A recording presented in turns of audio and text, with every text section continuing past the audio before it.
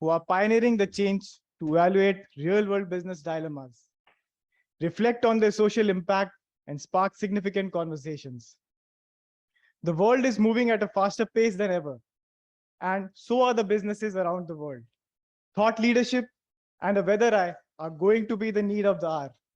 In my opinion, the future of consulting would see transformations, innovative solutions, and reinforcements being implemented by businesses to cope with the evolving change.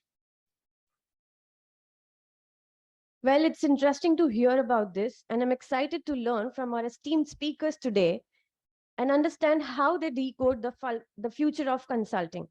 Now, I would request Father George, Director of XLRI Jamshedpur, Dr. Sanjay Pathro, Dean of Academics, to inaugurate the event by lighting the lamp.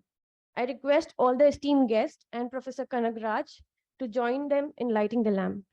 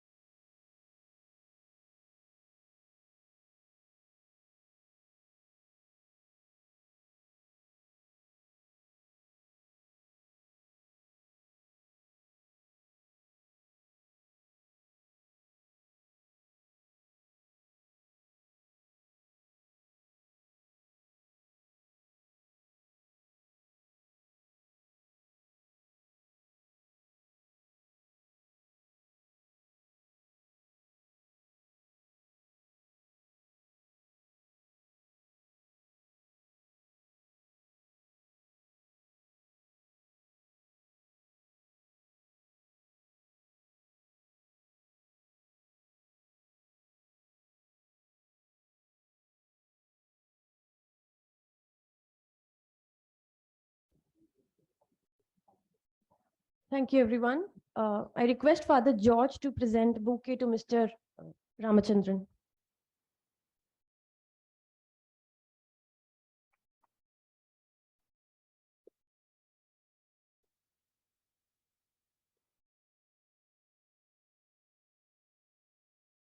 I request Dr. Sanjay Pathro to give the bouquet to Mr. Abhishek Trigunit and Ms. Divya.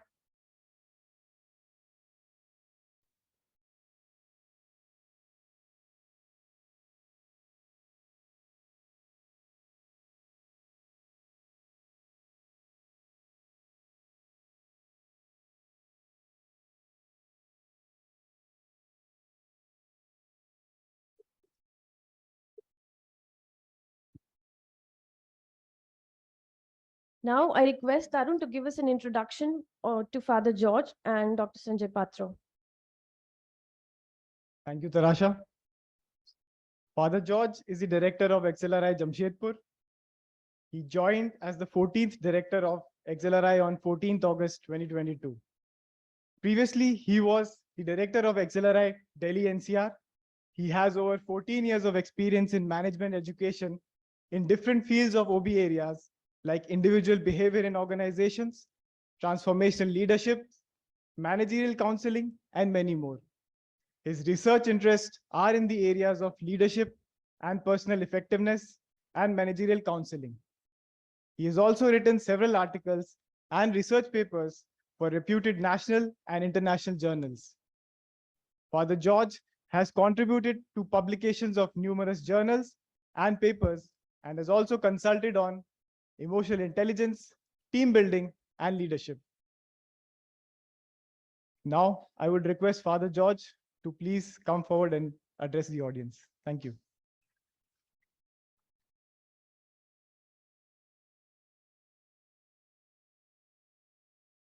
Good morning. A warm welcome to Mr. Ganesh, Abhishek, Mr. Abhishek, and fellow faculties and students.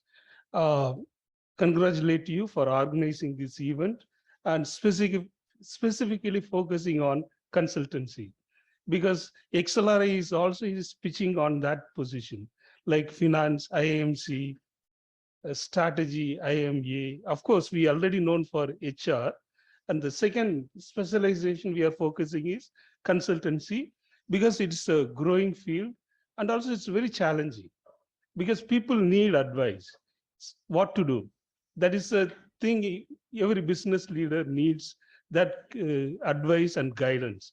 That's the reason this field is most important and also very challenging and interesting for you as a students to make your future and also build yourself. You literally become thought leaders who shape the country, not only the business, the country at large. Of course, there are so many jokes on consultancy, right? That also you should learn to laugh at it. As a consultant, don't take too seriously. Life, you have to take it like a river flows, right? Otherwise, you become dogmatic, stagnant, poisonous eventually. So let your life be like a river, flows smoothly, enjoy the life, and do well, change the society. And all the best. Make use of this opportunity. We have great speakers with lots of experience in the field of consultancy. Really congratulate Professor Kanagaraj for taking this initiative and organizing such events. Okay, thank you very much and welcome.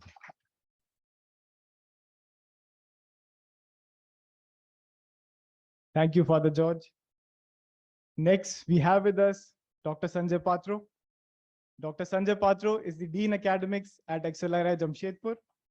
He has been associated with XLRI for the last 23 years. He comes with a demonstrated history of working in premier management institutes. Dr. Patro completed his PhD in business administration from Behrampur University, India, and post-graduation management from IRMA Anand. He has rich experience in areas of teaching, research, and consulting in product management, brand management, strategic planning, business development, marketing strategy, and research. With a strong passion for examining marketing processes in India and other emerging countries, Dr. Patro has done a lot of intellectual contributions by publications of numerous journals and papers. He is also a member of Executive Council of Jharkhand Education Project, aimed at execution of universal primary education in the state of Jharkhand. Now, I invite Dr. Sanjay Patro to address the audience.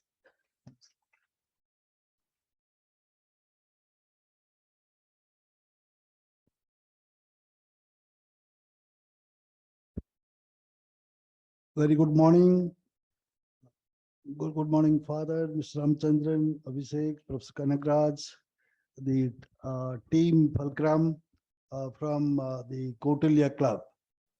2,300 years back, a man walked in this land who could be, in one word said, a statesman, a strategist, and a professor of economics and political economy. He was a professor at Taxila University on the bank of river Indus or Sindhu, which is currently in Pakistan. His suggestions, his ways of looking at things, trade, commerce, industry, marked the beginning of a golden era in India. His solutions, his plans, the way he looked at the future made Chandragupta Maurya lay the foundations of a golden age, and by 5th century AD, India was seen in the whole world as a golden bird. So when we talk about Kautilya, otherwise known as Chanakya, and his main treatise, Arthashastra, is not just a book on economics, as the literal translation appears to be. It is more about global trade, business, alliances, partnerships. We have few professors from IMB, one of them, Mr. Mahadevan, whom I follow. He has written books on the brand alliances, joint ventures, and the co-branding issues. How China Kautilya addressed during those days. You may say, were there any industries? Not many industries were there, but India was engaged in trade with the Roman, with Italy, the Roman Empire, the entire Southeast Asia, and India's borders were neighboring Persia. So, from that era today, when you have very appropriately named your society as Kautilya, you need to draw so many inspirations. The moment you talk about Kautilya, people say, what are his contributions?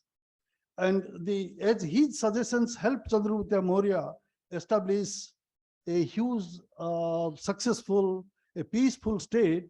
Similarly, a strategist sees the future, suggests the organizations to chart out paths for growth. And it is not an easy task. It is not simply doing a correlation or data analysis. Data analysis would tell you what would be possible next 3 months, 6 months, 8 months.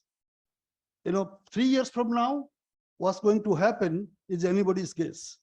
Even we are living in a highly disruptive society where disruptions are introduced by several innovators, technocrats, and to start with the startups. Earlier, we could expect from where the innovation would come. It would come from the large 5 organizations because they had the R&D capital, they had the people. But today, an innovation would come from any one of you, from the student sitting in an engineering college, Oyo, Ritesh Agarwal, coming from a backward small place in a district, Raigada of Odisha.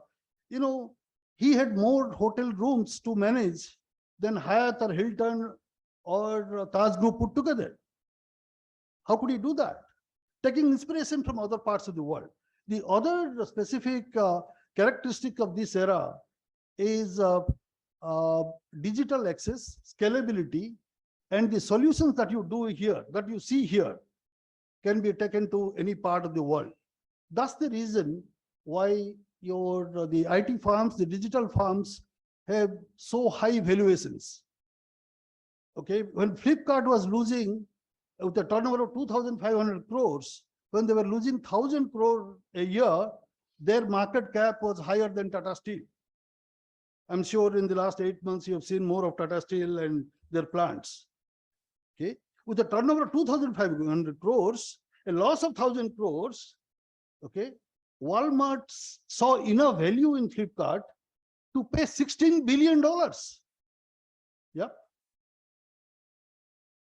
So, our conventional understanding of industry, organization structures, which happened the post-industrial era, which happened in the industrial era, are not helping us much as we move forward. In the digital era, the principles are very different. So therefore, in our courses, we are integrating contemporary thoughts. It's not about picking up the old book and taking you through the syllabus. It's about integrating the state-of-art frameworks, thinkings, how the digital world is going to impact all our lives. Those things are being integrated in every course. You are organizing, inviting leaders like Mr. Ramchandran, Abhishek, and others. Those are complementing, helping you to see the world in a better light. So you might have seen different courses are not leading to the same road. We are not suggesting just one road. When we are talking about future, it was someone who said it is very difficult to predict, especially about the future. See the power of that statement. Okay, predicting tomorrow is fine. So therefore, the ideas would come from different. After 9/11, how would Pentagon, how would US prevent occurrence of such a event, in the future. They looked for military solutions.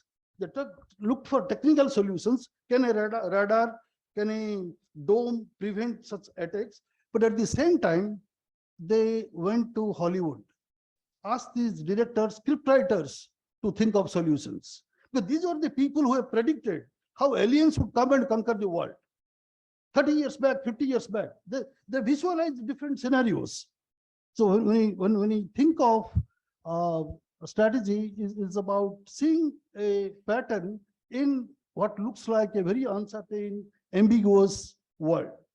And I'm sure all our faculty colleagues are helping you, Professor Kanagraj, in terms of bringing in the right kind of leaders from the industry who are negotiating, navigating the future in such uncertain times. You know, that's embedding you with the right kind of abilities. And I'm sure you with those competencies, you will do very well as you move ahead. You know, Alvin Toffler talked about 3 different waves: the first wave, the second wave, and the third wave. First wave, the agricultural society. From the time of human beings appeared, or you can say when the day Adam ate that apple, yeah, from that day till 18th century, 1750, till 17th century, okay, predictable habitation, land and people contributed to productivity.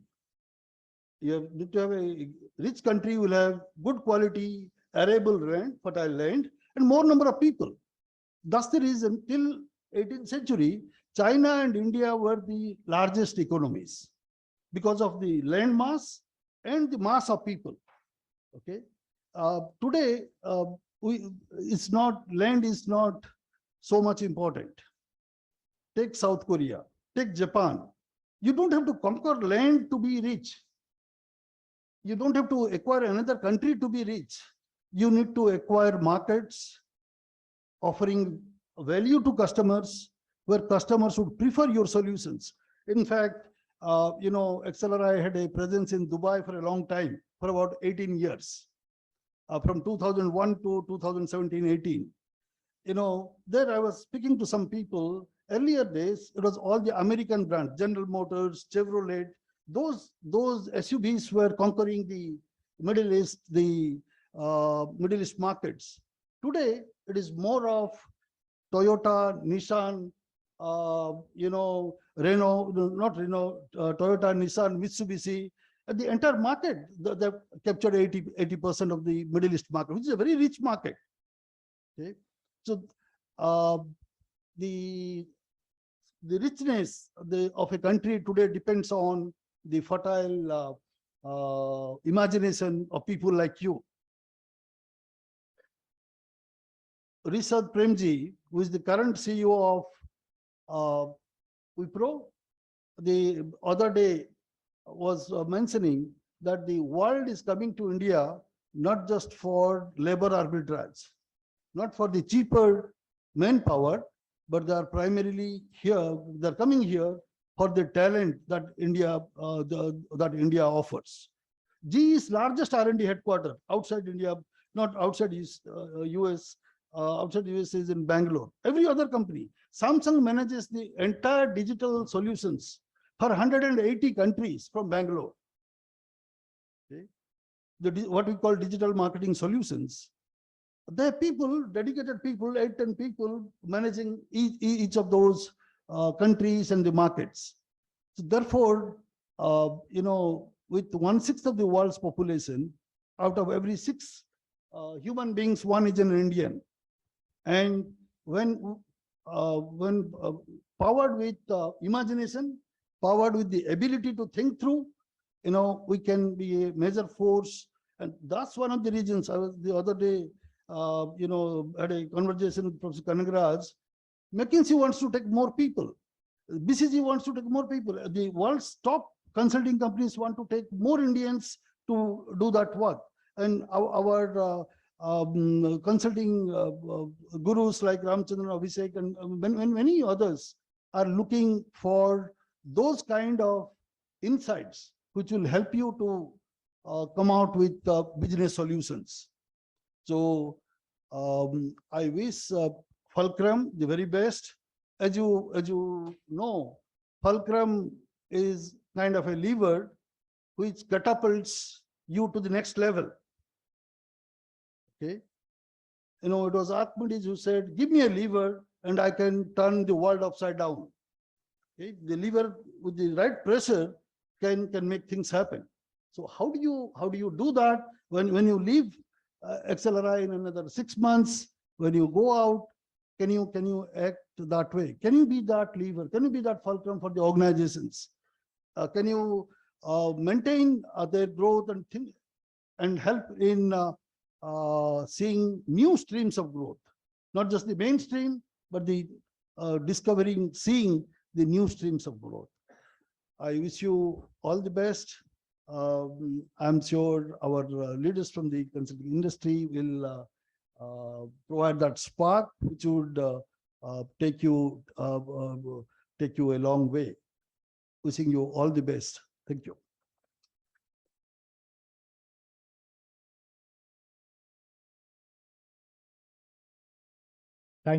Thank you, Professor Sanjay Patro, for introducing us about Kautilya and about FULCRUM. I think me and my other team members from KCC need to take a few more notes. And also, I would like to thank you for sharing your insights about the consulting world. I now request Tarasha to introduce us with our esteemed guest for today.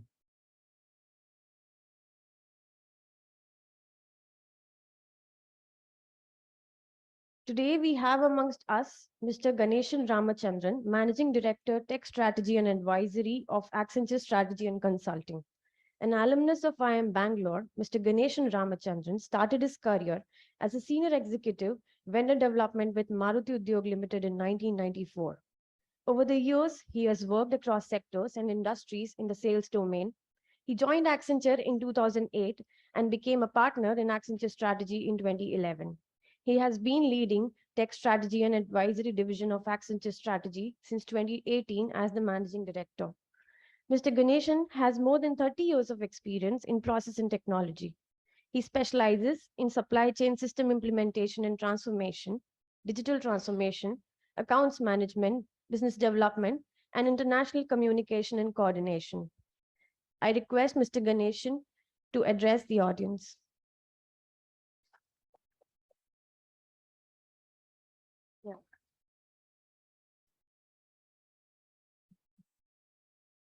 So I observe almost 60% of you are either on laptop or mobile. I appreciate digital instruments, but can we close it? You don't have to take notes in my session. It's not at all useful. I'm not a professor. I'm here to get time with you one-on-one. I have a presentation which I hate. I don't like PowerPoints. Don't quote me outside this room. But I'm here more to ask you, do you have any questions for me which I need to address? I'm not, if no questions are there, then I'll shift to my presentation. But the primary purpose of my visit here is to interact with you, demystify consulting to you, and to, allow you to make a decision. Do you fit into consulting or not by doing a self-selection checklist? So that's my job here. I don't think consulting is for everybody, but I don't think anybody can be a failure in consulting. You can, provided you have the right aptitude and learning ability. So with that, please shoot your questions. I don't know how the interaction happens from online. If anybody can take the questions by online. Don't ask me CP questions. You know what is CP questions. Sir, how the blockchain will work in India, I'll throw chalk piece. So I'm here to ask what is relevant to you at this point of time in your life. Happy to answer. Any questions you have, happy to answer.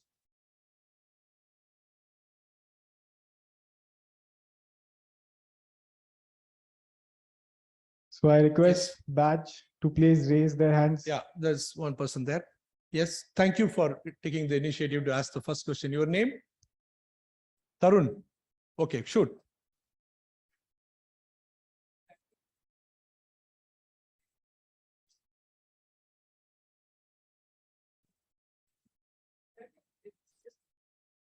Suggestion to the industry, it will work within a certain time frame, because it will be very challenging for implementation part. Correct. So how they can suggest them to implement that part for a particular within a certain period of time? Beautiful. Thank you. Tarun or Arun? Tarun, sir. Tarun. So Tarun, thanks. I believe in Keynesian economics. In long term, all of us are dead. So nothing is nowadays long-term solutions. If you are planning for next 3 years, you're pretty good. But you build building blocks in your organization, which enable you to make the changes as needed as we move forward. The resiliency and agility is more important in building in an organization than imagining what we'll be doing in 20 years down the line. You can't predict that. With the rapid changes in the world and product life cycles, technological advancements, we don't know what is going to be the shape of things. So we can predict to certain degree of confidence, but not 100%. 5 years back, we thought blockchain will change the world. And we know now it's only changing in a limited way, but other things have taken over. Now we are talking about metaverse as the next big thing, then edge computing. It keeps changing. All of them are advancements. How they get adapted to industry needs takes time. So my answer to you is always plan for 3 years and make the organization ready for any changes to be done over time. That is approach, means modular approach to life. Tarun, did I answer your question? Sir, even within 3 years, if technology change. No, So- 3 years is good time. Life doesn't make a big difference. It appears big, but nothing changes, which is so drastically where you go out of business in 3 years. If you have the resiliency built in your organization. Okay, sir. Yep. Thank you, Tarun. Thank you for asking the first question. Appreciate it. Any more? Yes, please, Sai. Go ahead. You are Sai or? Okay. Yep.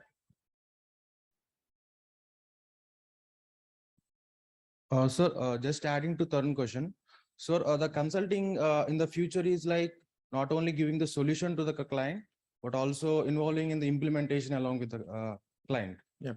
So is that it is like an incentive to the consultant, but also it's like a risk to the consultant, right? Okay, good. Beautiful question. So how can a company leverage this opportunity? Thank you, Sai. Yeah. I always said that some of my illustrious competitors are very good in flying over a client who is submerging in water and providing a big PowerPoint of where you are and how to get out. Whereas Accenture can walk with you in the water and take you out of it. Because we are very good in strategy and implementation. Nowadays, providing only strategic advice is no use to the companies. Sorry.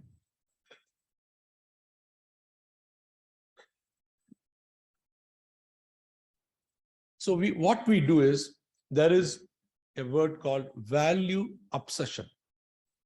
Clients want, what is that value you're going to be giving me over time? And the value can be in qualitative terms and quantitative terms.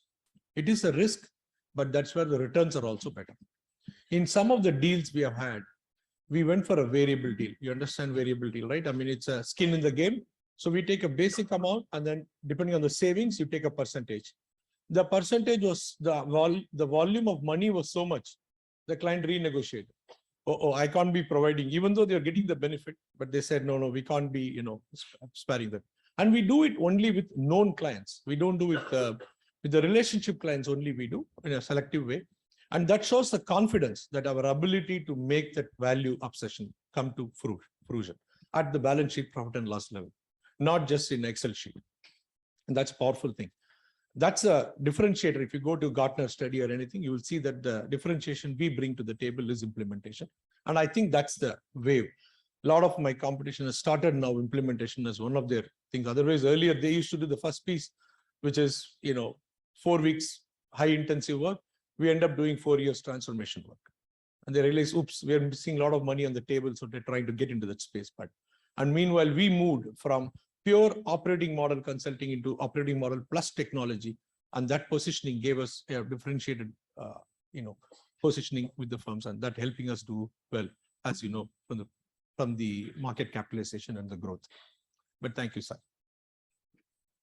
Yes, behind you. Yeah. Good morning, sir. Yeah. So as a consultant, company is looking towards you like that you will be the one person solution to all their problems. So in that case, as a consultant, how you evolve or get the knowledge which is required for the particular problem? Because sometimes it happens that you are not aware about that particular situation or technology which the company wanted to know. Yeah. So as a consultant, how to evolve yourself? Do you watch English Premier League? English Premier League football? Do you follow? Do you follow which team? Chelsea. Okay. Unfortunately, if you follow Liverpool, you will hear the song, "You Will Never Walk Alone." So in consulting, you will never walk alone. Even though you are in front of the client, there is a huge knowledge, information available behind you to help you. So it's not expected that you should know everything what the client wants. And nowadays, it is okay to tell the client, I don't know. In earlier days, they think it's a loss of prestige to say, I don't know. But clients understand. And so what is required is huge tenacity to learn at a fast pace. So earlier, we used to hire people for what skills you have. Now, I don't care what skills you have. Do you have the ability to pick any skill I throw at you? Your learning quotient is more important than what skills you bring to the table. So that's more important. So the very reason you are here shows that your learning quotient is very high, and which is pretty good, because learning is the only thing which should never stop.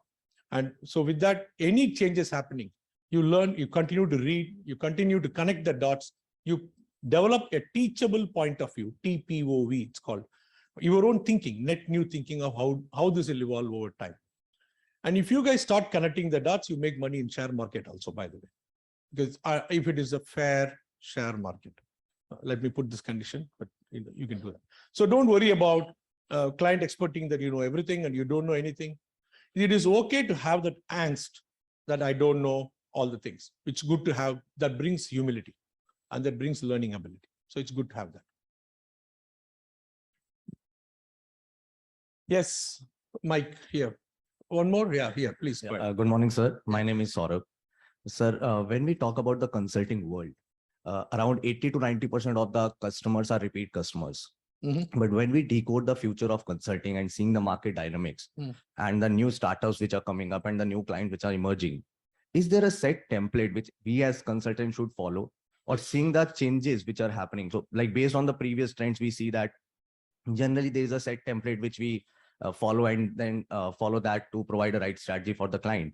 But now when we see new clients which are emerging, should we also focus on the dynamism which is required, or is there a set template which we as consultants should follow?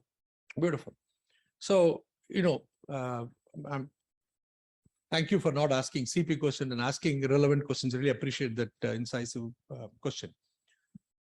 So the repeat customers also are not doing same business. If they do the same consulting work with them, then I'm not worth my salt. Okay.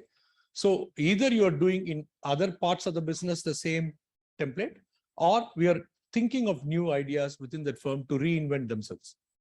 The way we reinvent ourselves, Accenture goes through massive changes every 3 years. We are now working on a massive enterprise strategy, which is under wraps at this time, to reinvent ourselves as to how are we going to treat our shared services.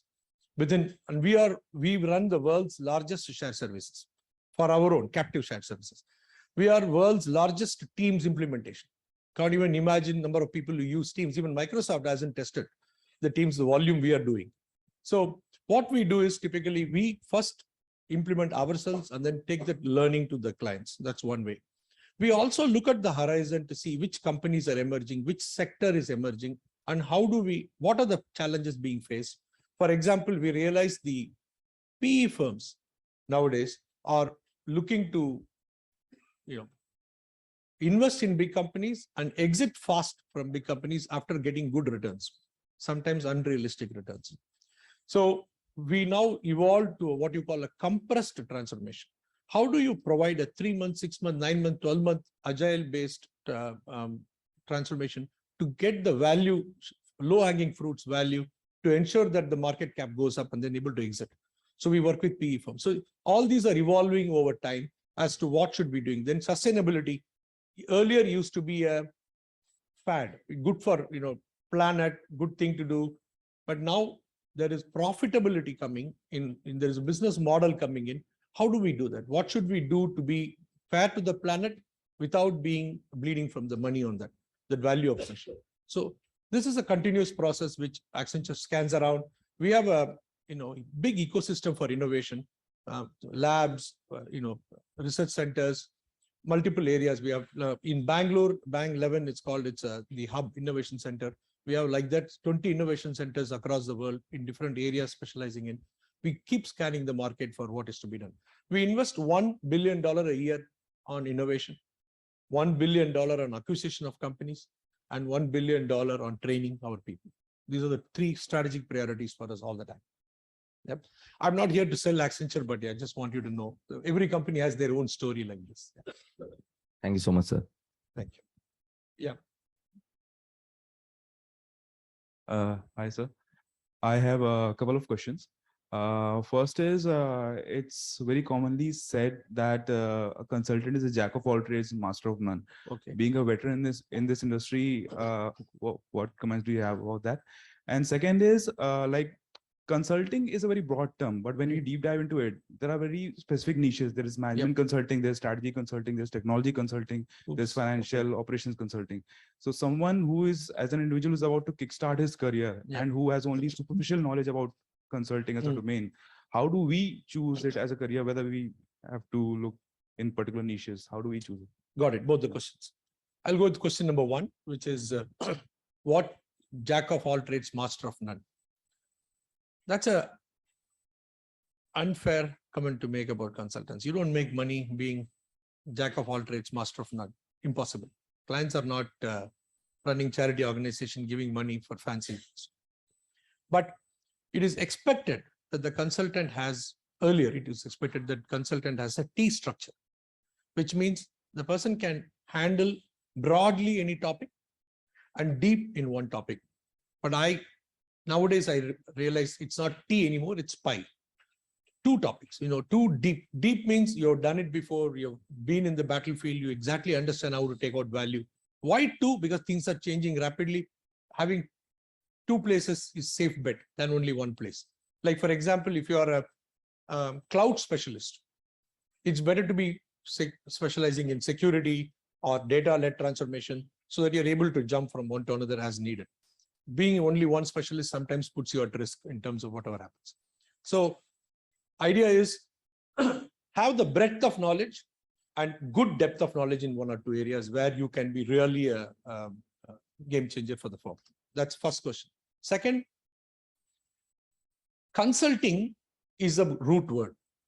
It is nothing but unstructured problem solving for the client.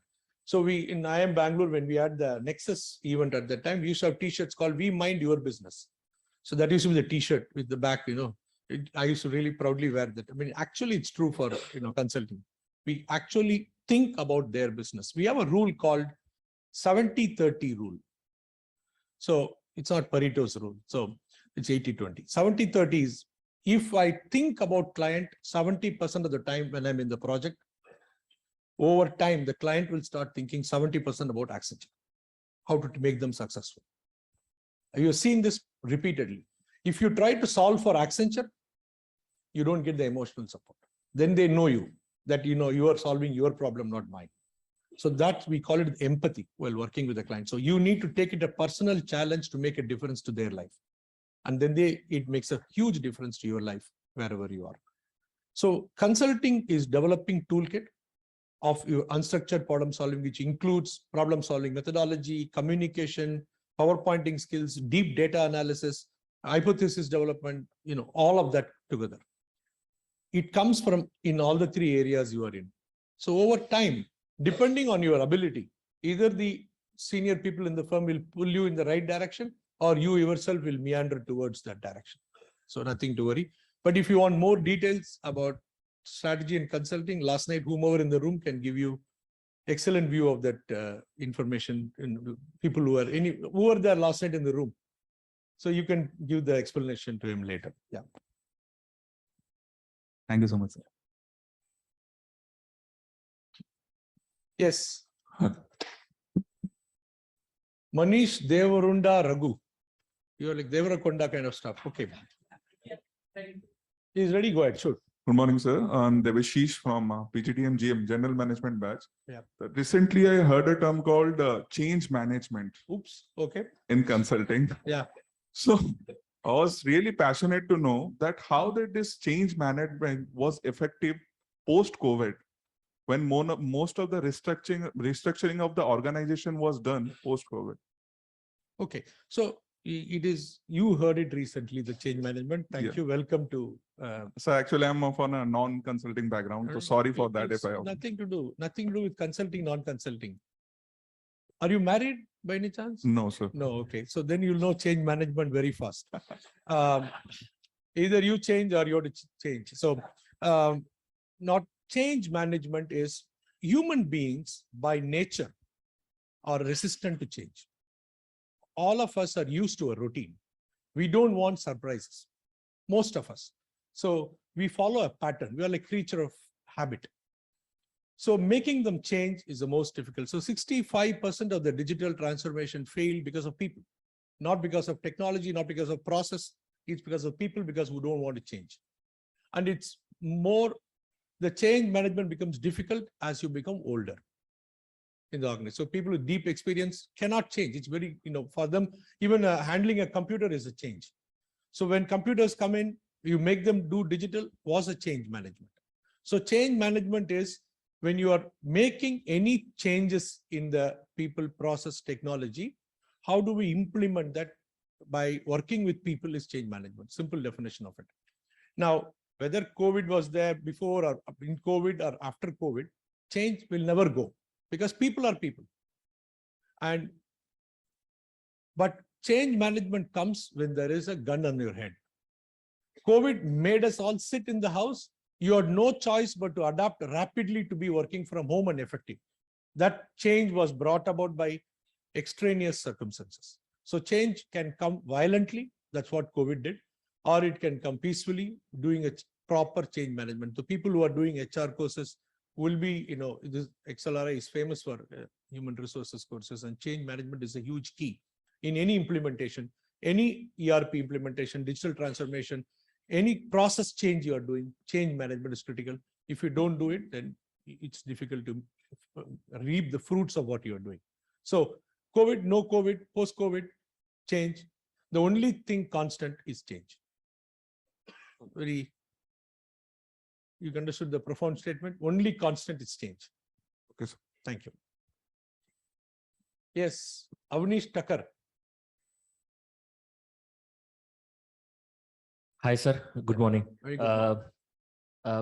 As you mentioned about my question is also about change management, and I had an opportunity to work with one of the project before coming here. And as you mentioned, I was I was on a site and my director visited us, and we were having a beer in the evening, and he had experience of 30 years in this field. And he also said the same thing. My all change management fails at home. So that's the same thing he said. Sir, about the problem I faced in this project. Yeah. So I'll give you the problem I faced, and I probably you can share some insight about it. Sure. You're paying me how much?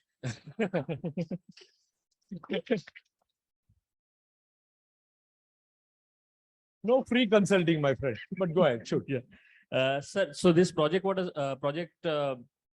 first my client was promoter driven organization, and they grown multifold in recent times. So till now they grew organically. Yep. So there was certain amount of gap in terms of professionality. Yep. And we were trying to improve their productivity. So it was a real implementation project we were doing. So we were supposed to actually convince middle management about the solutions we were bringing and the gap we were observing. Yep. Now, when you go with such organizations, what happens is when you observe such a large gap, and when you tell them that boss, आपका 30% manpower idle बैठा हुआ है, the resistance also rises immediately. Yep. Because you are talking about a very large number. Correct. So, and you have very short amount of time to implement this. Yep. So how do you manage this short amount of time, such a large amount of change, and this large amount of resistance? That's what our job is. That's what you're paid for. But good question. So before I answer that, I'll also tell you the, dog chasing its own tail. Every big organization want to be a startup. Every startup want to be a big organization. It's a continuous game. Why startup? Because innovation at its best. People are, engaged at a high level, high amount of autonomy, and it's fun. Why organized business? Because it's well-oiled machine. You are predictable about your business. There is high integrity. Everything is the check and balance in the system. People are not disappointed with what is happening. There is a process to be followed. So when you do that, you feel, oh, that is missing. And it's like, again, I have to come back to this example of when you're unmarried, you think marriage is the best solution. And then, okay, that's a different issue after marriage.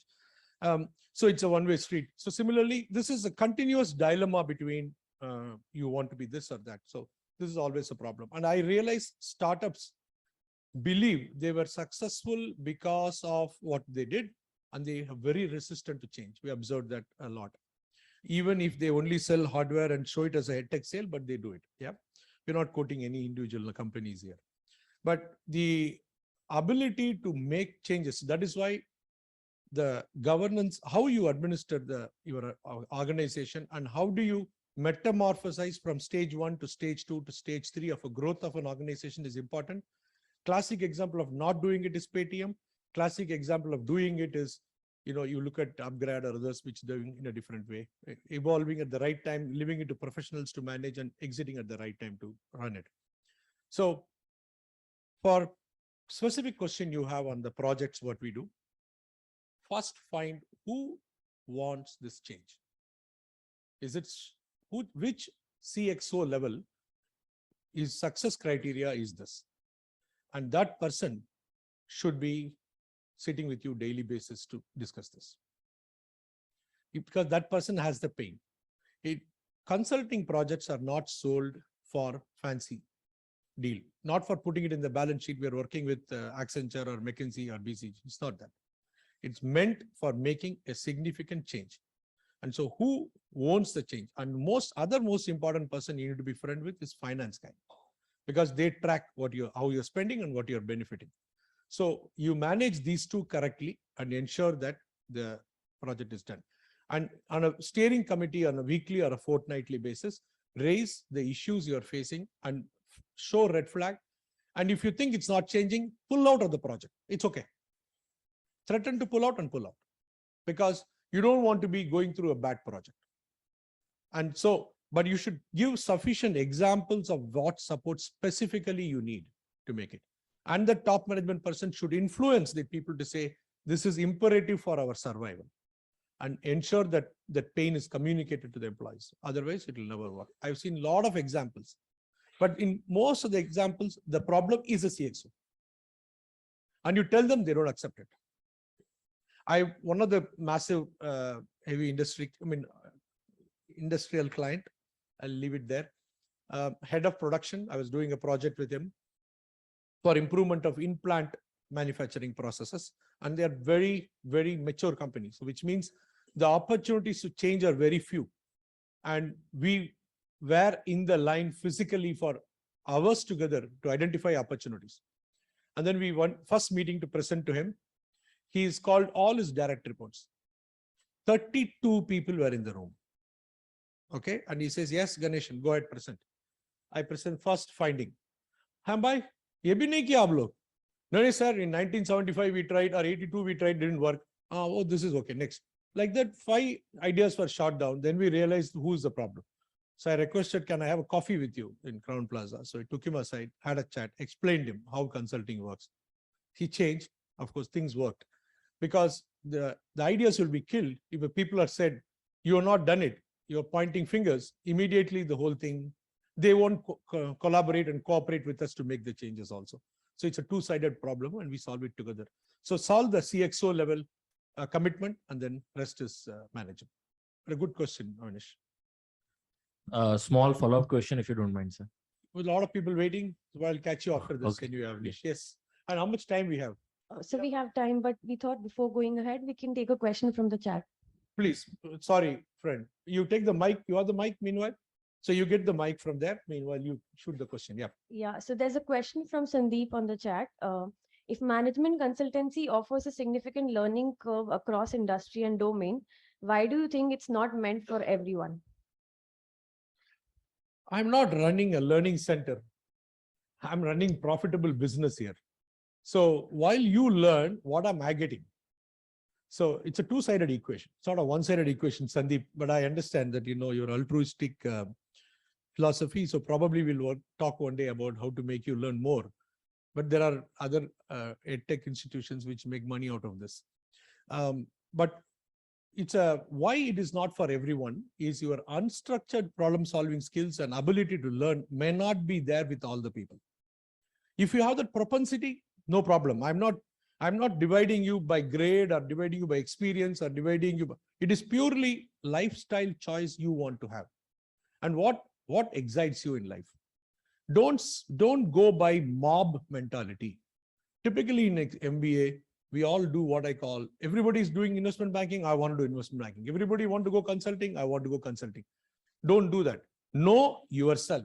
The Ramana Maharishi question, who am I? Know yourself and then choose what will make you work long term.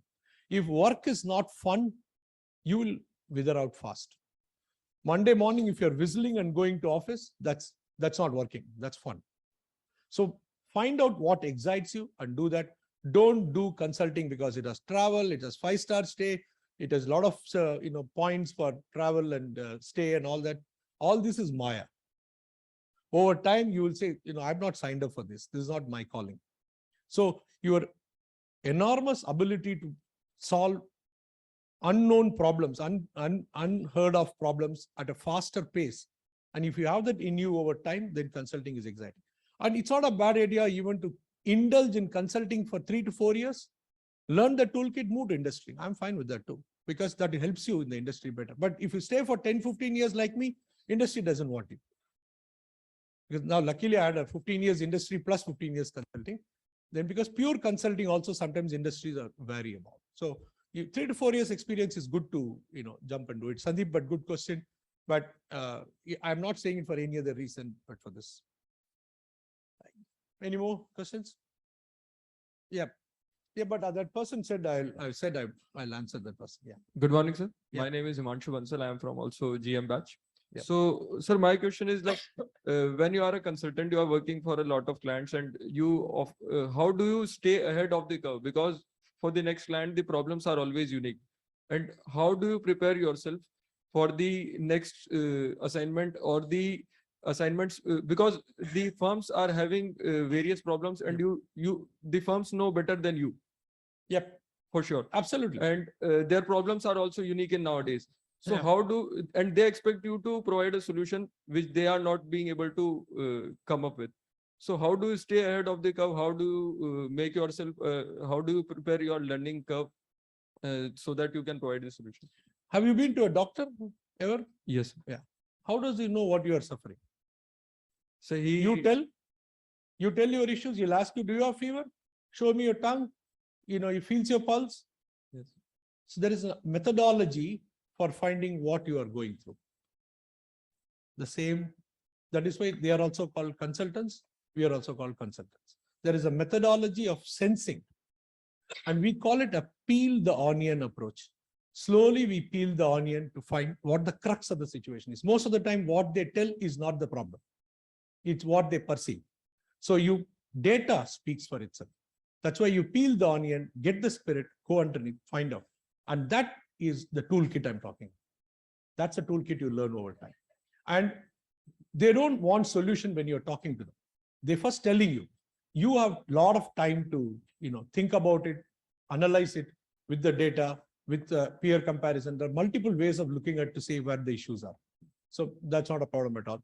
And if I have to learn anything new, I always use people like you when you join.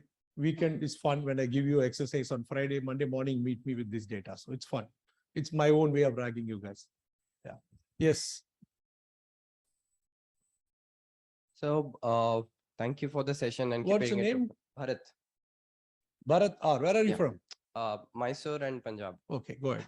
That's 2 states. Okay. Actually.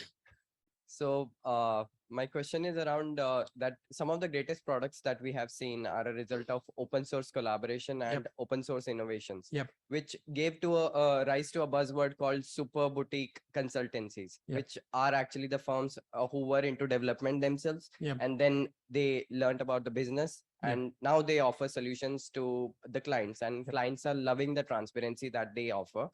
However, my question is, do you see them as a threat to big firms who are still following the black box strategy? Huge market, man. We are looking at the market is humongous for so many players. Competition is always welcome. Smaller competition, in fact, better, because some problems we can't get and solve. It's good for somebody else getting into that space and solve. The objective is all our organized firms and organizations should run efficiently, should give good return to the shareholders. That's the larger principle. In that process, you are also growing and profitable. Fantastic. That's the objective. So what they do, how they're going to eat you, you need to focus on what you bring to the table and how you're going to do it with large firms. A lot of times we don't work with small firms because we want to work in a long-term relationship. Somebody said 90% of my clients are more than 10 years working with us. And that's the model we like to prefer to work, because we understand inside out what is the issue and how to work and how to manage the change. All of that is easier when we know the clients intrinsically. And that's why small clients, one-off projects, is not our cup of tea. And these are boutique firms which can do it much better than us. Or there are other firms which do for 25, 30 lakhs. I don't want to name them. Sure, sir. Thank you. Time, somebody has to keep a check. And I'll send the presentation to you guys to see what's boring. Yeah. Your mic is not working, but I can hear you. Go ahead. Can you hear? Yeah. But so you mentioned that, you can tell your clients nowadays that you don't know some things. And then obviously the idea is that you have the ability to learn. And because of which the clients trust you in solving your problems. So how do consulting companies show that, they have the ability to learn? What something is your clients will look for to know that you have that ability? So the very statement that we are in business for longer time is our ability to learn, because as somebody said, every client has unique situation. Every client has at different times of the journey and at different points of time and different locations, different plants. So it's huge issues everywhere. So to learn is the basic requirement for consulting. If you can't learn quickly, you're done. They are not hiring you. For example, if I worked with a plastic fiber company, they are not hiring you for your plastic capabilities. That they will hire a subject matter expert. They are bringing in because we are good in either systems or a process or people. And that's what we bring to the table. And so when I met the most difficult companies to sell are the promoter developed companies, because these guys think, I have been in this business for 35 years, even before you were born, most of the time, not me, to my team. They won't tell me this kind of words, but even before you were born, I'm in this business. Who are you to tell me what should I do? So that's typically the promoter driven companies. But the second generation are very open to change, and they have studied in abroad. They come back, they want to make a change. They work with us. We work with a lot of companies where second generation is using us in a big way, long-term deals with them in India itself. So the second generation is open to change. The first generation feels we can do everything. So when I go to them, I tell them, have any of us in this room built a company of $3 billion like you? The answer is no. So respect, number one. So the first is you have done it. Now you built the company from 0 to 85. I have tools, methodologies, process to take from 85 to 92 without even you realizing it. And that's what I bring to the table. And that's what these guys bring to the table. And 85 to 92, you calculate how much is the benefit. And I'll show you for 3 months how I do it. Then you will extend it over time. And invariably, we clinch the deal. They understand how it works. Because don't question that you are running the organization wrong. It doesn't work like that. They have built it, which is tremendous achievement by itself. So we have one question on the chat. Yeah, please. So the question is from Abhas. If we are a young professional, say a new joinee 1 and 2 years, why exactly do clients at senior level would listen to our suggestions? Or rather, as young professionals, what should we bring to the table for the client?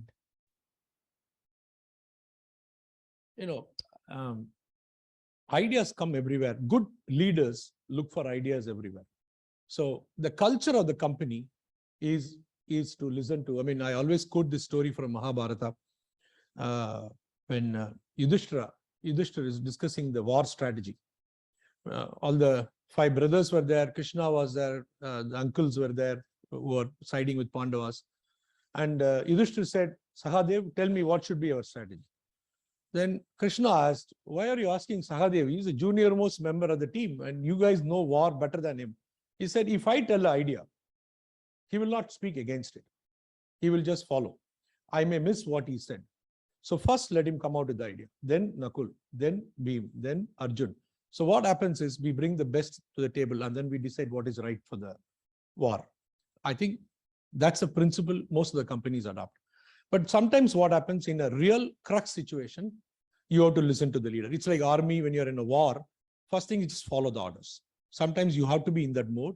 But times when we are doing brainstorming, we use a lot of time to talk to the people, understand, because these entry-level people are walking the floors. They have good sense of what is happening. They bring in certain nuggets suddenly, and that's an aha moment which opens up in the conversation. Because people, I always believe in manufacturing type of things in Genba, Genbatsu, Genjitsu. Go to the site of the problem, see the problem yourself, solve the problem. If you are not doing that, that's why when I talked about the industrial example, we walked the full line, full time in our suits and ties. It's very odd, but we did it all the time to ensure that we understand the flow exactly. And we call it value stream mapping. We completely map out and say where the problems are and find out. So, find the right timing to communicate your ideas, find the right way of doing it, you learn it.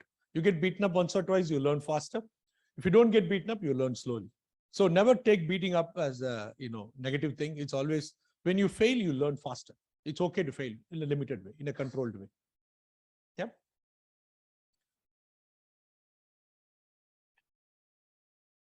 Any more questions?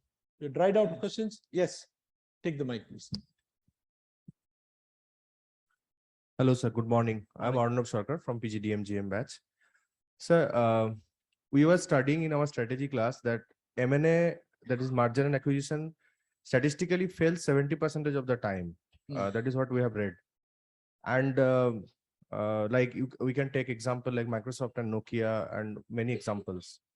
So when, as a consultant, when a client approach you for an merger and acquisition strategy, do you tell them the statistics and move ahead like it's a very risky propositions, or you go ahead with them and give them the solution? What is your strategy at that point of time? Good question. I didn't know that statistics is so big to failure. I have not seen that many big failures. Main problem is cultural misfit. Okay, that's the main problem. So most of the time we underestimate the cultural misfit between two organizations, which causes the trust deficit and which results in. Accenture used to be very bad in acquisitions 10, 15 years back. We really botched up some of our acquisitions. We didn't do well. Then we went back to the drawing board to see where did we miss the trick. And we got it right now. Right now, we allow, for example, we acquired a company called Fjord, F-J-O-R-D. So stop. Now I'm going to give you 3 things which you have to monitor with Accenture. One is Accenture Tech Vision. Every year, keep an eye. 2 is signals of change for Accenture, what is happening around you. And 3rd is Fjord trends. Fjord gives you a good trends of what is happening in the market. These are good 3 things to track with Accenture. So this is commercial break. We come back to here now. So what we did is allowed Fjord to remain as Fjord, not as Accenture. And within the big umbrella of Accenture allowed them. So we kind of cracked the code that we don't want to be Accenture everywhere. We want allow them to be who they are with their startup culture and with their nuances and idiosyncrasies, but exist in a larger umbrella called Accenture. And we got that right. But it takes time to get their compensation fixed, their levels fixed, their promotions, all of that need to be worked out. It's a change management, which we do typically. And now we have a full-fledged M&A team who does internal acquisitions. That's for the internal view. Because always before I tell clients how to do it, we do it first. If we have not done it, how can we tell the clients that how to do it? So in M&A, we harp on this point about, we don't do financial due diligence. We don't do legal due diligence. That's done by the people who are competent enough to do it, not us. We are more interested in deal, validity, and also what are the likely pros and cons of doing it, how the 1+1 looks like over time. That's what typically we do. And then we allow the day zero planning along with the other firms which are specializing in this so that we manage it. We do give warning, typically we see that Sharte Lagu, we put conditions apply. These are some of the things you need to be wary of, you need to be aware of. But when you are in the adrenaline rush of acquisition, people don't look at the Sharte Lagu.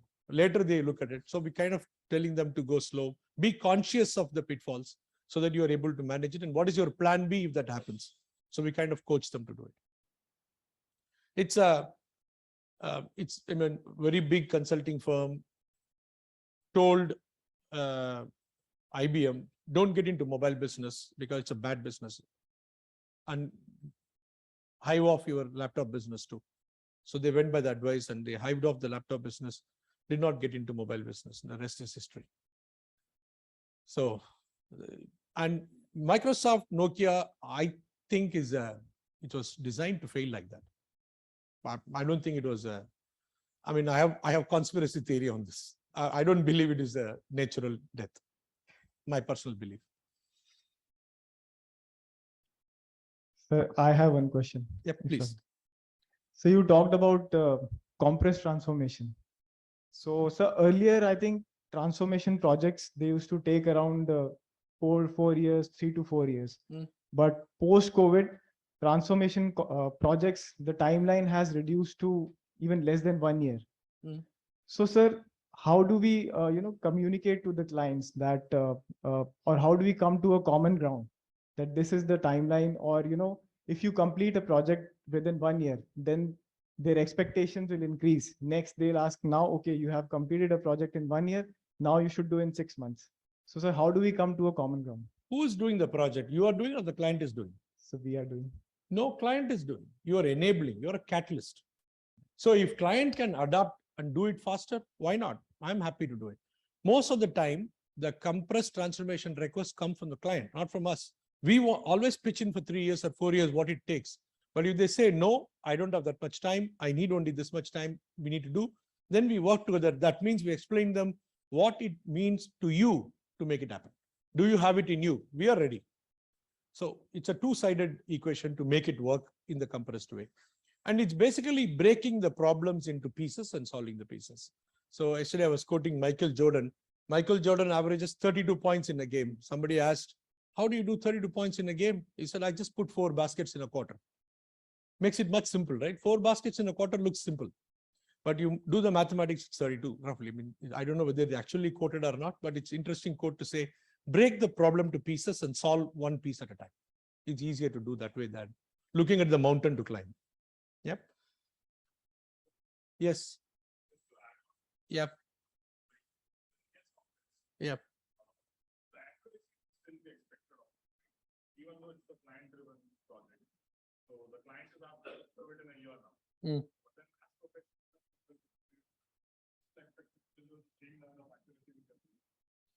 so how do you manage that? Or again, the conditions certain Lagu will be there, but still, what? Yep. Good. So, what is a better situation? You work for 4 years and you see that doesn't work, it fails, or you work for 4 months and you fail, it's not working. Which is better? So it's okay. There is an allowance to fail early. That's the incentive. So it's better that you burn lesser money and find out than burn more money and find out. So that is why the minimum viable product, MVPs, and we call it minimum lovable product, MLP, and go with that, fail early, succeed early, and then scale later. It's a good approach, and customers are open to that. And they want to touch and feel, look and feel immediately to in controlled way, find out the benefits, pros and cons, and then expand it further. It's a two-sided equation again. It's not a one-sided. So there is one question in the chat. Yeah.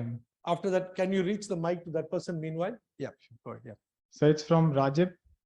So he's asking, in consulting, it happens that sometimes we get overlapping assignments and sometimes there may be a vacuum. How to prioritize and balance the assignment to keep the quality assurance for the clients? Okay. Is he from Jamshedpur or where? Not sure. Not sure. You're asking if you are in Jamshedpur, why are you not in the class? Okay. Anyway, coming back to this topic, we don't, at the entry level, you only do one project at a time. We don't multitask. At the middle management, you start doing 2 projects. At partner level, you end up doing 3, 4, 5, 6, whatever. So you divide your time appropriately. And you also know which is running well, which needs your support, which needs client management, which needs motivation. So you manage that as a partner. For entry level, minimum first 5 years, you invariably do one project and you want you to do well. So I don't think there is any expectation that you will do 2 projects, at least in Accenture, but I heard horror stories about other companies. But in Accenture, we have 1 project, 1 person. We don't believe a person should be doing 2 projects and bill it 2 different places. It's against ethics. We don't do it. Yes. Good morning, sir. This is Manish. I am from the General Management batch. So I was reading on the LinkedIn that right now the competitors of Google, they're the Zomato. You say when we search food, we go to Zomato. We don't go to Google right now. For a hotel, we go to Oyo or the Airbnb and don't go to the Google. So basically, these kind of companies are becoming competitor for Google in terms of the Google search. So in the same analogy, when you say the data analytics companies, even they provide solution to the client. Yep. Even the companies itself, different companies, they are building a strategy vertical in their arm. So do you think our data analytics companies or the companies who have a strategy vertical and the consulting companies that Accenture is, so do you consider these 3 as a competitor? Is IBM and Accenture competitor? In terms of strategy, yeah, they have a strategy arm, yes. I do $1 billion business with IBM products. Okay. Are they competition? That is co-optation. Yeah. Some players we compete, some players we cooperate. Amazon is a competitor for me. It is, but they are biggest partner for me. Is Microsoft a competitor? In some places, yes, but they are the biggest partner for us. Satya and Julie Sweet talk every week. So there is no, this is very fuzzy. And as I said, the market is huge. Every player bring their strength to the table. Some people started as a hardware companies, moved to consulting. Some people started as IT services companies, moved to consulting. Some people started consulting, stuck in consulting. Some people started consulting, moved to technology, then BPO and to interactive. Some people started as a data consulting and remained there. Some people moved up the value chain. So it's all over. So typically what we do is, if we find a good opportunity to acquire a data consulting, we acquire them. It's good to have complementary skills in your portfolio. We keep doing that. Acquisition is part of the strategy, as I said. But we don't do big, massive acquisitions, and we don't do hyper-valued acquisitions. Don't believe in that. It has to be, fair value and also good career path to the people who we take into our fold. And so it is good to have competition. It's good to have specialized competition so that you are on your toes all the time. Competition breeds efficiency. Competition breeds, skills in the game. So I always welcome that. And data-driven people who are data analytics firm, they are immense value in some areas, and the kind of values they can unearth is phenomenal, which we may not be able to do coming purely from a strategy consulting perspective. So it's good to complement both. Sometimes clients use both of us in the same deal. We learn from each other. Yep. Yeah. Thank you, sir. More about data consulting after me. One last question, and then we wind up. I have not a single woman asked me question. Is there any ban on women asking questions in XLRI? Surprised. No pressure. Do you have any questions? Kitty? Don't force. No, no. Sure. Sir, it's International Men's Day today, by the way. Why are the privileges given to women? 364 days are International Men's Day. That is the problem we landed into. Only one day we celebrate Women's Day. So my question is very generic. Like we are from general management batch, so we are having minimum of 5 years of different industry experience, and now we are going to have a foothold into the consulting industry. So what will be your crisp suggestion to whole of our batch? If you think entering consulting after 5 years of industry experience is going to be challenging, I entered after 20 years. And I failed in the first project. I was thrown out by the client. So it's okay. What I understand is when you have 20 years experience, only 1 in 100 people succeed in consulting. It's not easy because your mindset change is difficult to do it. So as I always said, 3 things. Whenever you get into any consulting things, 3 things you need to understand. Whichever client project you are allocated to. Let's say you're getting into OIO, just giving a random example. First, understand the industry drivers. After you understand the industry drivers, understand how OIO is faring in that industry context. Read their balance sheet, profit and loss, and analyst transcript, the interaction with analyst transcript. So you will know big items, what is going. Then read the proposal, which the partner or whomever has submitted. Understand what we are trying to sell them. And then ask what is your role in that proposal. If you get this connection done, you will do efficient consulting. Otherwise, you will be a model monkey. What is model monkey? They throw a work, you do it, give it back. You will not have the perspective to understand the big picture you are trying to solve. And that's the only piece of, I hate advising. I'm father of 2 daughters and they hate my advice. So that's all. I stop it there. That's it. That is all things you do. Yes, Urvashi.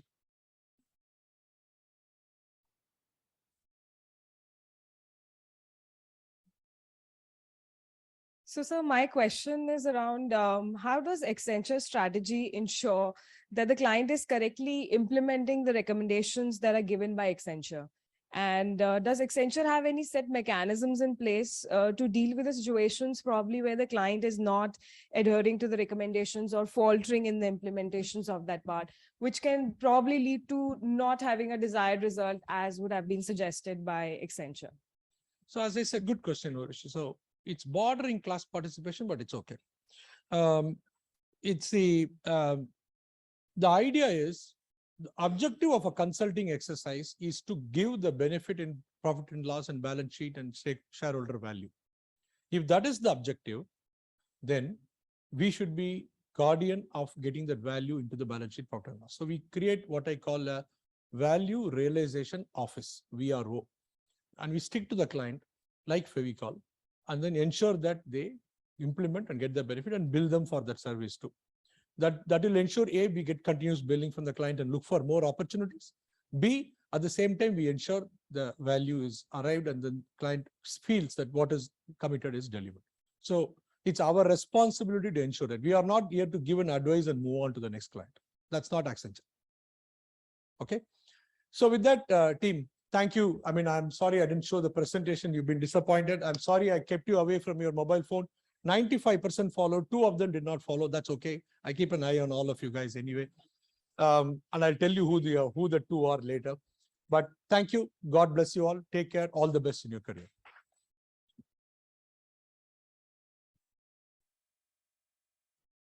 Thank you, Mr. Ganeshan. Now I would request Aprajita to give word of thanks.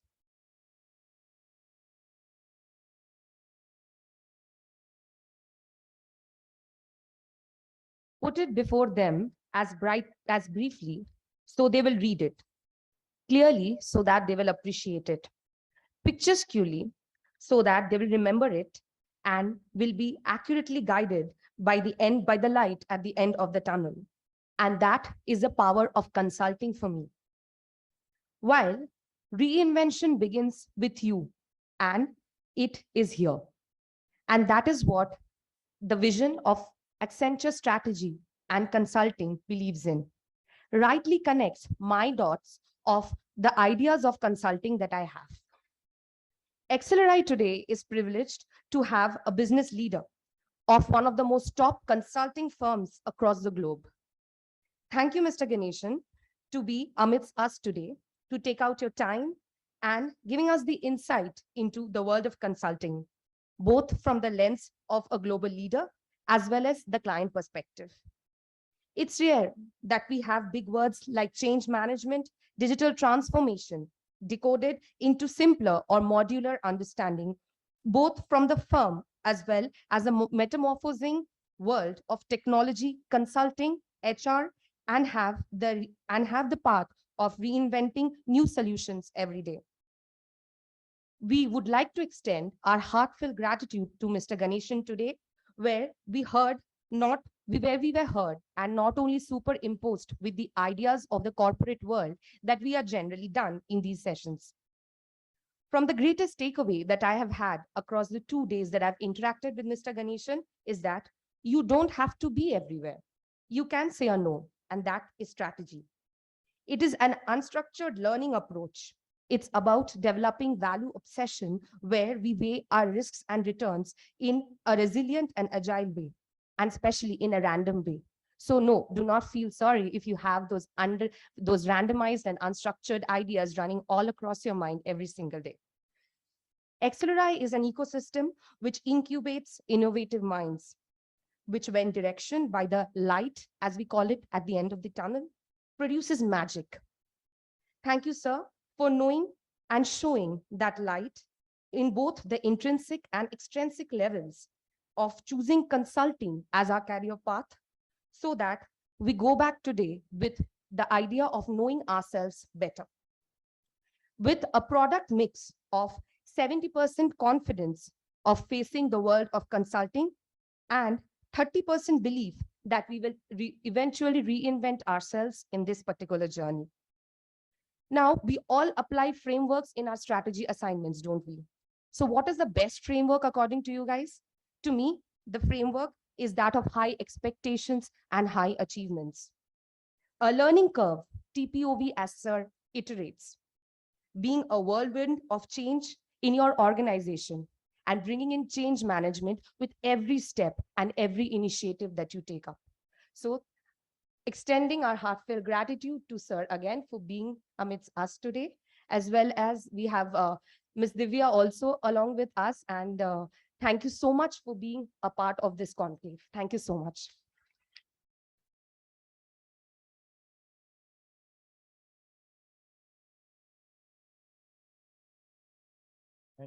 Thank you, Aprazita. Now I request Professor Kanagraj to present the memento to Mr. Ganeshan and Ms. Divya.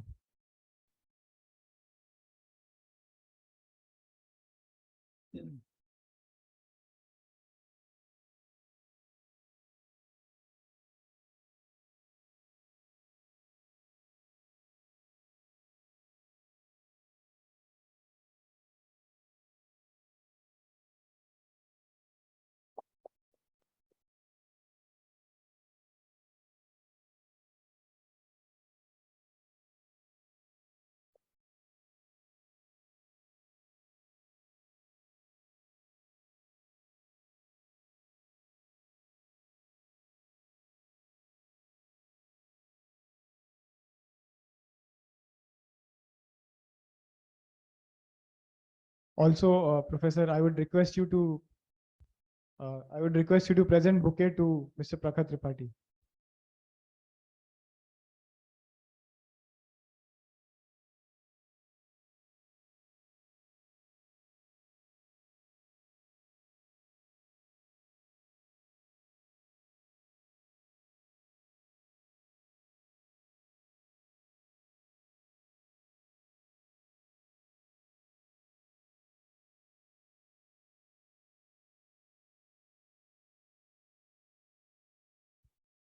Thank you, everyone. We can now proceed for the tea break.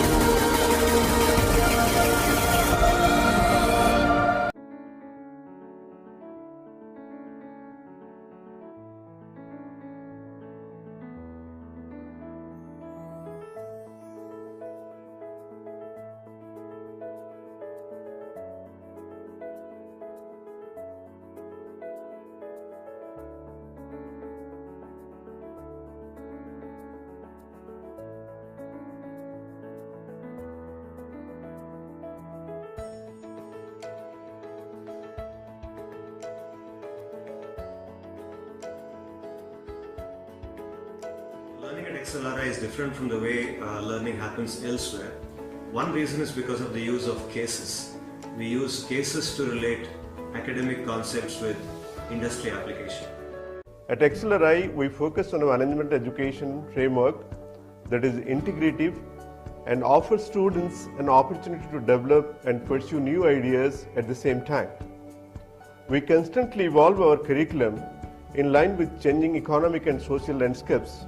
Besides the flagship programs, XLRI has added many new executive and certificate programs over the years to meet the growing demand of various industry sectors. Our virtual interactive learning program and entrepreneurship programs are our two key offerings. Two dimensions that I would talk about: sustainability of our leadership, our journey in our leadership, sustainability of our careers is dependent on ethics and how we live a high ethics, high integrity life. Back in the days, before any of the other institutes started doing it, we had business ethics as a compulsory course.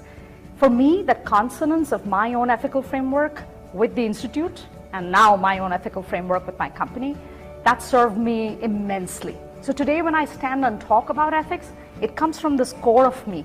And Excel helped frame this and helped give it shape even before I knew what this was all about. And now it's who I am. It's the core of who I am.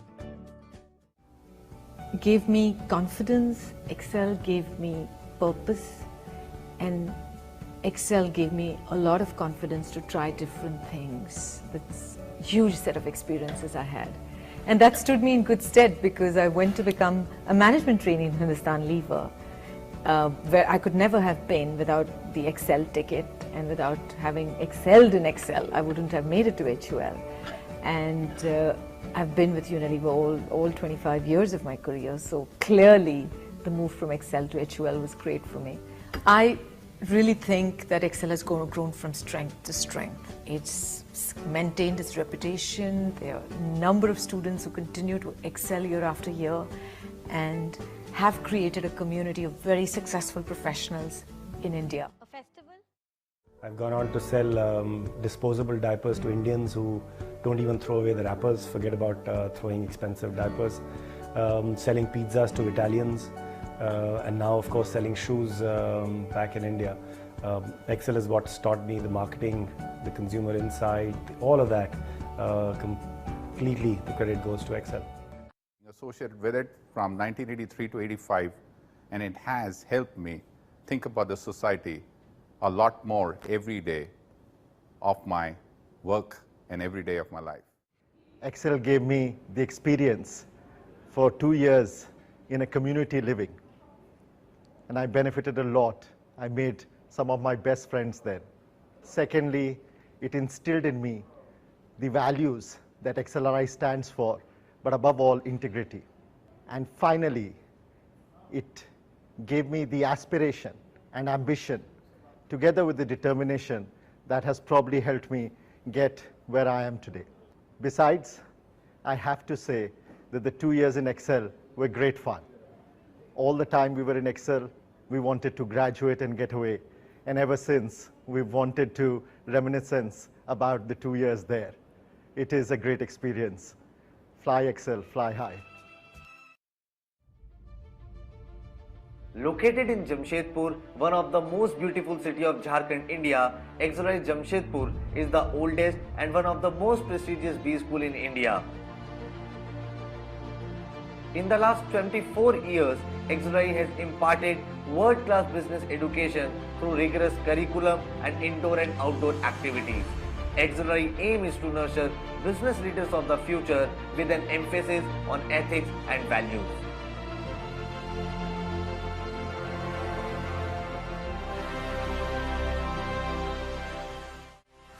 PGDM GM is one of the most flagship program of XLRI, a 15-month full-time residential management program for business management. The program has received various prestigious accreditations including AMBA, AICTA, etc. Any batch incoming for this program has a minimum of 5 years of work experience and is richly diverse in experience. The 15 core subjects offered during this time include subjects from finance, economics, marketing, operations, strategy, business ethics, and sustainable development. XLRI has a unique pedagogy that has been developed over the years by expert faculty. The faculty are all PhD holders who have completed their fellowship program from premium institutes in India or abroad. The placement drive for XLRI's 15-month flagship program for 21-22 cohort was a resounding success with 100% placements achieved. The batch comprised 114 finance handpicked talent, out of which 112 opted for the placement process, each of whose aspiration was met as the part of the endeavor to accomplish stellar placements. So who is eligible to apply to this program? Candidates must hold a recognized bachelor's degree of a minimum of 3 years of duration in any discipline with at least 5 years of managerial or supervisory experience by March 31, 2023. PGDM GM program candidates may choose to apply through ZAT23 or GMAT or GRE scores.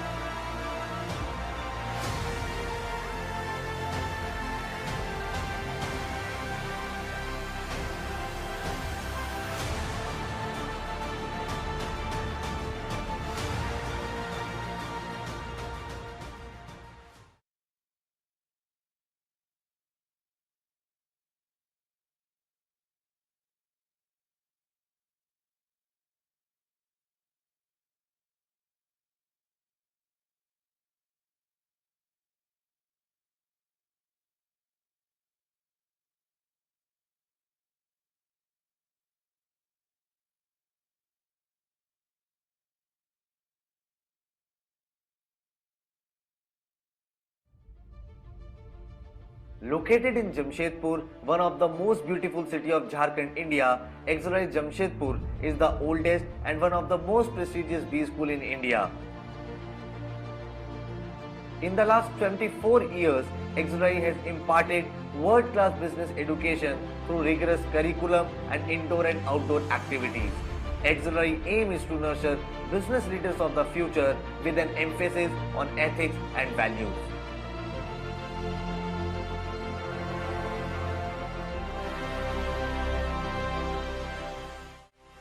PGDM GM is one of the most flagship program of XLRI, a 15-month full-time residential management program for business management. The program has received various prestigious accreditations including AMBA, AICTA, etc. Any batch incoming for this program has a minimum of 5 years of work experience and is richly diverse in experience. The 15 core subjects offered during this time include subjects from finance, economics, marketing, operations, strategy, business ethics, and sustainable development. XLRI has a unique pedagogy that has been developed over the years by expert faculty. The faculty are all PhD holders who have completed their fellowship programs from premium institutes in India or abroad. The placement drive for XLRI's 15-month flagship program for 21-22 cohort was a resounding success with 100% placements achieved. The batch comprised 114 finance handpicked talent, out of which 112 opted for the placement process, each of whose aspiration was met as the part of the endeavor to accomplish stellar placements. So who is eligible to apply to this program? Candidates must hold a recognized bachelor's degree of a minimum of 3 years of duration in any discipline with at least 5 years of managerial or supervisory experience by March 31, 2023. PGDM GM program candidates may choose to apply through ZAT23 or GMAT or GRE scores.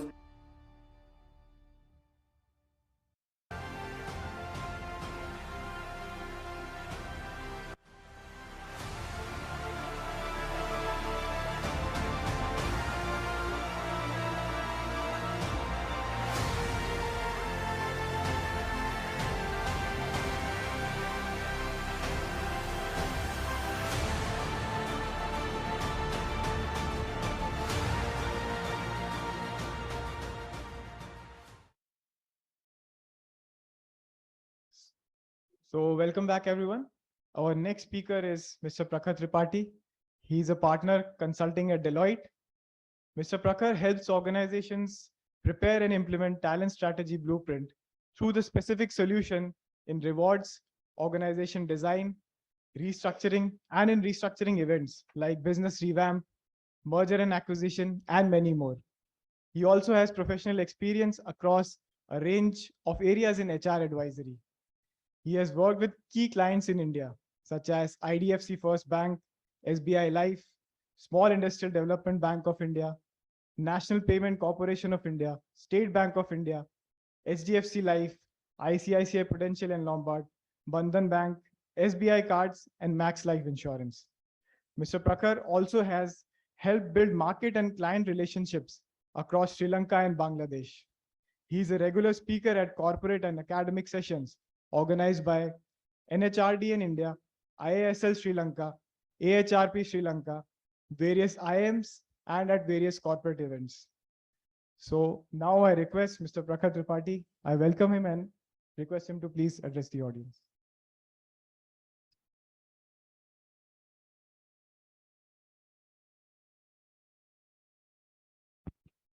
What a glorified profile. I was just listening to things standing on the side.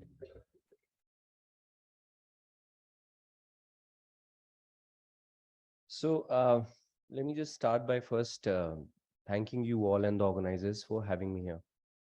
As I was sharing this with some of you, I was here pre-COVID for running a sort of session which I think went on for 3 days, 2 hours each, for the other course, PGDM, for one of the professors, Professor Gurunathan. And it was the same, I call it the amphitheater. I think you guys call it the classroom. This is done by one of your alumni batches of 88 or 89, right? So yeah, so same venue, same place, different audience. And we suddenly 3 years down the line, we're realizing that we are working in a VUCA world, which is operating virtually completely. So good to be amongst you. I was thinking earlier yesterday, that's when I started working on this PPT, to be honest. What should I take to all of you? Because the topic that was given to me very often is highly jargonized, a lot of jargons, and it made little sense in terms of talent synergies and mergers and acquisitions. I thought the best way out, given that most of you have worked prior to your admission here, would be to get a mix of real-time experience and some models which you might want to use once you get back to the corporate world. So I'll try and do that. What we will also do is I've been given 50 minutes. I will try and utilize the last 20 for interactions. Let's try and get into some of the difficult questions. By the way, the organizers had sent me a list of questions beforehand. I'd gone through them. You're free to ask those questions if you want to. Otherwise, if you want to throw in some impromptu ones, please go ahead. Some of them, I think they're already covered in the presentation. But I would encourage you to ask questions. Conversations are beautiful. They tend to kind of get out pointers that you have not thought through, and I will be able to better appreciate your perspective and what you're grappling with. The way I look at a merger scenario and an acquisition scenario probably will be very different, and that also is a handicap. So please ask questions, as many as you can. I will try and stay with the topic. The only point relevant in the way my profile was described, and given that you're recording it, all of this is in personal capacity as a practitioner. I've been part of about 11 mergers till date in my consulting career. I've worked with 3 consulting firms, including Deloitte. So worked with BCG, I've worked with Aon, I'm now with Deloitte. And there is one consistent theme that I have seen across all those mergers that I have been a part of, in the capacity of a team member right down to the time when I started leading some. It's very unpredictable. You cannot predict a merger agnostic of and how people will behave and react, and how system processes will go down, how the harmonized synergy merged core would look like. And you tend to kind of, you fail the failure first, you start the journey, and then you realize you have to recalibrate and reiterate. But at some point, things start to fall in place. That's always been the case. So let's talk about the academic construct. There are 3 broad broad points which will get covered in the PPT. The very first one, I think it's important to understand what is a transformation, what is a consolidation, what is a bolt-on, what is a tuck-in. These are the words that you very often would hear in mergers. There are some very key regulatory bodies which have a role to play. That will set the basic tone of bringing all of us on the same page, right? Companies do a lot of what they do with consultants like us because they are supposed to do that. One, to make sure that the merger is successful, but also because there's a regulatory ask. It's important to appreciate that. So anyone here who's heard about Bharatiya Pratispardha Ayog? You have? What do you think they do?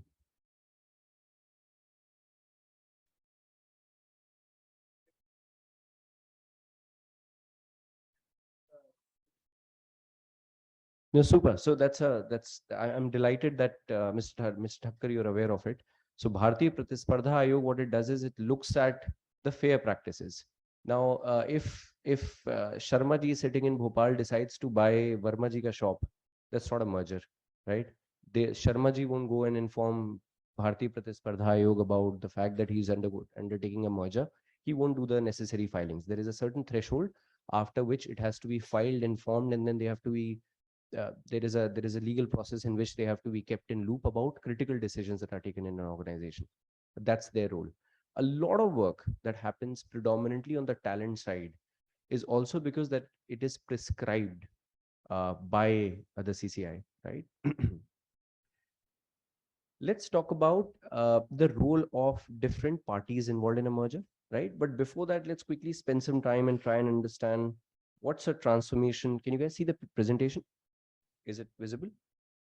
Yeah, it's here in front of me, but I don't think it's coming. Okay. The reason we have this slide is not to get academic interest. The reason we have this slide up here is to, one, appreciate the fact that, and this is a typical consulting slide. We create good slides to impress a lot of clients, because when they can't create slides like this, they also believe that we know more than what they do. But there is a merit to it. The merit here is it's a 2x2, which basically talks about how different organizations are, right? From a business model perspective, that's the x-axis. The y-axis is the degree of similarity between buyer and target.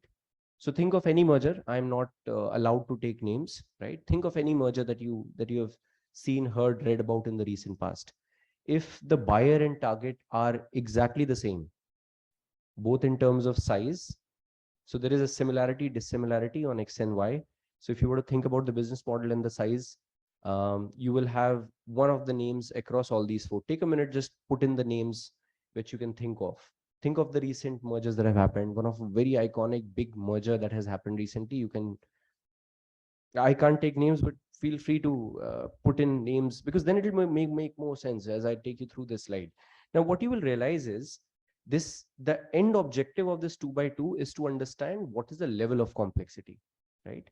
The most complex mergers and transactions, let's use the word transactions to be consistent. The most complex transactions are the ones where the degree of similarity is fairly high, but at the same time, the business model is not similar. Two equal size companies with different business models. Does it make sense? Yeah, two equal size companies, big, small, assume that they're big, obviously. Two big companies with very different business models, right? So their business models are complementary to each other, which is why people would buy those companies, or the buyer would go after the target to increase the market cap, increase the top line, create future synergies, create a competitive advantage, any of those four. And I have not used those four loosely, right? This is not me presenting to, these are important words. So of those four, because of one of those four or multiple of those four, that is called a transformation. That's when you boil the ocean. So the reason I wanted to put this slide up for you was to, one, explain that you don't start any merger or a transaction with an intent that I will go and I will sell everything. I will boil the ocean. You first try and appreciate whether it is a transformation. Then let's look at consolidation. Consolidation is big size companies which are very similar to each other from a business model perspective, right? So similar department, similar business model, similar go-to market. That's consolidation, right? You consolidate business, make it big, make 1 + 1 = 11. Then there is bolt-on. Bolt-on is then when you have a buyer and a target, where now this theory of target is smaller than the buyer is no more true. If you look at some of the transactions in last 5 years, the smaller companies, perceived smaller companies have acquired bigger companies, right? So bolt on is when something can be taken up and it's a plug and play, right? You take it and you bolt it on the existing set of structures and processes and companies. And the final one is tuck in. Tuck in is if you look at any public sector enterprise where especially in banking segment where a merger has happened, it's predominantly a tuck-in. So when SBI, and I can take this name, it's in public domain, when SBI and subsidiary mergers happened, right? State Bank of Travancore, Mysore, there are 5 of them. It was a tuck-in. SBI is a behemoth, right? 18,500 odd branches. So it was a tuck-in. Now, in all of these, the interventions are different. And they're different because the ask of that transaction is different. And therefore, it is very important that every single time you guys as students right now, when you read about a certain transaction which is out in the public domain, think about transformation hai, consolidation hai, tuck in hai, bolt on hai. It's important. It has its merit. So now, once someone has identified that it's a bolt on or a transformation, what becomes really important is to now understand what are the 3 important value opportunities. Don't look at the slide, follow me. I'll just walk you through it. Otherwise you'll start reading. There's no point. I did not have the time to make it make cosmetic changes. So I thought I'll put animation. There are only 3 drivers in any transaction. One, either you will increase the top line. You're basically going after the market cap. You're going after the market share, which is basically to say, I'll increase the first dabba there, the first box is I increase the revenue, right? The second one is I optimize cost because there is complementarity. I acquire a certain target company. The way I process whatever I process, the throughput gets more efficient. That's the second box, right? Cost synergies, as we call it. The third one is it helps me maintain business continuity, right? It helps me to manage my risks better, my governance better, my future cash flows better, right? One of those 3. Once you've identified the very first step of how big the transaction is, how similar, dissimilar you are, you get into this whole bit of trying to understand what is my primary objective. By the way, by the time a consultant would have come in and started talking to a company, this is called post-merger integration, because there are a set of consultants who would have done due diligence prior to the merger. And I will talk about the life cycle of a deal as well, because you need to understand what are the steps involved. This is a post-merger integration. So someone who had already identified the value opportunity, right? Imagine 2 transactions or a transaction which is happening. Someone somewhere had spent inordinate amount of time and sleepless nights trying to understand what are they trying to achieve out of it. They would have then gone and convinced the management, then the board, then the stakeholders, then the shareholders, then the majority shareholders. All of that would have happened, right? So there is a value. The relevance for this discussion is basis what value you're trying to derive. There are certain talent risks, right? If those talent risks are clearly articulated, it helps you to figure out a strategy right at the start. So first thing that you did was you tried to understand how complex this transaction is. Second is you try to understand what is the value that you're trying to achieve. So there's a method to the madness. It's not that you take a playbook and you start working on a merger. Now, typically what's relevant in this myriad of words that you see on the slide is that you won't see things being repeated across, because very often what happens is when people start talking about merger, they'll start by saying change management, very important, communication, extremely important, retain talent, leadership is very important, culture is very important, everything is important. The priority order is very important, the most important, right? So let me try and make it a little more clear to all of you. If it's let's say if someone is trying to drive synergies of cost, there are 2 things which are very, very critical. A company's value when it is being acquired for cost synergies is either because of a process or institutional knowledge, one of the 2. Are you with me? We're in agreement? If I'm buying a target to create cost synergies, it's because they have brilliant institutional knowledge or some tool or an accelerator which will help me do my business better. Now, in both those instances, my dependence on their existing people and tool is exceptionally high. So I would make sure that those critical people, tool, and institutional knowledge is preserved for me to make sure that when the deal is complete, I'm able to extract value. Extract is not a politically correct word, but You understand the sentiment. Get the real value out. You with me? So talent retention and preserving value are my two most important design principles. Fair? Am I able to highlight the difference of why it is important to identify these?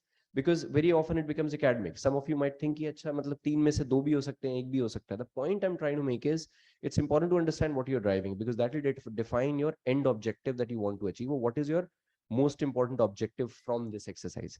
So with that, once you've identified the human capital risk, you basically go ahead and you start doing what every successful HR would do. I'll not talk about it.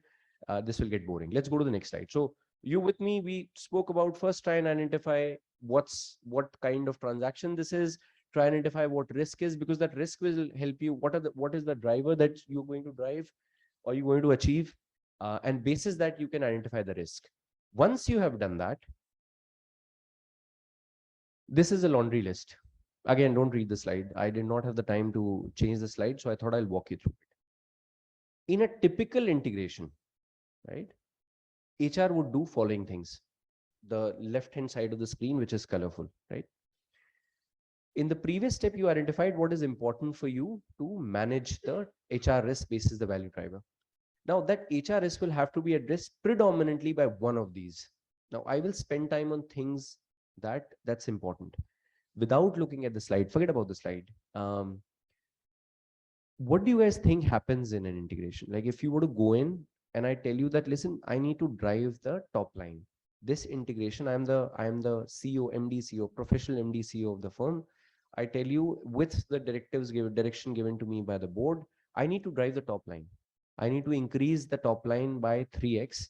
The combined value is 2x. If we continue business the way we have decided that the GTM will help us, it should reach 3x in another 12 months, right? What will you do?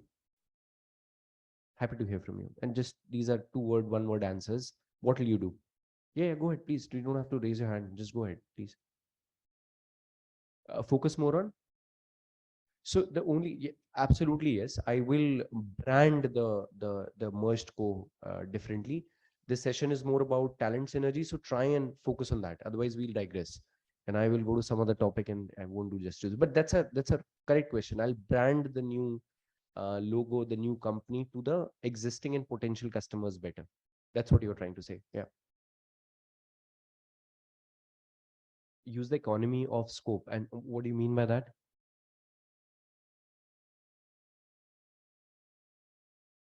So economies of scale with respect to whom you have. So yeah, you're right. So the same point of view to drive cost synergies, you have to preserve the value. Value is either people or tool. Agar second objective tha पिछली slide ka, I would preserve the value first and foremost, right? If I'm a typical sales and marketing company where I've acquired people for the brand, right? Think about, I can't take names, think about FMCG mergers. People से ज़्यादा product बड़ा है, right? मैंने product के लिए खरीदा है. So I would still go ahead and not focus on economies of scale. But in the second one, yes, we will focus on the economies of scale. What are the interventions? Think activities. थोड़ा सा एक level, दो level नीचे जाइए. Like we are talking at 30,000 feet. Go down a little. If you, as a professional, want to make a change and execute a transaction, what will you do? You've gone in as an expert. Okay, so don't worry, let me walk you through it. Anyone else who wants to take a jab at it? Otherwise, I'll just continue. Okay, no worries.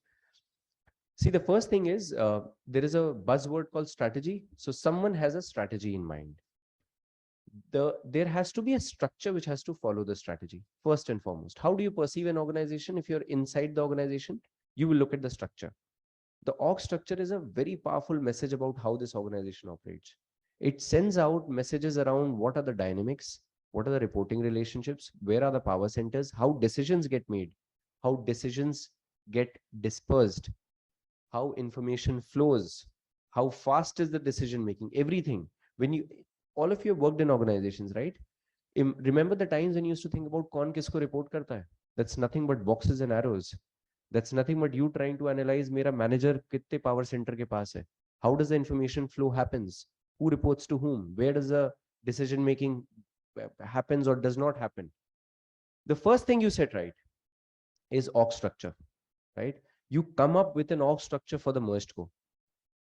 Now, when I said the first thing, this is with an assumption that in parallel, you have started working on communication and change, and I'll define change. It's not everything is everything, right? So that you start working on communication and change. Why do you start working on communication and change? Because in a scenario, and I'll talk about behavioral biases as well, grapevine and rumors will spread faster than truth and fact.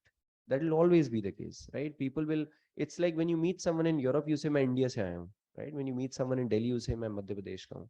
When you meet someone in Madhya Pradesh, or identity is then another level of social stratification gets added.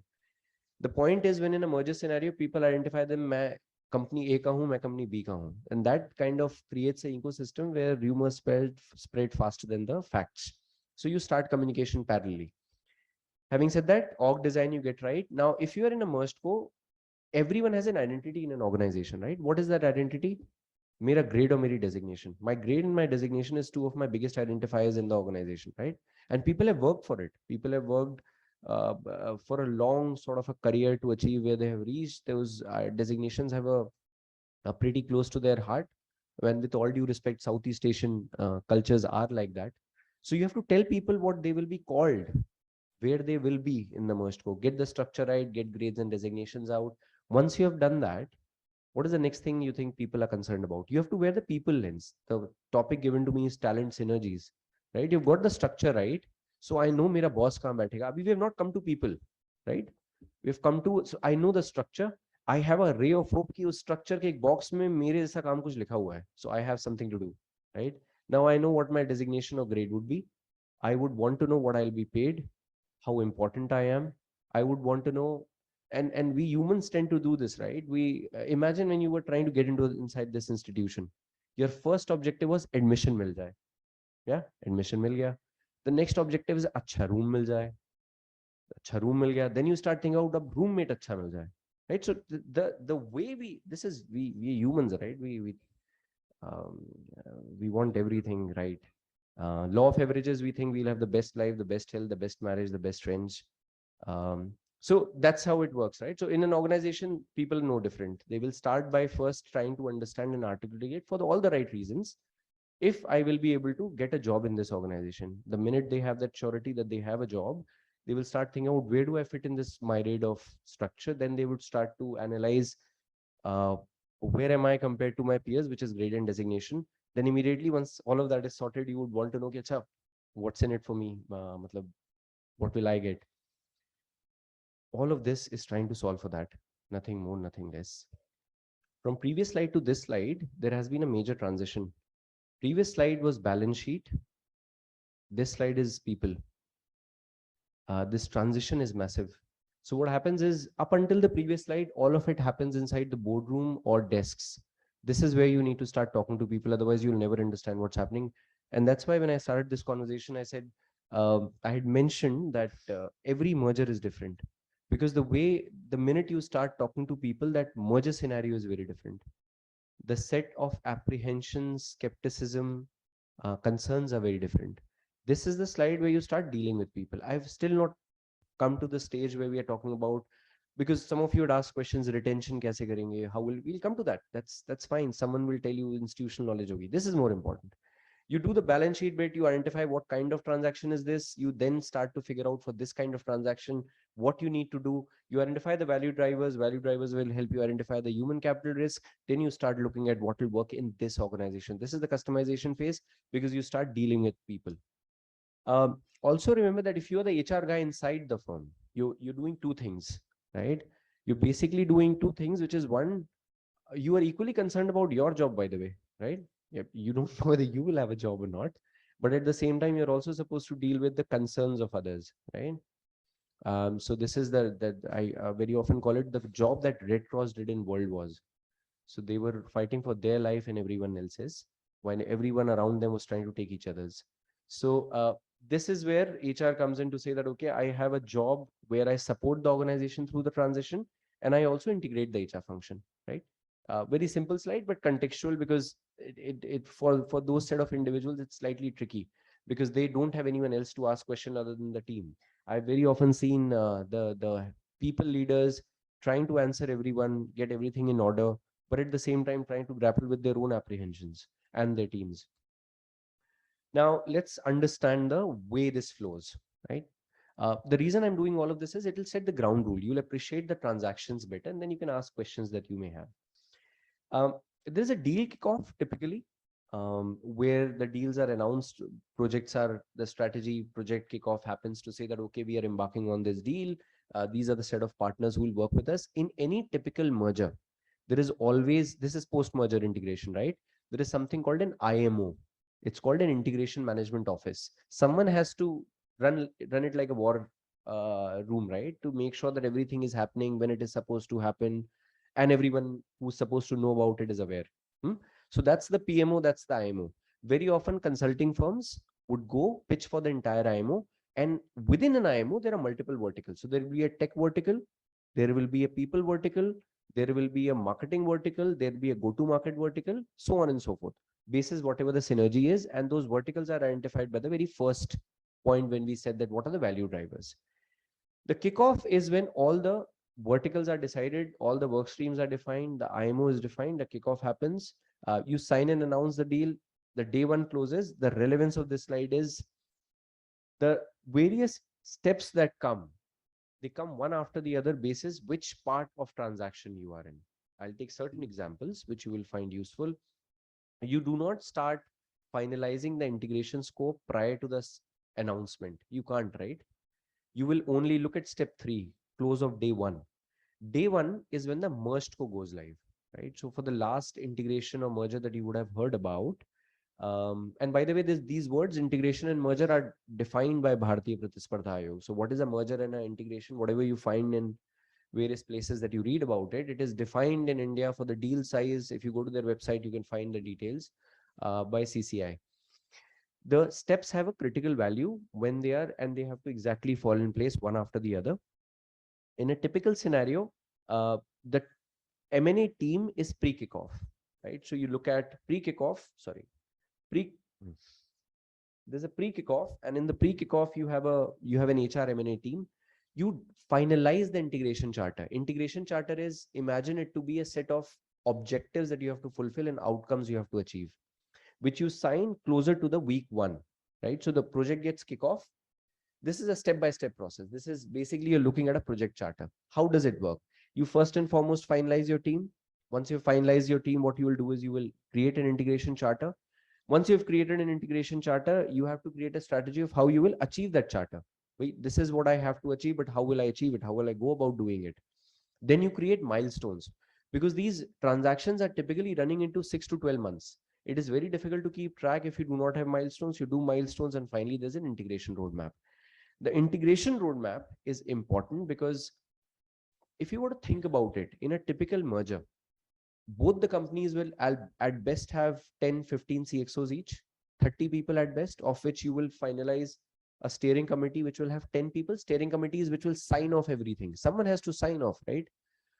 In each of the, you remember the IMO and the charters and the work streams, there is a tech, there is a people, there is a marketing, there is a distribution, there's a go-to-market, there's a regulatory and risk. How many decision points will go to a steering committee? There has to be a method to the madness. Steering committees don't sit every day. People have the work to do because business as usual continues. So there is a trick. There is a golden rule which pretty much every consulting firm would have, is to say how many questions you take to whom. Because otherwise you'll have a decision paralysis. Nothing will move. Because there are things happening so fast that if you do not set decision rights right at the start, things won't move forward. So typically 75-80% of the things are taken to work stream leads. Under the IMO, you remember there are work streams. Every work stream has a work stream lead. Those work stream leads typically deal with 75-80% of the questions. These work stream leads are typically CXOs of the merged co, right? Only take about 15% to the project leadership. So a COO or a CFO or a CHRO, these are typical leaders in any interaction. Always think capital and labor for being politically, capital and talent. But capital and labor is what drives an organization. Capital and labor may say, who controls the capital in an organization? CFO. Who controls the talent? CHRO. Typically, you'll always have these two sitting. One controls the balance sheet, the other controls the talent.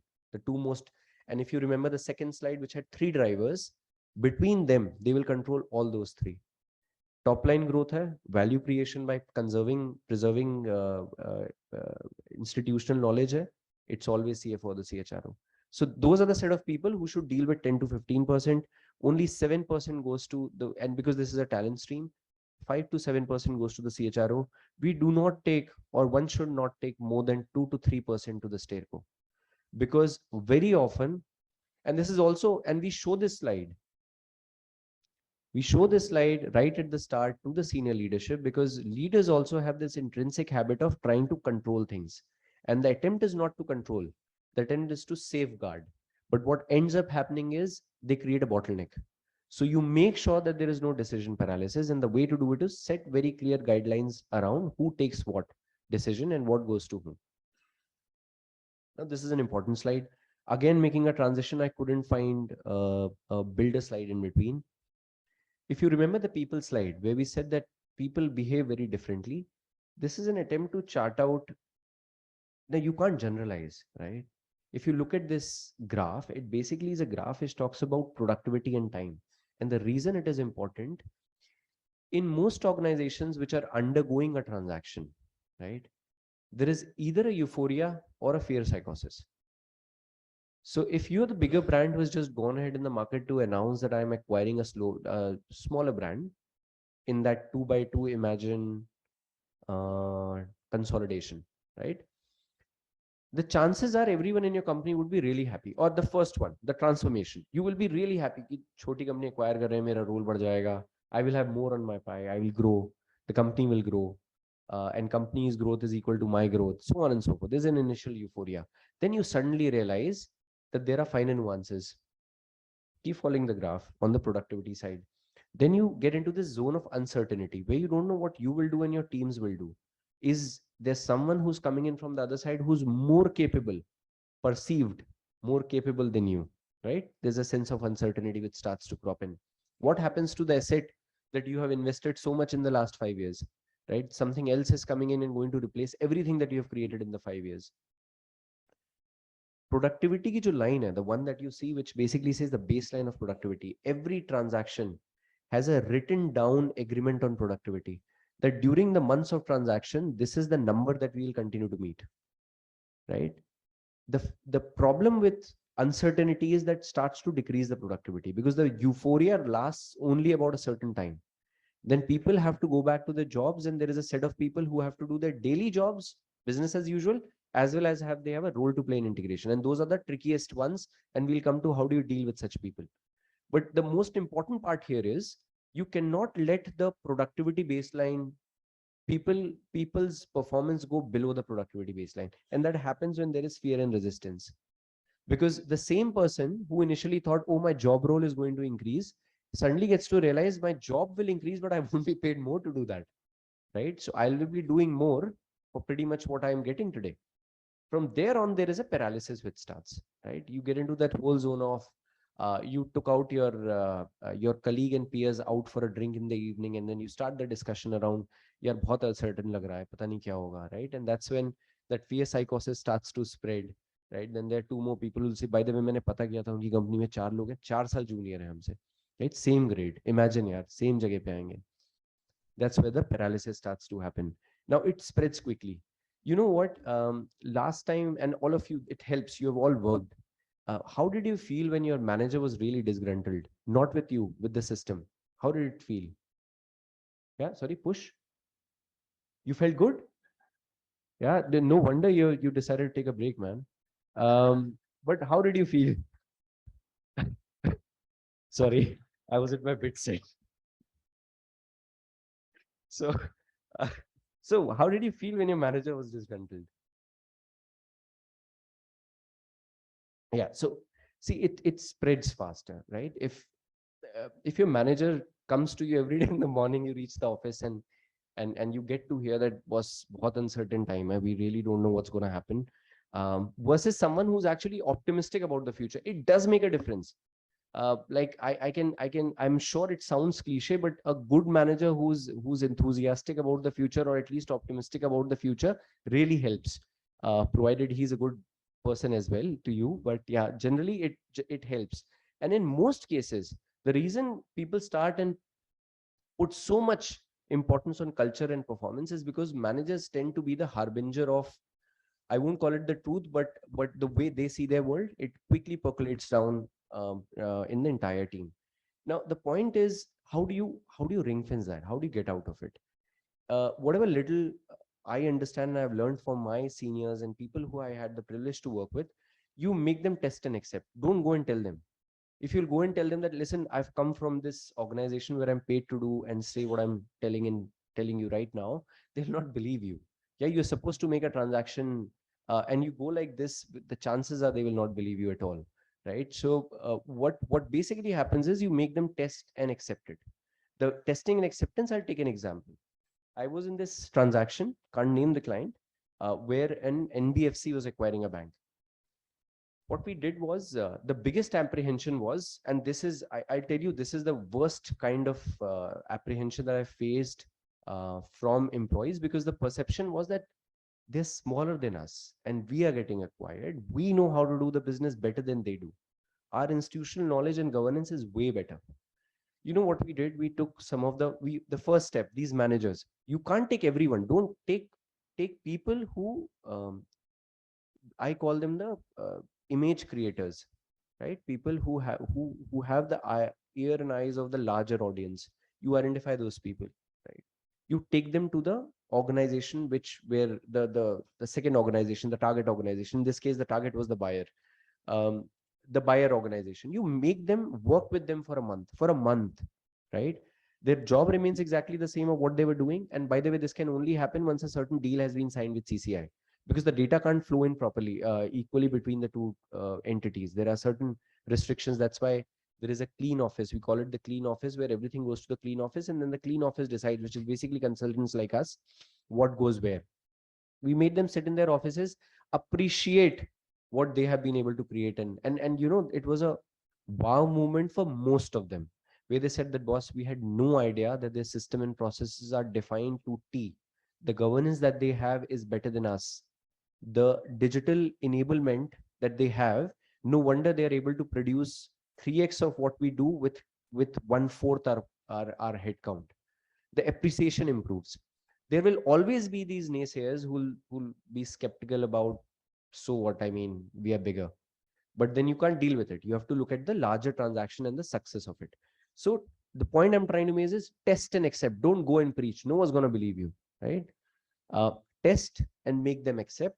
From there on, the adaptability increases and the productivity baseline tends to be at the place where it is. I'll give you another example.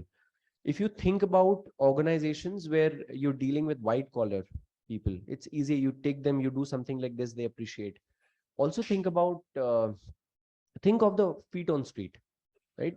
People who are selling credit cards, I'm making it up. Feet on street, the junior most guy. People who's selling who's selling a life insurance policy, feet on street agent, right? How difficult, what changes in his life? One, there would be most of them who will be only concerned about, अभी तक मैं इस company से associated था तो मुझे ज्यादा लोग मिलते थे, अभी मैं इस कंपनी से एसोसिएट हो जाऊंगा तो मुझे कम मिलेंगे ज्यादा. Typically that's how they analyze the situation. The second level of their analysis, because everyone is grappling with their own problems in their own world. For mainstream employees, it was about which box, where, what designation, who's the next box around me, who's sitting there. For them, the problem is, which brand am I associated with? What am I earning? Incentives has a big role to play, massive role to play. I'm not talking about salaries, I'm talking about incentives. Think of commissions. You sell something, you get something in return, value, volume, quality. Simple, right? So the way you approach them and solve for their problems is slightly different, right? The example that I took is more managerial staff, people who are decision makers, so on and so forth. Now let's quickly get into, you guys had shared some questions around how do you retain the key talent. The previous slide was important. Up until now, what we have done is we have looked at what a transaction is, set of people who are important. How do you go about doing it? I was just looking at the slide to see if there's any client name on it. How do you go about the transaction? How do you identify the value drivers? Once you've identified the value drivers, what is important from a HR standpoint? How will people react? What could be your strategy to ring fence it? Now, by this time around, when you have reached this transaction stage where you've identified the end state structure, the org structure for a merged co is called an end state structure. You identified how many grades would be there. Now comes the most important part. Who are the people you will fit in? In the real world, the topmost set of people who will be in merged co are usually identified even before the deal goes live, right? Because these are also the set of people who worked on identifying the potential target. You remember in the previous organization, there was a discussion on, we also have an internal M&A. In my previous organization, I was part of that M&A team, right? Where we had to identify potential products that we had to acquire. We called them assets. And what I realized was in the initial step of, I would have, along with 4 of us, we would have screened about 5 different product companies for everything from their revenue models to people to their brand value in the market. We got an external agency to evaluate that brand value, but we've done pretty much everything. Yeah. The point I'm trying to make is the top brass typically is well known. It is even decided prior to the merge going live. There are certain rules which one has to adhere to. If 2 companies are coming together, basis the deal size, again, Bharatiya Pratispardha Ayog, you have to stick to a certain guideline of number of people in the top brass coming from both the sides. There is a guideline. It's not in the whims and fancies of the new merged co CEO to say ki sare log Barcelona se aayenge, right? The football team has to have a good mix of people from all the sides. Now, once that is done, you have 2 kinds of people. Just don't read the slide, follow me and I'll walk you through this journey. There are a set of people who you want to stay. You want to be with you only till the time the merged co goes live. There was a twist. The story can't be simple, right? Otherwise, why do you need consultants? You need people to stay with you only till the time the deal goes live. They have a role to play in the merger or integration, right? Then you have a set of people whom you want to stay forever, or as long as you can make them stay. Then there are a set of people who you do not have a value judgment around, you stay for now, you stay forever, but you want them to perform, right? The way you will deal with these 3 set of groups is very different. Now, what is the lever an organization has? How do you motivate people? You're not Jai Prakash Narayan, right? That you will stand up and say, Singhasan khali karogi, ab janta aati hai. What will you do? How will you motivate? How will you motivate? Wear your capitalistic hats. Well, how will you motivate? Okay.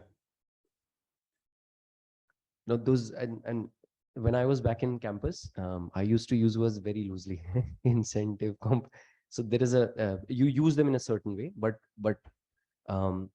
there is a retention program that is designed. The retention program is enabled through incentives and retention awards. I did not use the word compensation. Compensation is a one-way street. It's very easy. I'll go and say, okay, what is your fixed pay? Your fixed pay is, I'm making it up, 20 lakhs, 30 lakhs, you stay with us. It's a one-way street. You can't come back from it, right?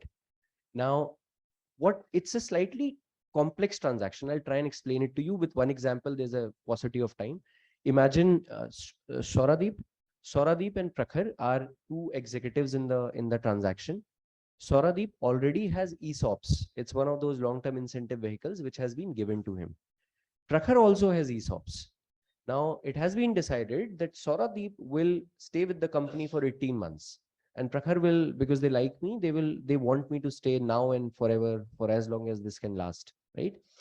He has stocks, I have stocks.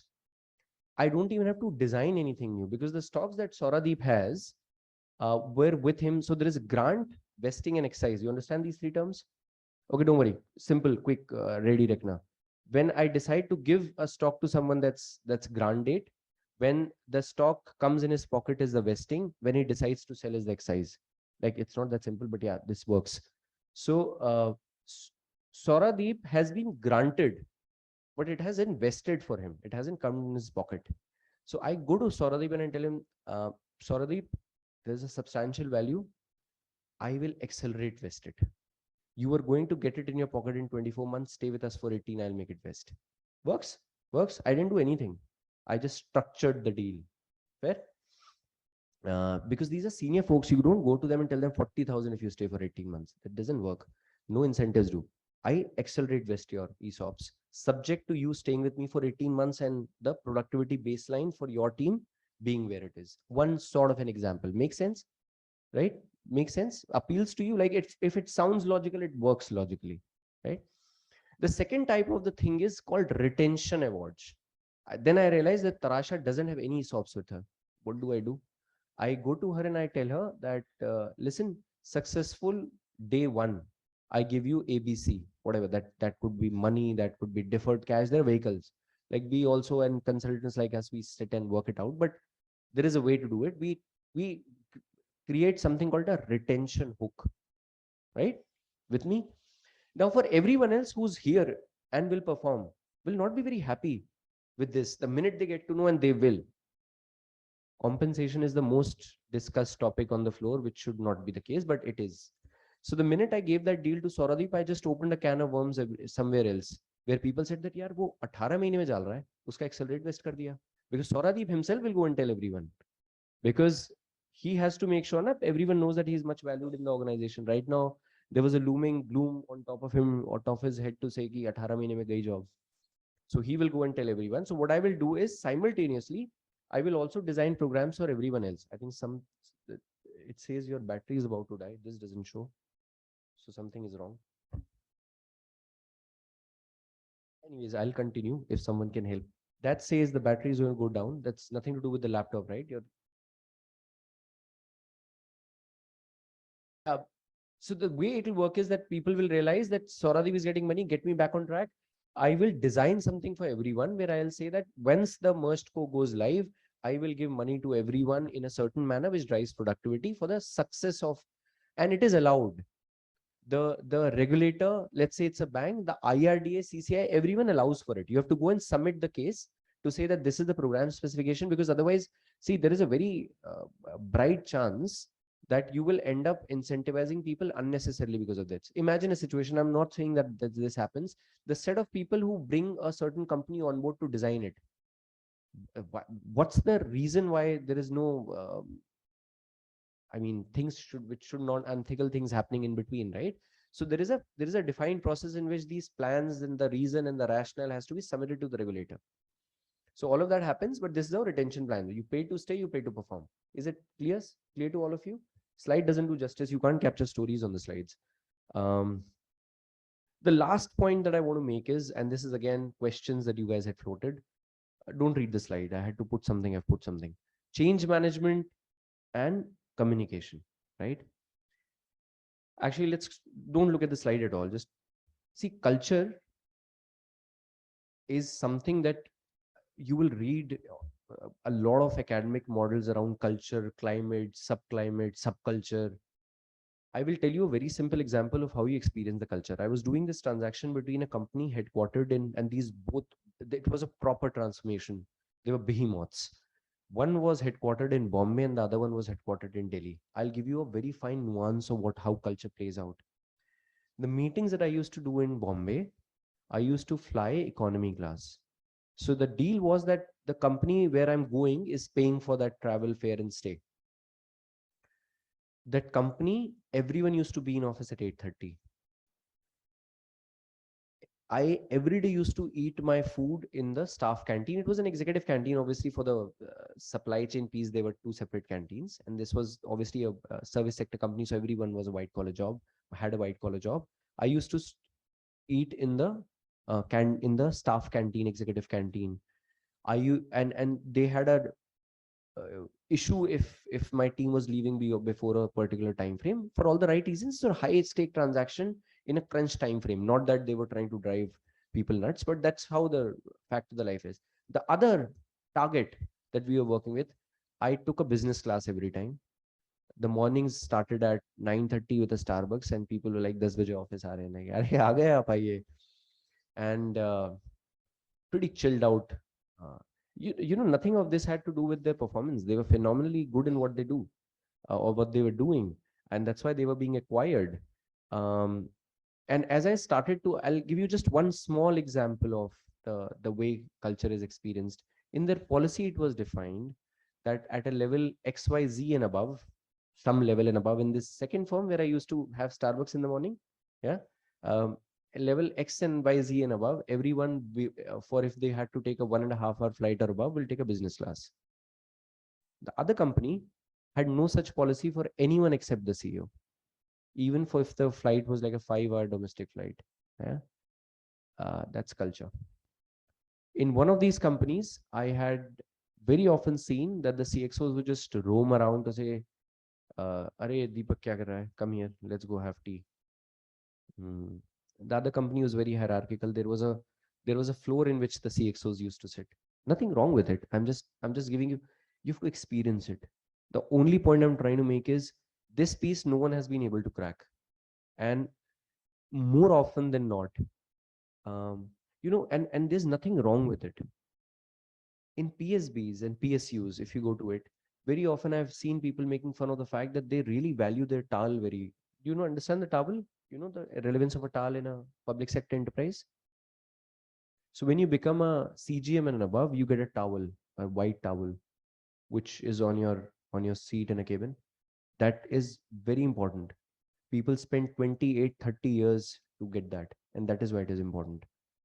In private commercial organizations, very often you will see that people have MacBook or Air Mac if they're a certain level and above, and then they get a cabin, right? In all honesty, hand on my heart, because people have spent a certain time frame and they used to watch that and they aspire for it, it has a value. So when you start doing a transformation after all the big things that we discussed, these small things, they have a huge impact. Yeah. So how do you manage the car parking spot? It tells you about the company. It tells you about kiska cabin kahan gaya. I don't think I would have been able to give you anything useful by talking about the slide on change management is one of these 9 things. And if you can appreciate the nuance around the parking spot, the cabin, the fine china in which you have served your coffee, your entitlement, your towel has a value, you will be able to crack it. And then you sit down to understand what is a win-win. There are things which are so intangible that they don't have any value. Like there is no dollar value to that well-spun ka towel, but it has a value. It has a deep value in the heart of the person using it. So you have to get that right. And the only way to get it right is be with them, sit with them, eat with them for the duration of transaction. You'll start appreciating the finer nuances of culture and climate. If you've been able to crack the finer nuances of culture and climate, make your team sit with them. That is why the program management office is on the client side, on both the locations. And you make people deploy and work there because they'll have to start speaking their language, understanding the nuances. I'll close with a final story that someone whom I used to work with at BCG had shared with me. He's a legend in himself. But what he told me was that he had this rare opportunity to work with, again, I can't name the client, but the promoter of this iconic brand in India. And when he started his business, this was late 90s. They were basically competing against the best of the PSBs and the best of the players in the market. And he realized that his leaders of that organization did not feel like they were big enough for competing with the folks that they were competing with, right? He used to see them walk into a pitch. We call it the pitch. Everyone does, bankers do, consultants do. And you see your competition, right? So very often when you're walking into a pitch, you see the other parties coming out or you see them waiting. That's why consulting is a small world. There are 2 reasons you carry a lot of biggies with your presentation who are known in the fraternity to create a fear psychosis. Right? Now, the point I'm trying to make is he realized that his people did not have any gravitas about themselves and they used to really feel timid. You know what he did initially? He created empires. He bought a very big office, created huge cabins ke bahar chota cabin for the secretary, huge parking spot for people. It worked. It served its purpose at that point in time. It made them feel big. It made them, and he has been with that organization during that journey. And he was giving me examples of how people suddenly started to realize that they're genuinely big. He got them the membership of Bombay Gymkhana. He got them to sit in those big, he made sure that they realized that they are now running one of the biggest enterprises, which they wanted to create. It was not as big when they obviously started it. And it worked. The same culture, 15 years down the line, created a problem for this company to the extent that these people started, it was cutthroat competition. They thought they're larger than life, they're demigods, because by that time, obviously, there's also a chip on the shoulder when you create an enterprise. Right? Ye to maine banai hai. And then you start to get in that zone that it stops at me. I will take the decision and that's be all and all. But at the point when he did this, It was extremely successful. He created the franchise because he made them feel important and big. So my parting note is culture and change. There's no pitch book for it. You have to go experience it, but those final things have a lot of difference. I hope I was able to talk about the topic, do justice to it. Happy to take any questions if you have. Yeah, please go ahead. It's Prakhar. Prakhar. No, I'm saying there's no sir. It's no, I can hear you. Go ahead. I'll repeat the question for everyone. It'll be efficient.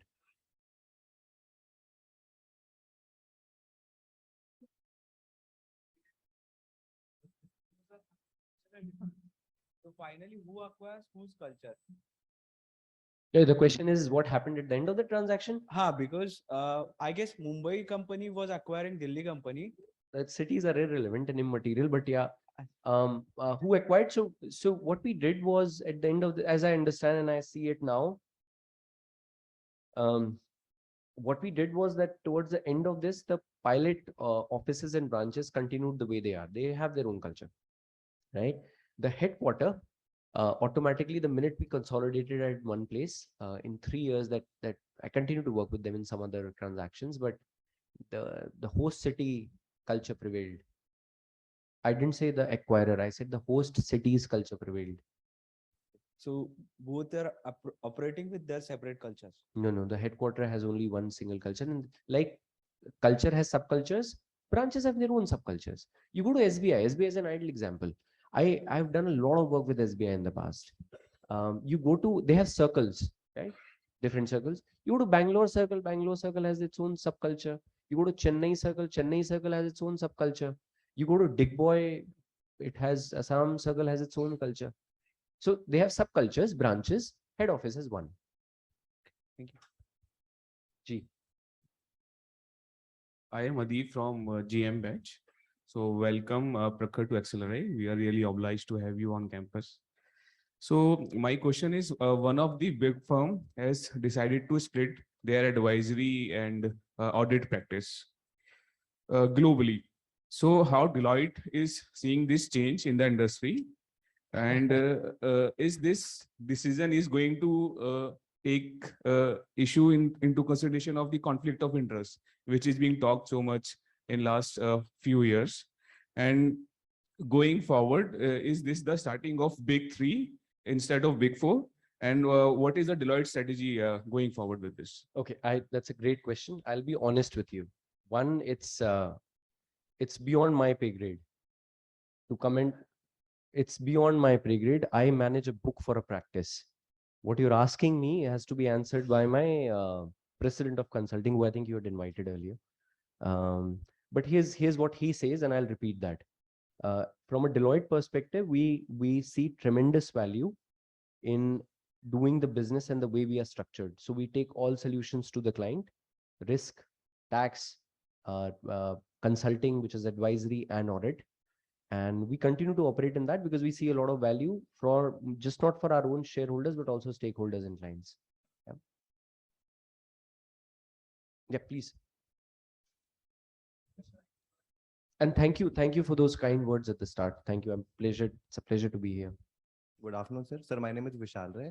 Sir, I would like to ask what kind of challenges you faced while you were working with State Bank of India. I'm a past employer of State Bank of India.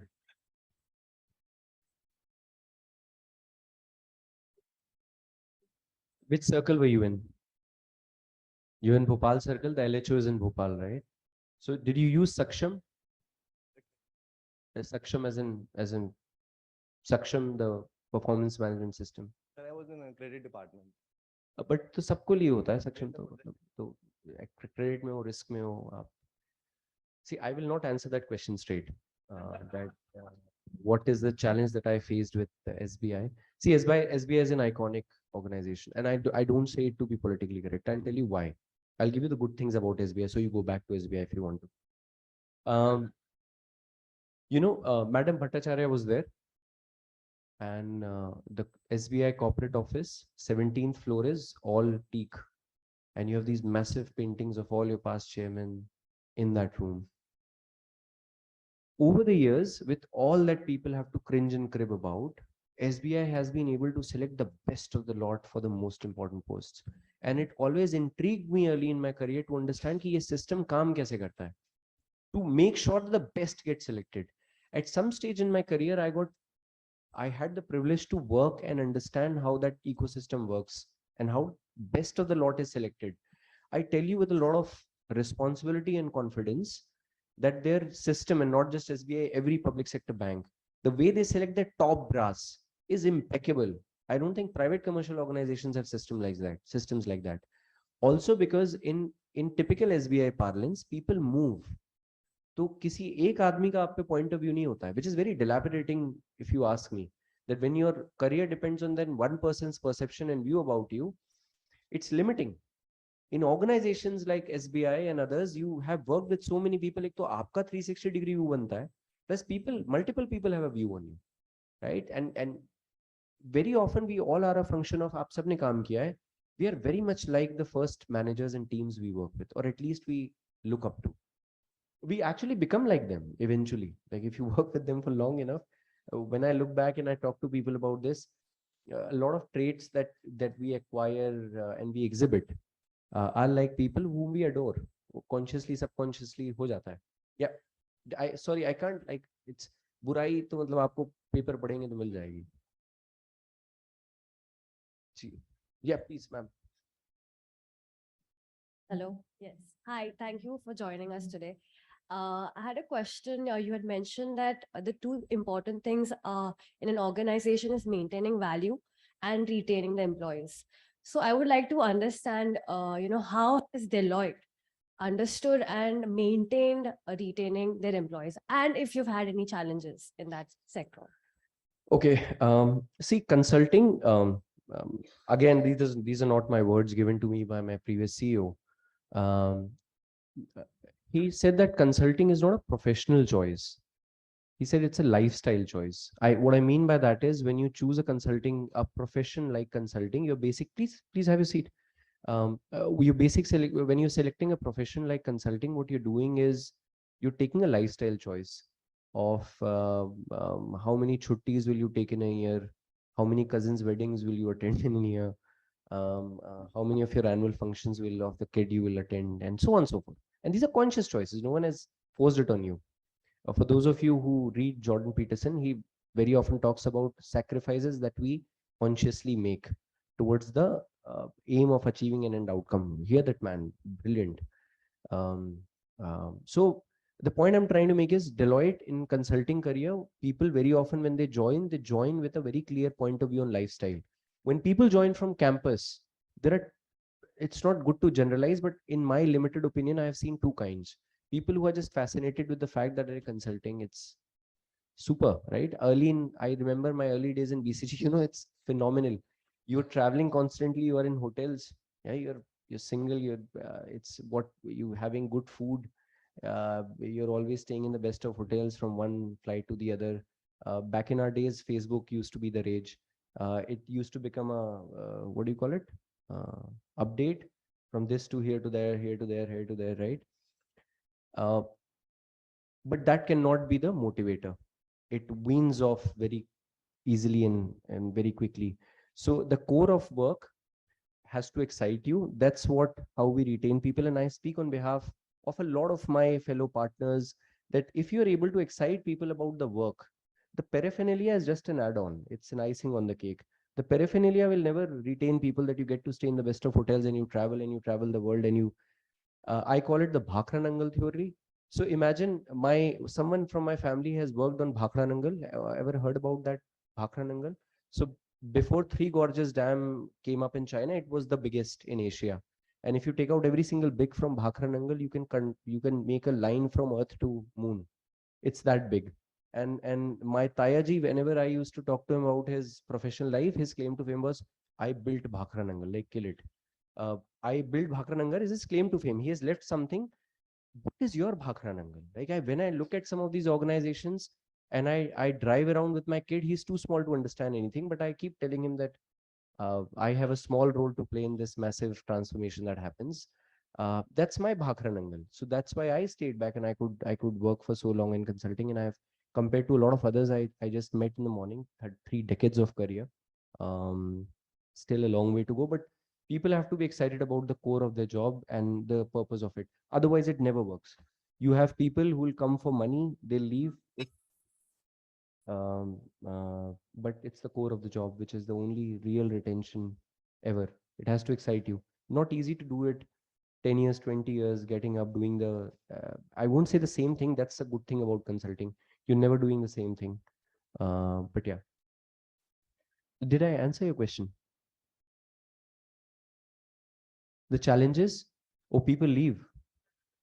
Like the biggest challenge is that, see, you have to be, typically in consulting, people don't survive at a senior level when they come from outside. I'm generalizing it, but generally they don't, is because they don't empathize at what someone has to go through at a junior level.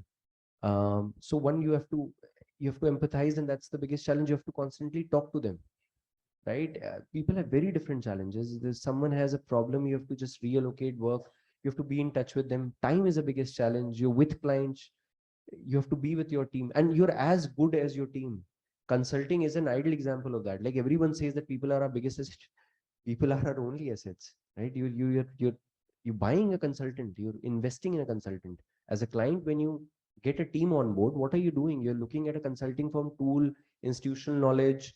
You're looking at, okay, but you're also looking at people's profile at the senior and middle management of the consulting team. And otherwise, why do clients ask about what is your credential? Have you done this work earlier? Where? Give me references. I want to talk. So people are actually the biggest and the only assets, other than the general assets and accelerators we have. G. Someone, you need to tell me when to stop, huh? Otherwise this can go on. I'm okay. This is fascinating. Yeah. Hi.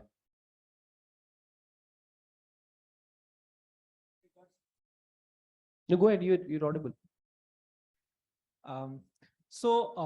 Let me talk about the merger and acquisitions and your viewpoint on that. So for example, Facebook acquiring WhatsApp, and Walmart also investing on Flipkart. So in that sense, the culture will evolve, as we know. And also the if as a targeted company, I have in the and I am always looking to the CEOs and the founders of the targeted company.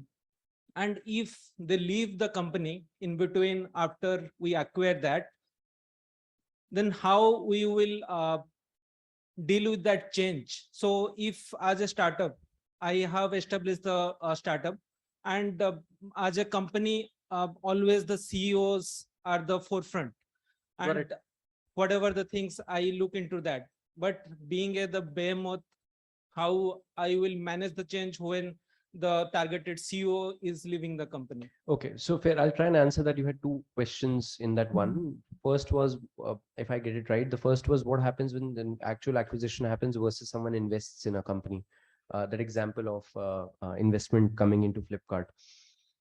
Investments usually don't necessarily have a huge impact on culture unless you have a management position, not even a board position, right? Someone sitting in the board doesn't necessarily change the culture in an organization. So there are very often strategic investments. Some company buying 5% stake in the other company is not necessarily a transformation or a change. It just happens. It's a unless there is a change of control. Change of control basically means that management mein log badle hain, right? Simplistically put. Now, the second question that you had was, what happens if the CEO leaves, right? You remember that Shoradeep, we made an accelerated vesting for 18 months, and he went and told everyone about it. For a CEO, there are very clear guidelines. There are many such mergers. If you will observe, when you merge 2 companies, there is one thing that's definitely going to happen. There'll only be one CEO at the end of the transaction. That is very clear the day the merger gets announced. Everyone else can take time to think about, will I have my job or not? There'll be one CEO, right? Unless you move to co-CEO structure. But you need CEOs from both the sides till the time transaction is completed. Fair? Who else to motivate imagine you're being acquired and your CEO leaves day 1. What happens to the productivity baseline? आपको किसी value के लिए acquire किया गया था, right? So there are mechanisms in which you retain the CEO for the duration of transactions. Oh, those are very lucrative. You won't want to leave. Yeah. Yeah, done. Thanks. Thank you for your time. I'm really grateful to be amongst you. Good learning experience for me as well. Thank you.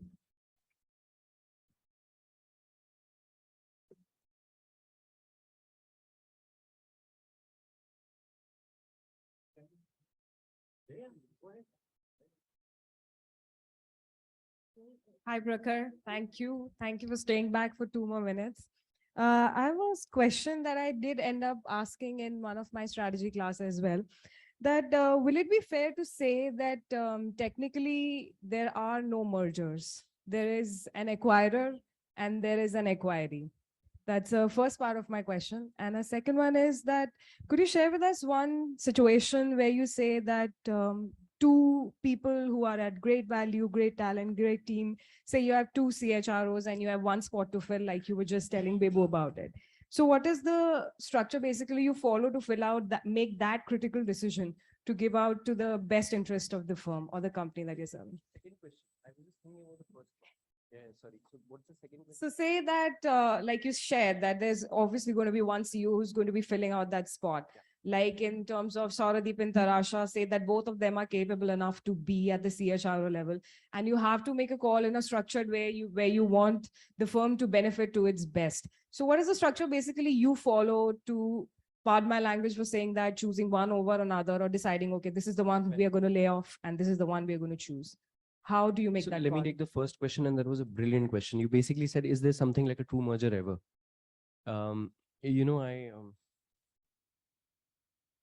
Have you read the book, any one of you, Prisoners of Geography?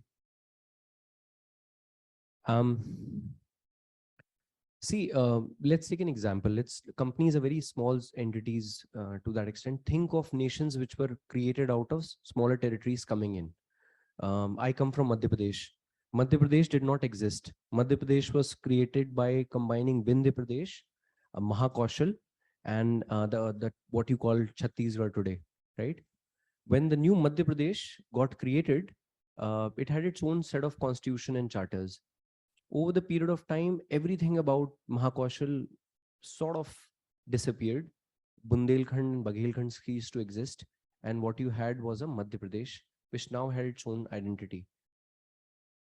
In real essence, and this is my limited experience, I'm not an institution when it comes to M&A. What I have realized is, in the transaction, everyone tends to give away a few things and adopt and metamorphose themselves to a new entity. There's nothing called a true merger, very clearly. I mean, if that would have been the case, after every merger, the CXO structure, see, this is what I do, and you'll get the answer to your question. Look at the management structure of some of the most successful mergers that have happened. Prior to the merger, put the sides who were there and look at them today, 5 years, 6 years down the line. You'll be surprised, right? Successful merger ideally should have been 60-40 set of people coming in, staying, working towards a happy ending. There's never something called true merger. Everyone gives up some things and they tend to kind of metamorphose into something very different. Now, to your second question, how do you decide who stays, who goes?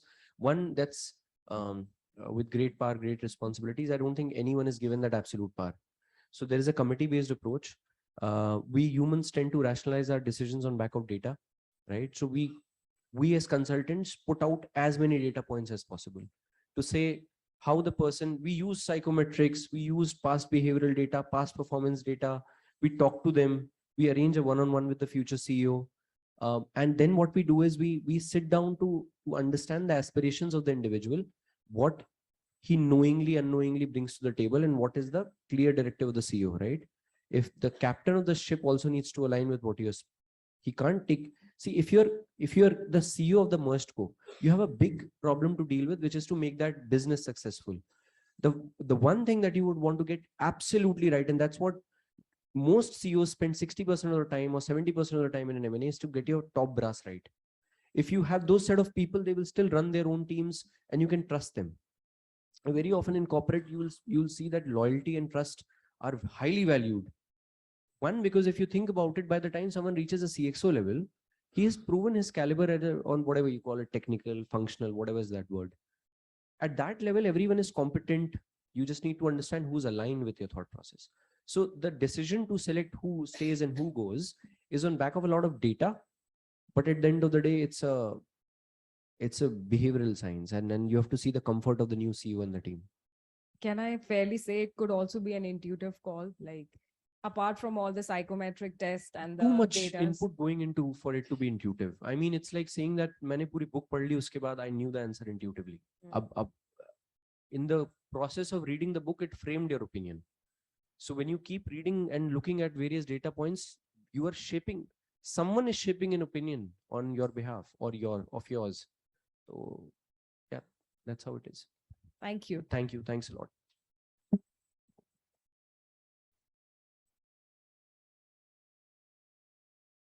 Thank you, Mr. Prakhar, for taking us through the nuances of mergers and acquisition and answering all those questions patiently.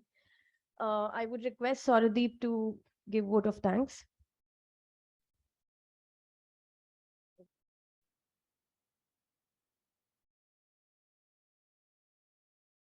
Good afternoon, everyone. I, Sauradeep Mukherjee, on behalf of the entire PGDM GM batch, would like to take this opportunity to pass on my heartful gratitude to Mr. Prakhar Tripathi for delivering such a wonderful and fascinating lecture. It was a highly engaging session, and we are privileged to gain on very important ideas and concepts on the talent synergy in merger and acquisition. Even I was a part of a post-merger integration, and I know how complex it is, but through your speech and your real life example, you made it look very easy, and that's amazing. So we learned how HR should be engaged across the merger and across life cycle, how to ensure all people risks are considered, how the organization is making the right decisions, as well as the business is well positioned to achieve its objectives. As well as we learned about the value opportunities, to the integration charter, to the talent retention techniques, as well as the complex transaction mechanism by 2x2 matrix, and the change management, communication, and the culture and tackling uncertainties. All of which are really crucial in the professional careers that we are about to embark on in the near future. It will inspire us to manage the business effectively, and the pearl of wisdom gained today will enable us to spearhead any initiatives successfully. A round of applause for Mr. Prakhar Tripathi. Thank you.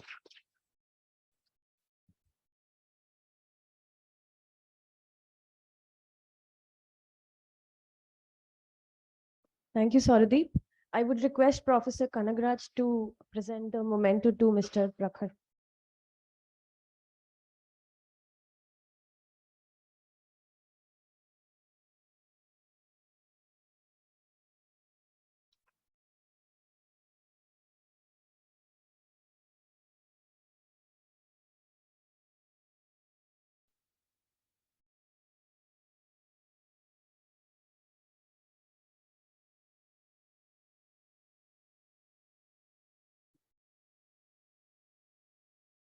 Moving ahead, our next esteemed speaker is Mr. Abhishek Trigunet, Chief Technology Officer, ZS Associates. Mr. Abhishek Trigunet is the Global CTO and lead member of Software Advisory Board. He leads the Platform and Technology Group globally at ZS. Spearheading technology innovations and strategy, he oversees global teams deliver multiple product lines from prototype to production and product management to product support across the life sciences value chain, from clinical to commercial to patents. As a seasoned global leader, he's an expert at leading large technology organizations, building award-winning products, and driving transformational initiatives through effective change management. He currently focuses on cloud, big data, and AI/ML platforms.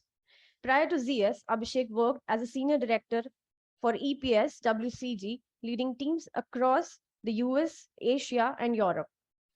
Abhishek holds a Master in Business Administrative Studies from the Boston University and a Bachelor in Computer Science from VTU, Karnataka. Passionate about strategy, leadership, innovation, and technology, he often speaks at relevant global platforms. He is an acknowledged contributor of the book Kaplan MBA Fundamentals PM and is a member of various renowned councils and research committees such as Forbes Technology Council, Harvard HBR Advisory Council, McKinsey Quarterly Executive Research, MIT Technology Review Global Panel, and Computer World Inner Circle Research. I would request Mr. Abhishek to share his views with us.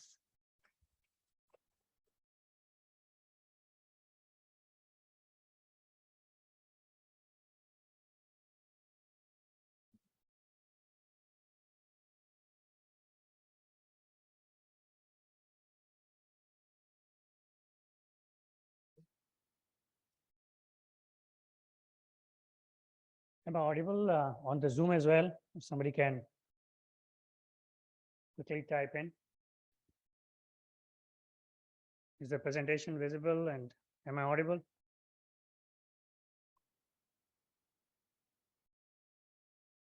Okay, good. Thank you. Thank you. I think we see a yes popping up there.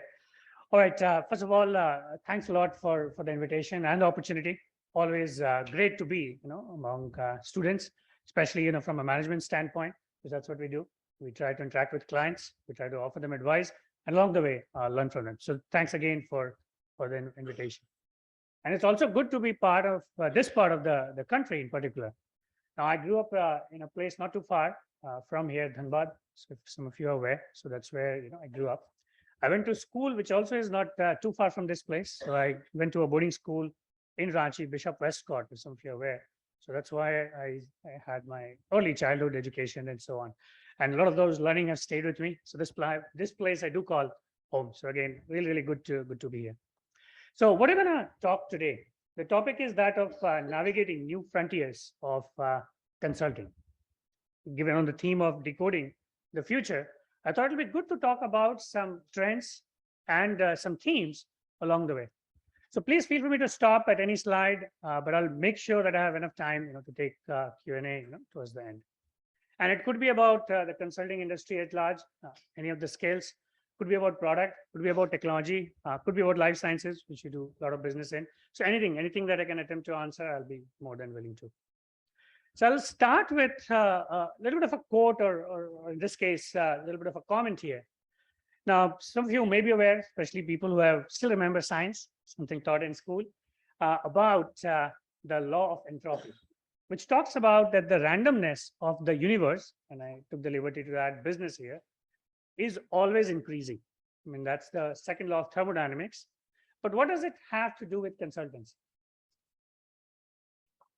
Any thoughts? What do you think this quote may have to do with consulting? Sorry, please.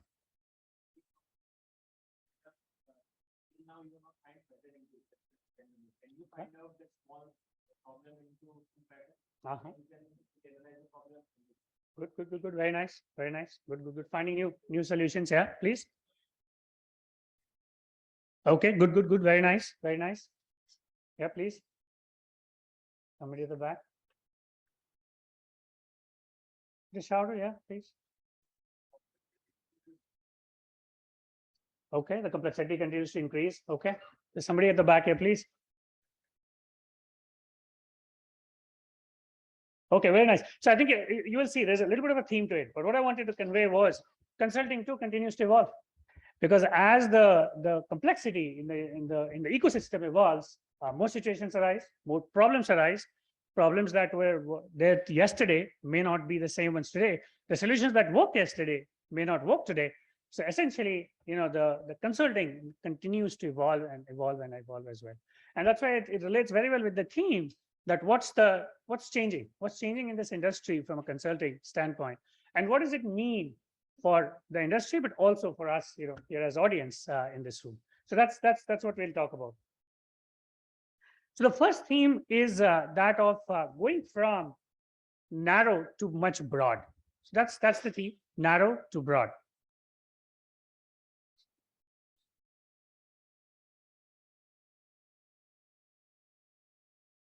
Now, what I mean by that? Now, most of these consulting companies, whether you take top 3, top 4, I mean, big 4, big 3, depending on which nomenclature you use, all of them, pretty much 100%, all of them started with strategy only, right? But they can't claim that anymore. Just go to any of their website, you will see strategy, implementation, operation, getting into products, platform, and so on and so forth. So as you can see, the focus was too narrow, strategy only, advisory only, and now it's getting a lot more broad. And there are companies, including, let's say, BCG, have set up specialist units, which they call as, in this case, Platinum, if you look at, which focuses just on implementation and implementation alone. If you go to Bain, you will see something listed around operations. That's all that subdivision does, is only operations. So getting from strategy to execution, that's a big change that our industry has seen, and that is continuing to go on. Now, what does it mean for us, and the industry and the audience here? It means building new capabilities. It means how do you go from a specific area to more broader across the value chain and also identify and create more and more opportunities for our clients, but also for us. Newer types of roles, newer type of work, newer geographies, newer problem areas that we'll be getting into. All those are good examples of how the focus is becoming lot more broader. I mean, just the last session, if you guys think about what was on talent management from an M&A standpoint, right? I mean, just a few years ago, if you go by, it would just have been pure advisory. Look, these companies are merging. This is what you should do. And the consultants would walk away, not taking care of execution. But right now, no, you have to take me across the sea. Don't just tell me that, here's the way to go. Here's the navigation map. Here's the compass you're on. No, you are on the ship with me. So that if we sink together. And if we swim, we'll swim together. So take me through on the other side. I mean, that's a big change we're seeing. The next theme is that of me to we. Now, again, in the consulting industry, there's a big theme we often call about, which is growing from within. There's a big, statement that we always make. Traditionally, the idea has been create this concept of what we call as practice areas and expertise centers and so on, but everything all within. But that's not true anymore. I mean, take any of these names, including, all the speakers you're hearing today. All of them have partnerships in place, whether it's the technology company or other subcontracting or staffing vendors and so on and so forth. It's no longer me. In the past, there's a concept of B2B, B2C. Currently, we call it as B2E, which is business to ecosystem. You have to take an ecosystem approach. That is, again, a big change that we have to be aware of, because that would determine how do we plan for newer ways of partnership, newer ecosystem things that are coming in. How do we also leverage the gig platform? So this concept of SMEs and so on, how can we also leverage this gig platform to get some of those very niche expertise that we may need just for one project, maybe just for one small period of time. But rather than trying to create all of that internally, can we tap into some of these collaboration and so on? So all of this, whether it's through acquisition, whether it's organic or inorganic growth, whether it's partnership, these are all new ways, which again is very different than how consulting companies have operated in the past. In the past, if you go about it, it's all about build expertise internally, because I can't go to the client and say, hey, I'm going to work with somebody else. That would make me look really bad. But not anymore. I mean, it's perfectly okay. And in many cases, clients themselves are also calling and saying that I'm going to break the project. I'm not going to give you the whole deal.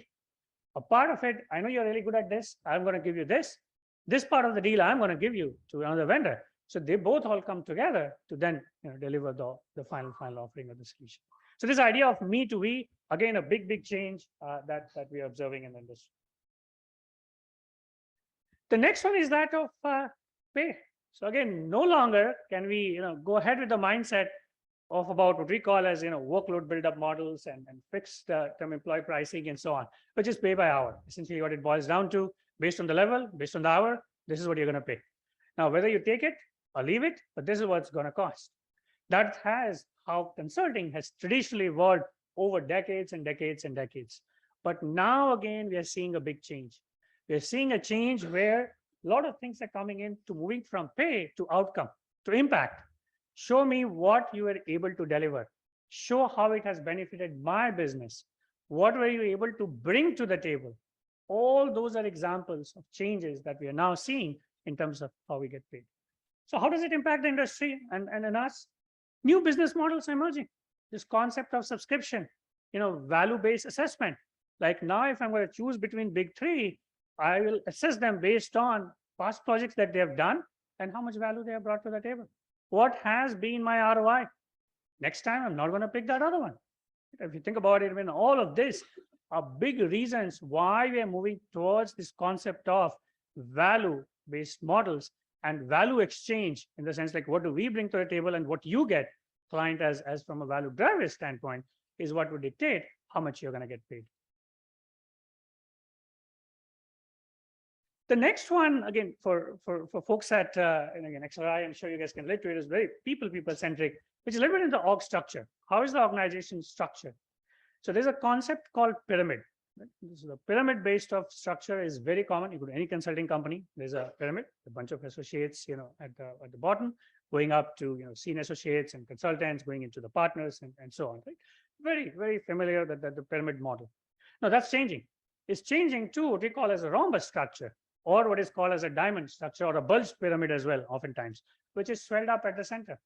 Now, why are we sort of seeing that? What's happening in the industry is a lot of our clients are saying is, look, I know this basic stuff. I can go and Google it out. And many times, many of these big consulting companies, alumni are also sitting in the same organization. The alumni network is very strong, by the way, in the consulting company. We always feel that, oh, client, you want someone, take from us. Because we know that person is going to bring us even more business than just losing that one guy. It's true for McKinsey, that's for BCG, for ZS, for any of them. We will love to give any of our PL to our client for senior levels because we know the alumni will bring us more and more business. Right? I mean, that's a very well-known fact. But then now, because of those people there, they understand the game, they understand the pyramid model. So what they're saying is, don't show me just one face, and then you give the work to still smart, but junior people. Now bring in some of those smart guys along with you as well. Don't just come you as an individual as a face, or you just as a partner and so on. That's again a big change that the consulting industry is seeing. So what does it mean for the industry and for folks in this room as well? It does mean there's more hiring at the mid levels.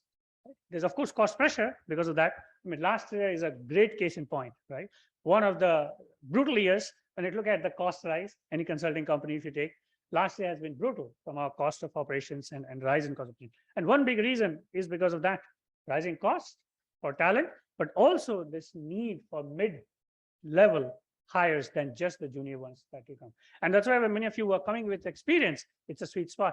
It's a great advantage that you guys bring onto the table because you can come in not just as a junior associate, you can come in at a level above because you're coming in with some of those industry expertise. And it also is changing a lot of the org dynamics. Now, again, in this consulting company, again, I think Prakhar was mentioning a little bit earlier, but there's a culture aspect, right? How we operate. As partners, I mean, we know there are a lot of privileges and benefits that we have. But as this middle layer keeps coming up and starts getting swelling up, we don't know what would the org dynamics look like. I mean, it's still a question mark. We don't know. We have figured it out in the past. We are ourselves people guys and experts in people dynamics. I'm sure we'll figure it out. But what impact it will have in the long term, we don't know. But it's absolutely true that this part is also changing and we don't see it going back. We absolutely don't see it going back. Now, this one I think is in a way kind of my favorite, which is like in terms of the output, right? So think about as a consulting engagement. Of course, there is a lot of materials and documents that you have to submit. But at the end of the day, when you're going to your client, your customer, your stakeholder, you are in a room like this, or maybe a smaller room like this, where you are in front of a board, either you're drawing it out or you're presenting something. You're trying to show your final output. How it's been done traditionally? In past, it was all flip charts and so on, right? I mean, that's how presentations were to be done. This is before PPT, right? And you would put it in, and with the projectors, it'll show those were the flip chart days. And the way to do that was to have fancy, colorful charts and so on. Right? Then came PPT, where the idea was, we'll make it even more fancier. There will be text, there'll be charts, there'll be bubble, there'll be stack, and so on and so forth. Right? That is how we all have grown, but not anymore. It's all coming in to then say that how would a lot of these get differentiated? Don't just show me the chart and the information, which is all democratized and commoditized at this point. Googles of the world and Bings of the world have given a lot of that information at the fingertips of these individuals.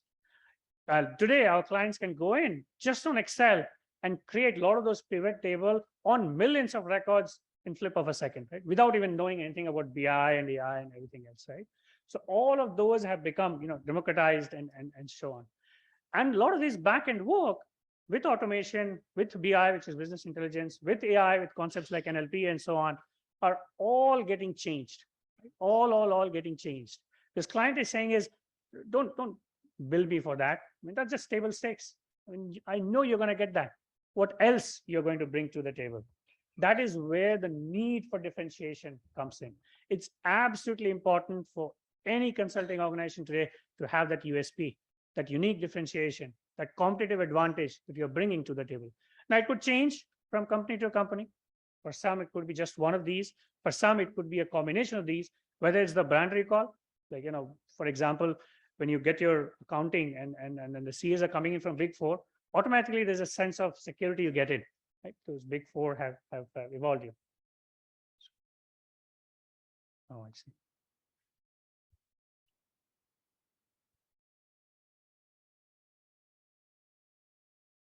You want to minimize it too?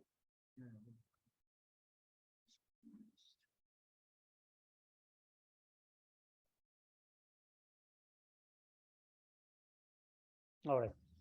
So the differentiation in USP is what I was getting at. Whether it's a cost play, whether it's a value play, whether it's a brand play, whether it's a speed play, what is the USP you are bringing? Is it a niche domain? Is it a niche practice? Something you got to bring on the table which differentiates you from the other. Otherwise, there is no business to be made. Otherwise, just getting one of those to the outsourcing companies, it's somebody else can do it as well.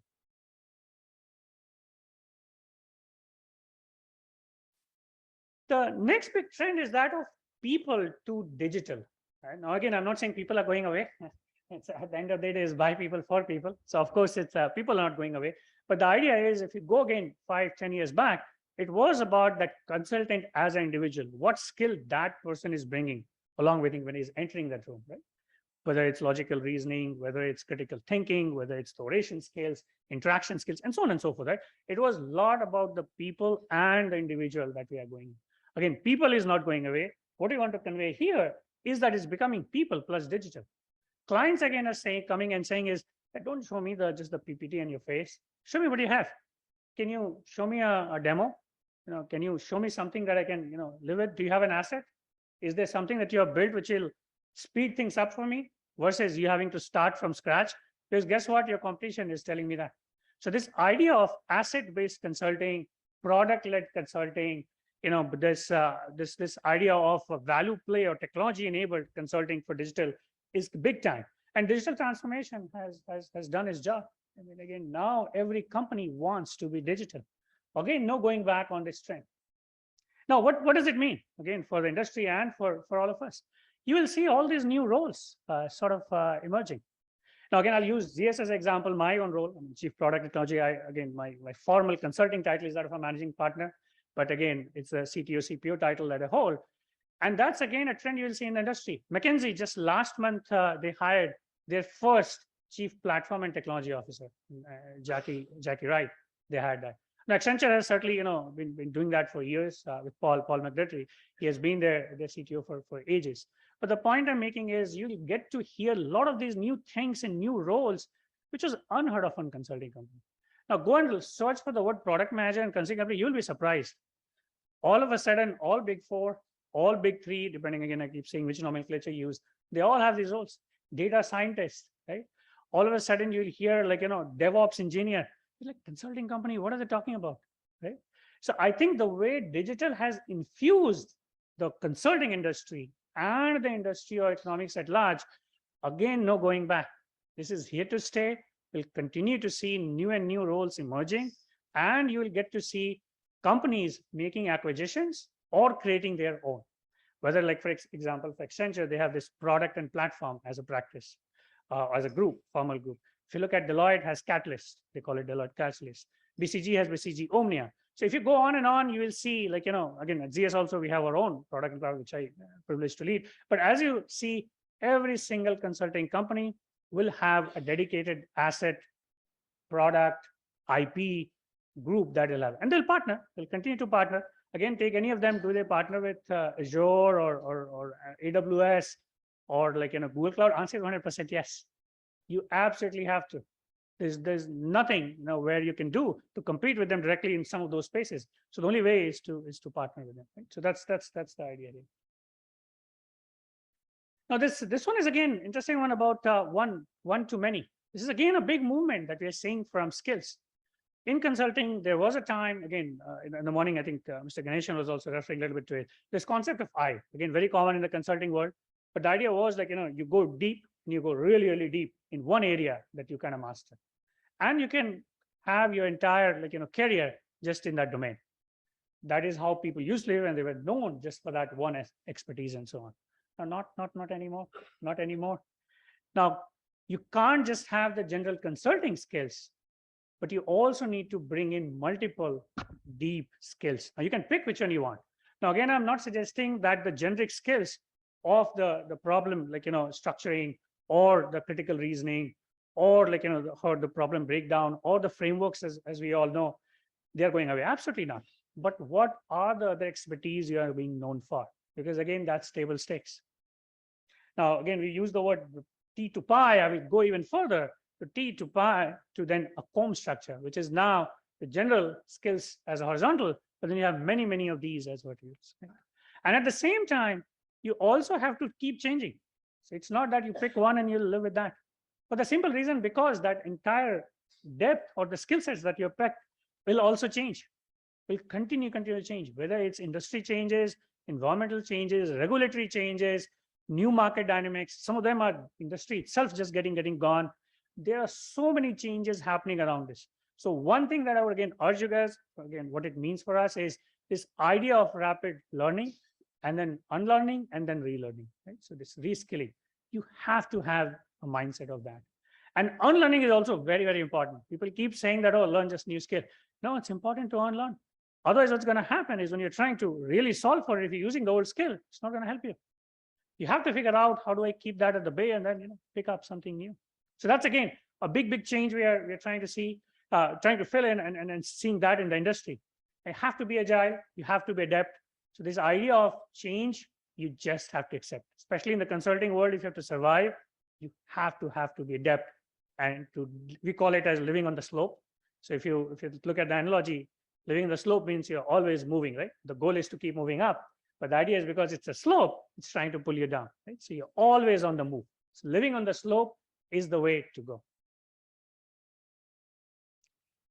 Now, another very important change we are seeing is about the mission. Now, as consulting companies, over the time, over years, and I should say that for most corporate companies as well, the mission has all been about profit. So the bottom line, that's what the Wall Street loves. As long as you see your top line growing and the bottom line thumbs up, that's how market reacts, but not anymore. Purpose is coming up big time, right? I mean, some of you may be aware of this. So I won't mention the name. It's again one of the big threes.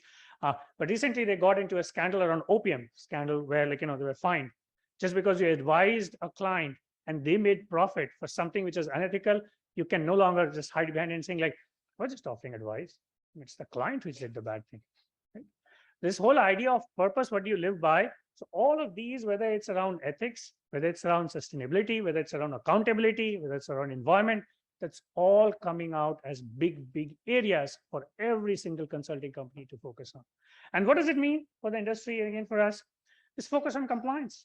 Right? Compliance is becoming very big in terms of anything and everything we do, so that you're monitoring what you're doing, internally. So don't just show me you have a good compliance practice that you preach to your clients. Show me how you're doing it yourself internally as well. So compliance.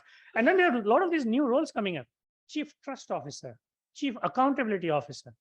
All of these are new changes that we are seeing, which is not so much required. I mean, not that, people didn't have a ethics or a compliance function at all, but the focus on that, the enablement that is expected out of that and at scale is again a big change that we are seeing in the industry.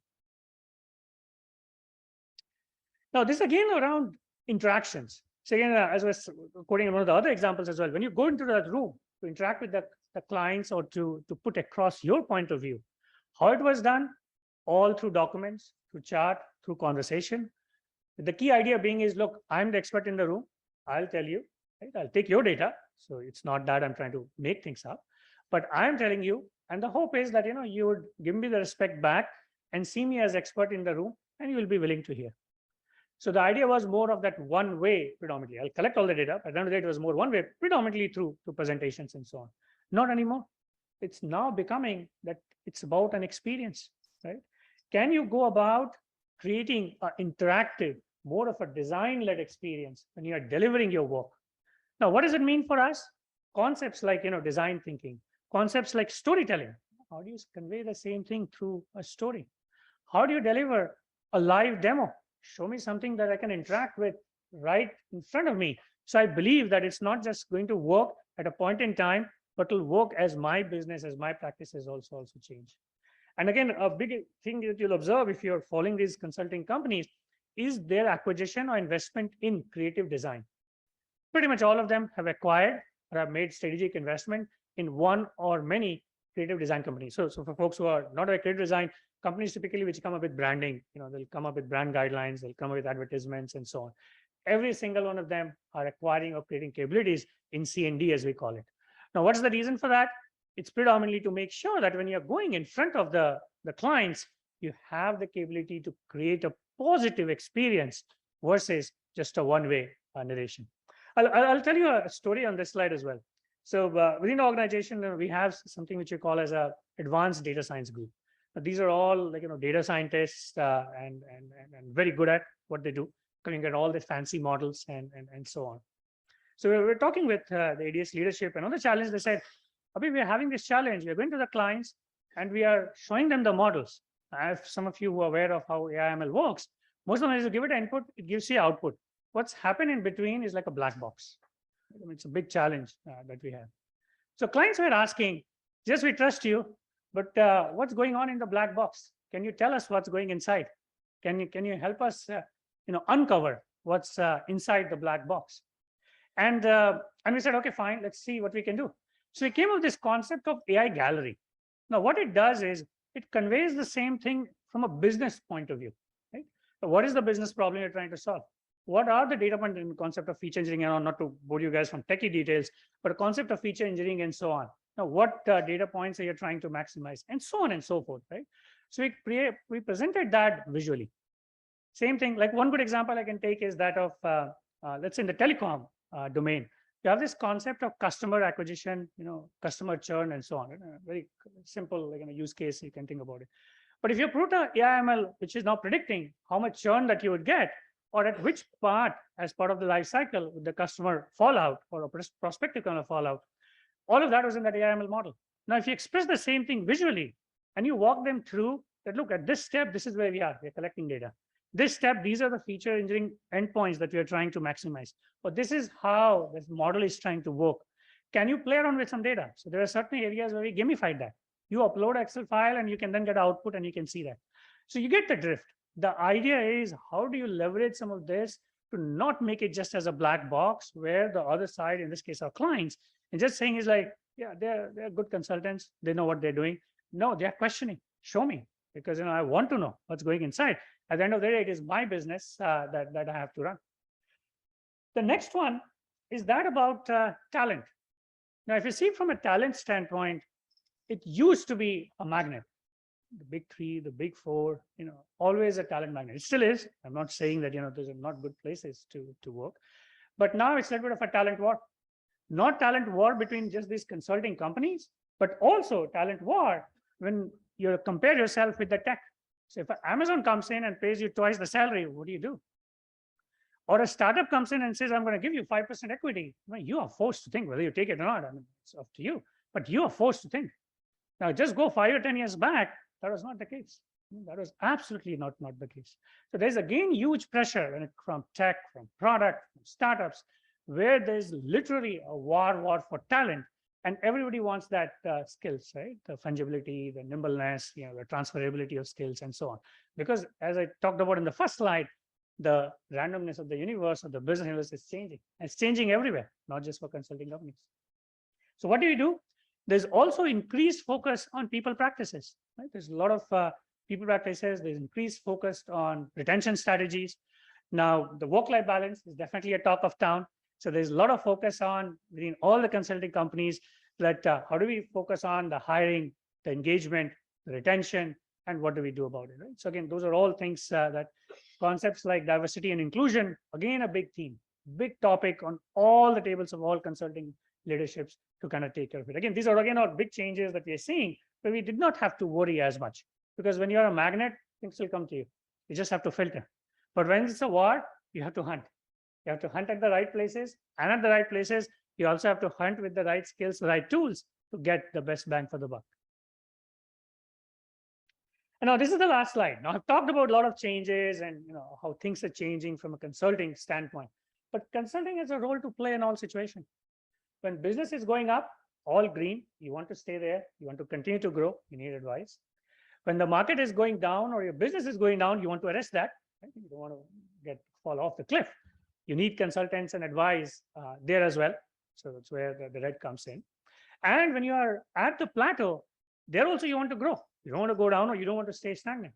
So also want to call out as my final slide that consulting is one of those, evergreen areas where we will learn, we'll adapt, we'll scale. As the industry changes, we will change as well. And this is how I feel like, we'll be able to scale the new frontiers of consulting. So that's all I had, team. Happy to take questions at this time.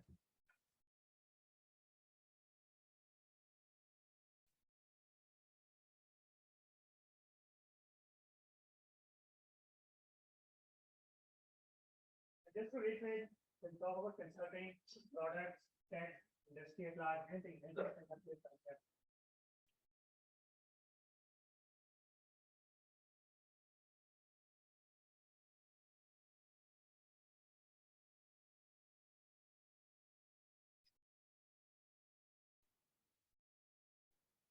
Good afternoon, sir.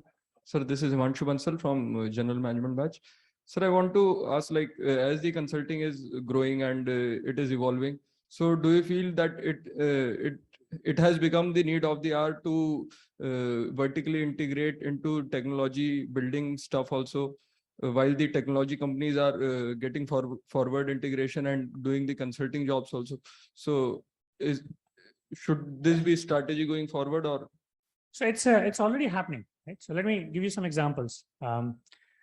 The word digital, if you look at, right? Go into any of these, let's say big three, go into Bain, just on the top website, see if you see digital there or not today. And go back, if you have a way to look at the archives and so on, go back just for 10 years ago, 5 years ago, and try to see, was it there or not? Same thing with Bain, BCG, McKinsey. McKinsey launched something which they call as McKinsey Solutions a few years ago, if you guys remember. McKinsey Digital was the other one. BCG came with Gamma, which is focusing on AI ML. McKinsey acquired this company called Quantum Black, some of you may have heard about it. So it's just happening.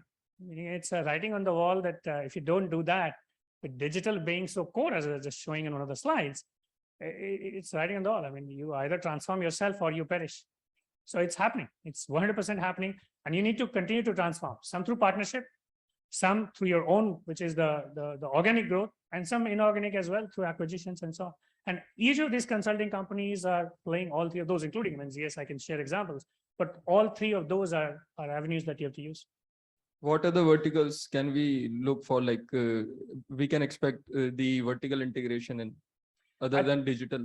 So vertical integration, if you look at, it's a heavily loaded term in terms of which consulting company you're talking about and what are the synergistic areas, right? I mean, you don't want to go into something which is completely random where you do feel you don't have your strength. So I think it depends. It's very use case dependent. But if you have a specific industry in mind, or if you have a specific company in mind, I mean, talk to me after. I'll be happy to share my thoughts. But it's very situational, very use case driven. But the concept remains the same. You look at the synergies, you see whether you have the right to win, right? So you define your playground. You do what we call as the market analysis, and you then size the market, the total addressable market and things like that. And then you identify whether you have a right to play in some of those areas. Only then you sort of get into it. What else, please? Good morning, sir. Oh, please go ahead. Good morning, sir. Good morning, sir. Sir, I am Tarun Kumar from PGDM GM Batch.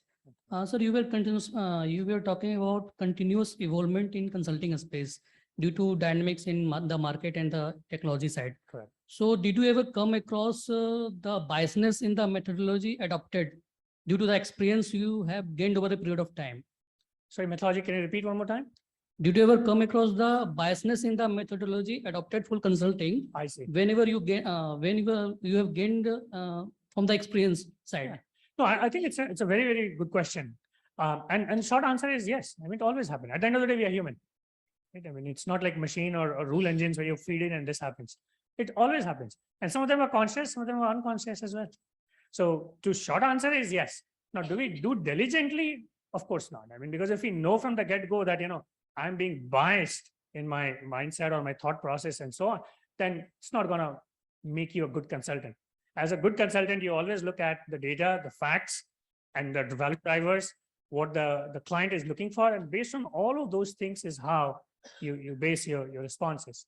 But as I said, does the bias come in inherently, unconsciously? Answer is 100% yes. So in that case, it will cause a loss to the client as well when you are adopting biasness in wrong methodology due to the biasness. Yeah, no, again, a very fair question. But as I said, I mean, if it's taking the client the wrong direction, then of course you step back, because there are always checks and balances, right? So if you look at, it's not a team has done a work and then we let it get delivered without any QC or any checks and so on, right? So there are 100% checks and balances.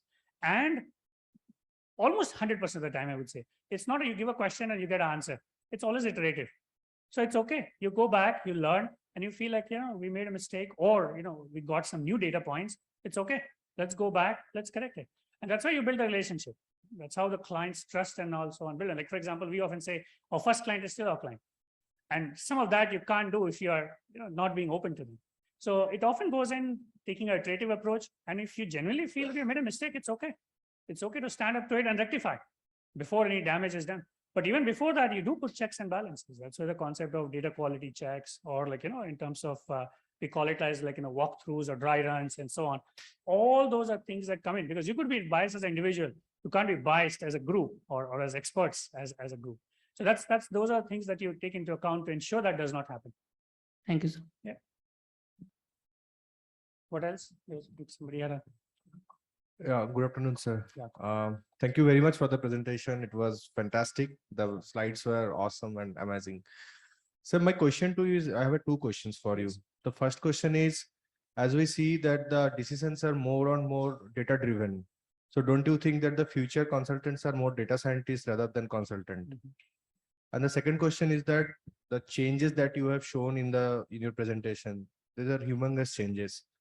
How do you ensure that the down the line of the organization follows those changes and adopt that changes? Sure. No, both very, very good question. So the first one, from a data analytics standpoint and so on. Now, data crunching and coming with insights has been part of consulting forever. That's how, we come up, and whether you use the word fact instead of the word data, whether you call it as what are the assumptions, the hypotheses, and so on. But that is how consulting works. Right? That's consulting 101. Now, again, the paradigm has shifted. Right? In the past, where you were looking at, let's say, just 3 or 4 data points or 10 data points, now all of a sudden it's 10,000 or 20,000 and so on. Right? So if you think about that, mindset has not changed. So it's also about the right mindset. You try to bring some of those back into and saying that, okay, now that I have the data, how do I apply some of those same things? How do I validate the data is correct? How do I validate the interrelationships? How do you identify the micro segments or the cohorts and so on and so forth to then identify what are the insights that I can sort of bring in? That fundamentally has not changed. Now, of course, because of the size, we can leverage tools, we can leverage processes and so on. But the whole idea of that, once you have those insights, what do you do about it? How do you structure it? How do you present it? The delivery models, delivery mechanisms have changed. But that core thinking about unstructured problem solving, critical reasoning, or the different frameworks, some of that are still very applicable in a new, sometimes the old wine in a new bottle, but definitely in a new bottle with a lot of new ingredients is how it put it. Now, the second question was in terms of the pace of change and so on. So again, it's a heavily loaded question. Nobody likes change. None of us do, and I'm sure it applies to all of us here as well. But some of that, it starts with acceptance. First thing is the first and foremost acceptance, which is, look, it is changing. Now, what do we do about it? Right? So once you do that, your mind automatically starts going towards finding a solution versus trying to resist that change. So that's the first thing I would say. The second thing is you do again, go by trying to apply again your consultant's mind to see where do I have the right to win? What skills do I have? What do I have to learn? What can I do to continue to get better? And then, of course, organizational support is very important. Whether it's the concept of empowerment through training, through expert sessions like these that we're doing here, like the audience is gaining. Again, those are all mechanisms through which you try to. And there's a terminology we use again in our organization, which we call shrink the change. So wherever possible, try to shrink the change and then put it on a pathway. Versus saying you've got to learn these 20 things on day 1. It's okay. You can learn it over 20 days. That's fine. But guess what? At that 21st day, you're going to be better. Those 19 days, maybe not, but the 20 days, you're better. versus all 20 in one day, you'll be like, oh my God, I'm just going to quit. So again, things like that is what you apply, but it's not rocket science. It's just human psychology, human behavior that you then try to apply into empowerment and trying to figure out what those changes are, because these are big changes. And when you take it all up top, there's a lot of help, to be very honest. It's not as an individual that, I mean, again, when we talk about competitive intelligence, when we talk about war rooming or industry analysis, believe me, it's not we collecting that data. Thankfully, there's a whole smart people who are doing all that synthesis. And then we are going and reacting to it and saying, like, what does it mean for the organization? What it means for the client? What it means for the industry? What role then we have to play? So I think those are a few examples I could share how you can shrink the change and make sure all of us win. Yeah, please. Hi, sir. Oh, please. Yeah, go on. Sir, I really like the idea with which you started about entropy, and I would like to connect my question with this. Please. I was speaking to one of my friend who is in consulting industry for a very long time, and we were just having a chat, and he gave me an insight that large conglomerates. One of the he narrated one of the example of conglomerate, and the conglomerate has started now building their own team of consulting for their own business. So it will be a central team, and they have, let's say, let us take an example of, let's say, Tata or L&T. They have varieties of businesses. So they have varieties of businesses to solve the problem for, and also it remains fresh for them. I mean, the central team will have a fresh perspective for this because they have varieties of businesses. So if this kind of trend picks up, the trend has not picked up, but if this kind of trend picks up, what do you see in terms of what kind of changes we will see in the consulting business? Because now conglomerate starts, entering into consulting business for their own self. Yeah. So what? Very good observation. By the way, it is actually a trend. We actually a trend. Companies like, let's say, MasterCard or Pfizer or some of these like big companies have started, trying to explore that. Now, what we are observing there are 2 or 3 things, right? One, more often than not, their major focus area is very narrow in the areas that they operate. Like, for example, let's say MasterCard as example, right? Now they're into financial, business. Now, all of a sudden, let's say they want to acquire, again, it's a hypothetical use case, but let's say if they want to invest in a hail riding app, which is like a car sharing app and so on. Now, it could be to integrate vertical integration they want to expand into, or it could be horizontal integration to say like, oh, look, we're in the card business. Can I use that car sharing where, like, they can always use MasterCard, just an example. Now, that expertise they won't have. That they have to get from outside, right? So their focus, what you're observing, is always going to be very narrow in the areas that they are. And even those consultant needs experts. Because we work with variety of companies, they work with only one. So what ends up happening is, instead of let's in this case, we're again using MasterCard as an example, but let's say MasterCard reaching out to the consulting company, is their consulting arm reaching out to us. So at the end of the day, it's still business for us. Right? So that's first. The second thing also is the alumni thing that I talked about. It actually is very big. It's more big, I should say it's bigger. It's more relevant than most people acknowledge. If people just move around, and if you have been at one of those big 3, big 4 or companies, including like ZS for a long time, you become part of the family. And what do? You move elsewhere. You don't leave the family completely. You may have switched houses, but still a part of the same family. So again, there's a little bit of a handshake going on that. Not to deceive anyone, there's nothing wrong going on there. But the point I'm making is there's always that collaboration and handshake going, just because they know that we have help available there, we have expertise available there. So I don't think I feel completely threatened by that. Of course, it's a trend to be seen how big they want to grow some of those groups. And even consulting companies do that. I mean, we all have what we call as a knowledge management function, as you guys know. So in a way, that is our own consulting group, right? If you think about it, they do all the research, they look at market data and so on. They do a lot of number crunching for us and so on. So I don't think I feel threatened by it. In a way, it's opportunity for us to partner with them. Then you have more of yes-sayers in that organization. Please, Avish. Good afternoon, sir. My name is Avish Kaur. So as ZS operates as strategic long-term advisors majorly to pharmaceuticals and biotech and medical technology. So my question is somewhere around those lines. How global healthcare pharmaceuticals and device companies look into the emerging markets such as India to provide newer therapies which are under especially patent protection to Indian consumers or Indian patient population at affordable prices? Sure, sure. That's No. one. Sorry. No, please. So another part of my question is that do they intend to actually encourage the Indian companies to develop newer therapies through reverse engineering and to provide them to a larger masses of population, say like in India? So short answer is yes to both. So I'll break them for you. So the first part of the question is like, for higher pricer therapies and drugs and so on, do they intend to come to India? Answer 100% yes. Where would you find billions of people localized in such a small place? So all of them, take any pharma company, they all have 100% presence here. So that's one part. Now, but that access to those drugs, it is tough even in US as much as in India. I mean, some of them, there are certain therapies you can Google it out, especially in what we call as the rare diseases, which are millions of dollars just for one pill, $1 million just for one pill. You can't afford it there as well. More often than not, they all get subsidized through either the insurance company or through the government.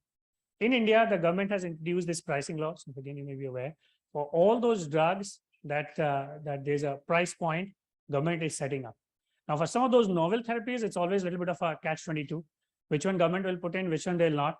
There have been instances where, I was reading about a recent case where one of the state governments actually sponsored for one of these, drugs, which was, hundreds of thousands of dollars.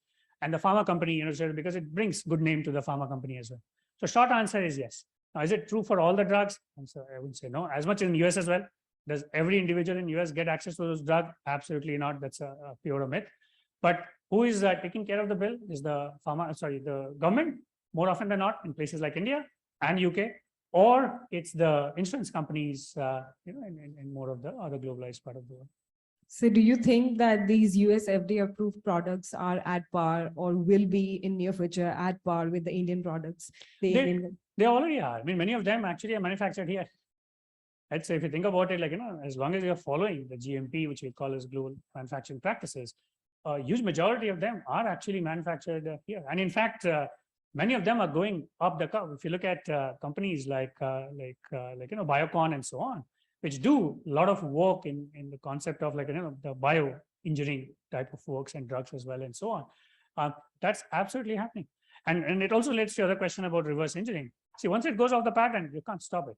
I mean, that's the whole idea of a patent, that after that, open it for the masses. So is it happening? Yes. Let it continue to happen? Absolutely, absolutely yes.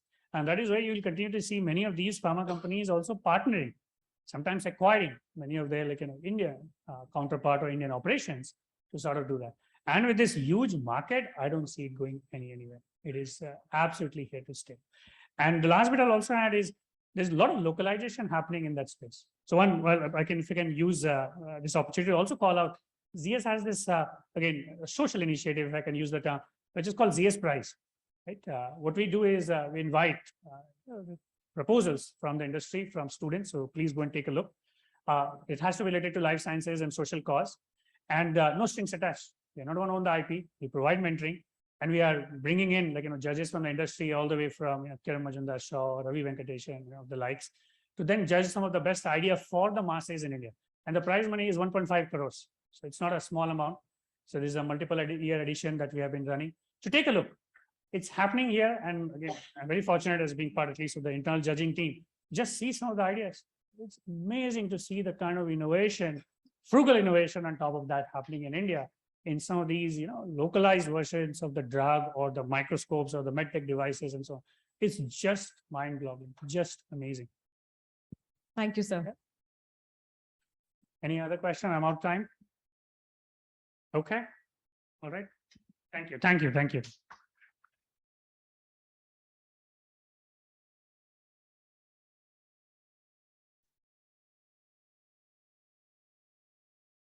Was there any question on Zoom? Okay.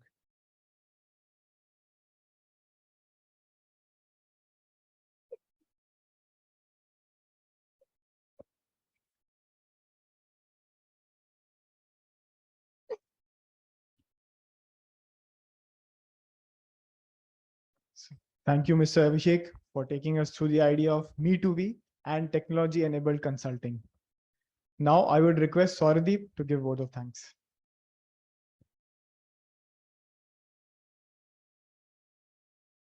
Good afternoon. I would like to thank Mr. Abhishek Trigonite for his wonderful session.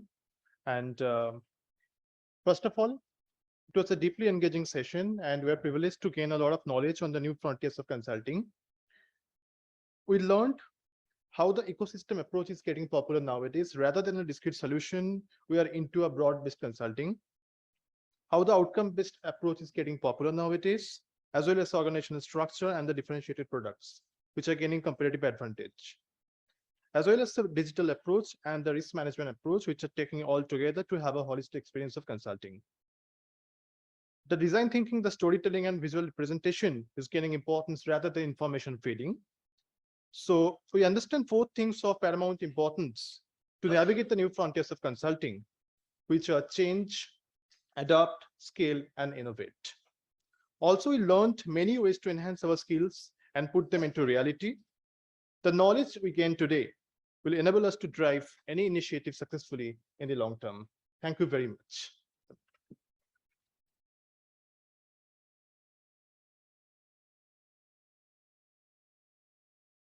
I request Professor Kanakraj to please present the memento to Mr. Abhishek.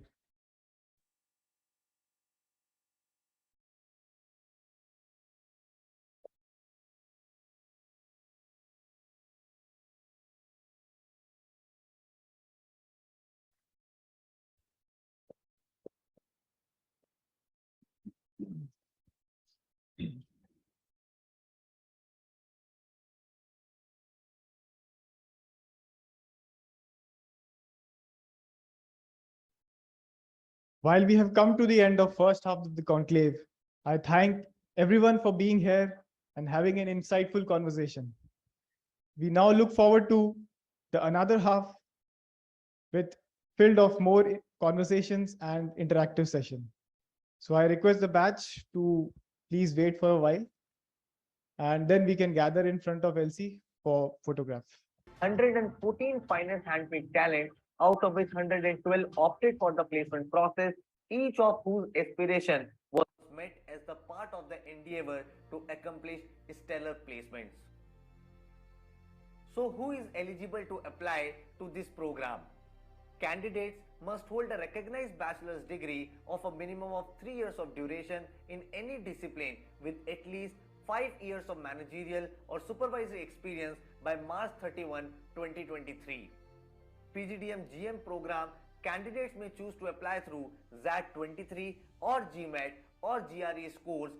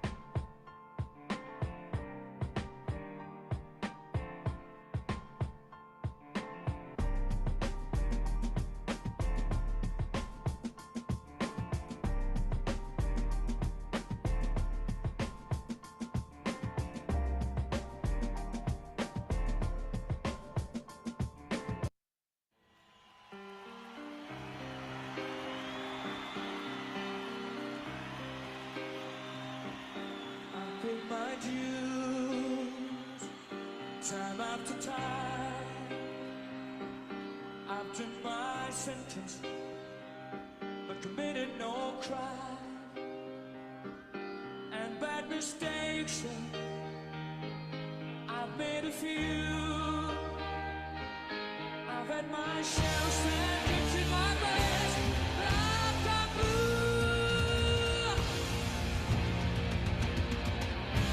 We are the champions, my friend. And we'll give our fighting to the end. We are the champions. We are the champions. No time for losers. We are the champions of the world.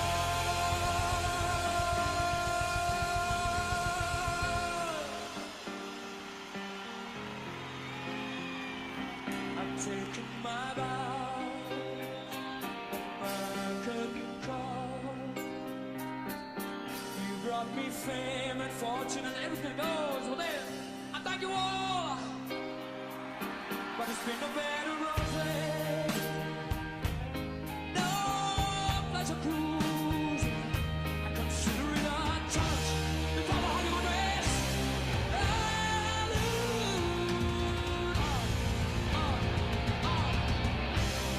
We are the champions, my friend. And we'll be back fighting to the end.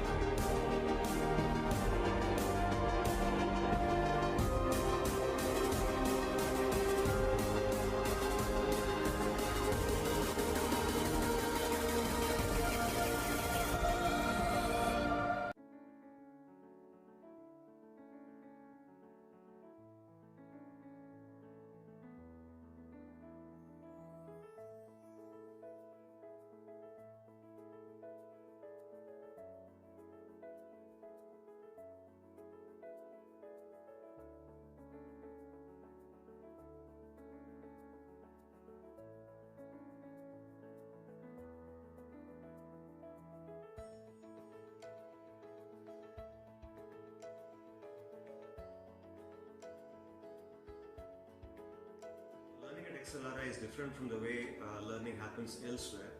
One reason is because of the use of cases. We use cases to relate academic concepts with industry application. At XLRI, we focus on a management education framework that is integrative and offers students an opportunity to develop and pursue new ideas at the same time.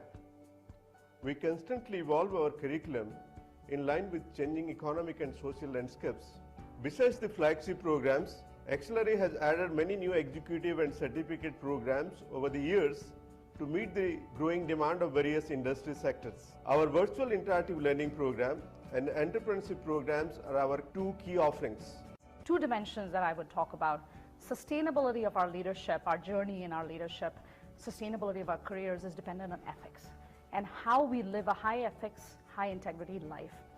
Back in the days, before any of the other institutes started doing it, we had business ethics as a compulsory course. For me, that consonance of my own ethical framework with the institute and now my own ethical framework with my company, that served me immensely. So today when I stand and talk about ethics, it comes from this core of me. And Excel helped frame this and helped give it shape even before I knew what this was all about. And now it's who I am. It's the core of who I am. Gave me confidence, Excel gave me purpose, and Excel gave me a lot of confidence to try different things. That's a huge set of experiences I had. And that stood me in good stead because I went to become a management trainee in Hindustan Lever, where I could never have been without the Excel ticket, and without having excelled in Excel, I wouldn't have made it to HUL. And I've been with Unilever all 25 years of my career, so clearly the move from Excel to HUL was great for me.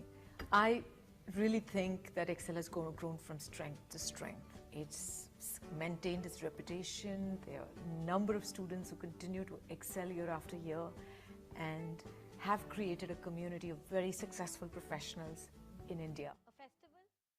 I've gone on to sell disposable diapers to Indians who don't even throw away the wrappers, forget about throwing expensive diapers, selling pizzas to Italians, and now of course selling shoes back in India. Excel is what's taught me the marketing, the consumer insight, all of that. Completely the credit goes to Excel. Associated with it from 1983 to 85, and it has helped me think about the society a lot more every day of my work and every day of my life. Excel gave me the experience for 2 years in a community living, and I benefited a lot. I made some of my best friends there. Secondly, it instilled in me the values that XLRI stands for, but above all, integrity. And finally, it gave me the aspiration and ambition, together with the determination that has probably helped me get where I am today. Besides, I have to say that the 2 years in Excel were great fun. All the time we were in Excel, we wanted to graduate and get away. And ever since, we've wanted to reminiscence about the 2 years there. It is a great experience. Fly Excel, fly high. Located in Jamshedpur, one of the most beautiful city of Jharkhand, India, XLRI Jamshedpur is the oldest and one of the most prestigious B school in India. In the last 24 years, XLRI has imparted world-class business education through rigorous curriculum and indoor and outdoor activities. XLRI aim is to nurture business leaders of the future with an emphasis on ethics and values.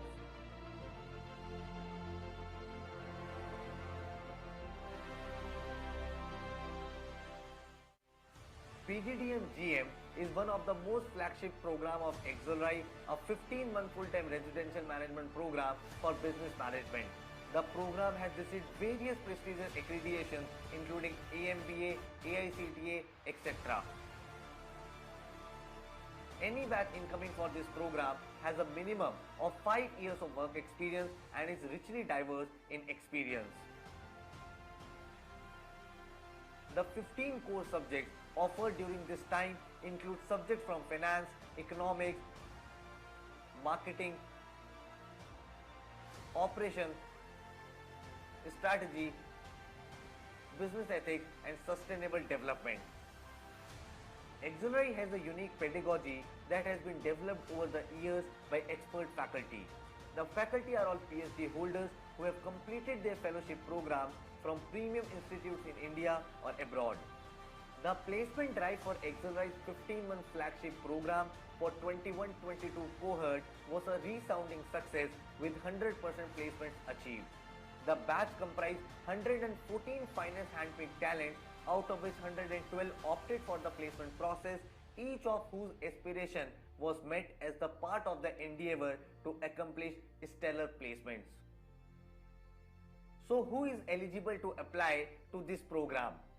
Candidates must hold a recognized bachelor's degree of a minimum of 3 years of duration in any discipline with at least 5 years of managerial or supervisory experience by March 31, 2023. PGDM GM program candidates may choose to apply through ZAT 23 or GMAT or GRE scores.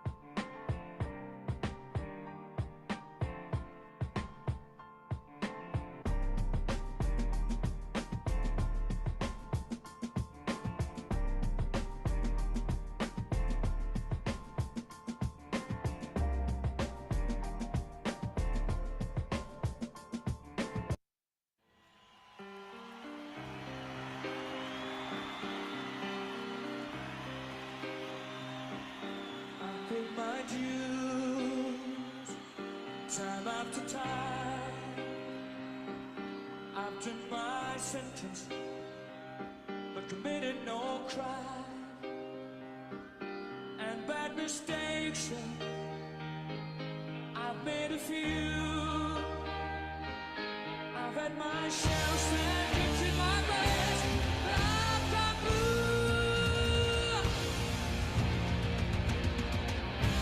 We are the champions, my friend. And we'll give our fight to the end. We are the champions. We are the champions. No time for losers. We are the champions of the world.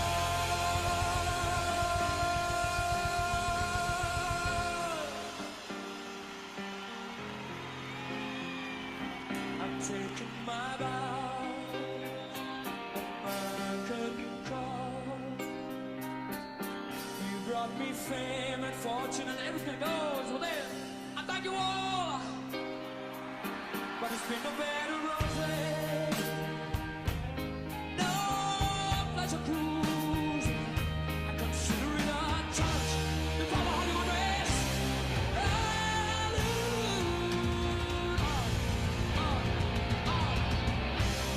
We are the champions, my friend.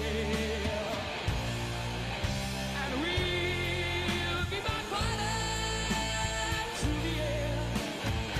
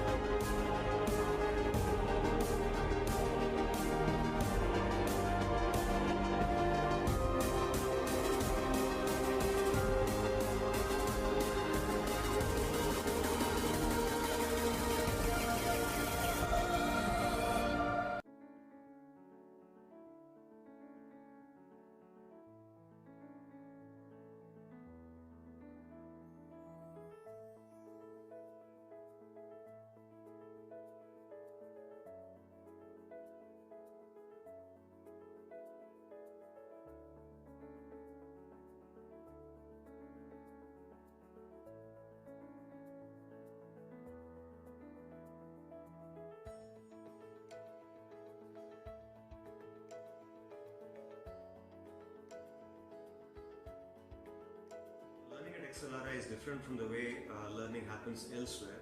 One reason is because of the use of cases. We use cases to relate academic concepts with industry application.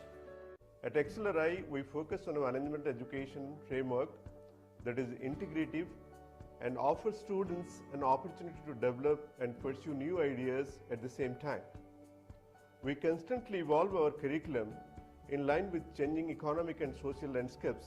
Besides the flagship programs, XLRI has added many new executive and certificate programs over the years to meet the growing demand of various industry sectors. Our virtual interactive learning program and entrepreneurship programs are our two key offerings.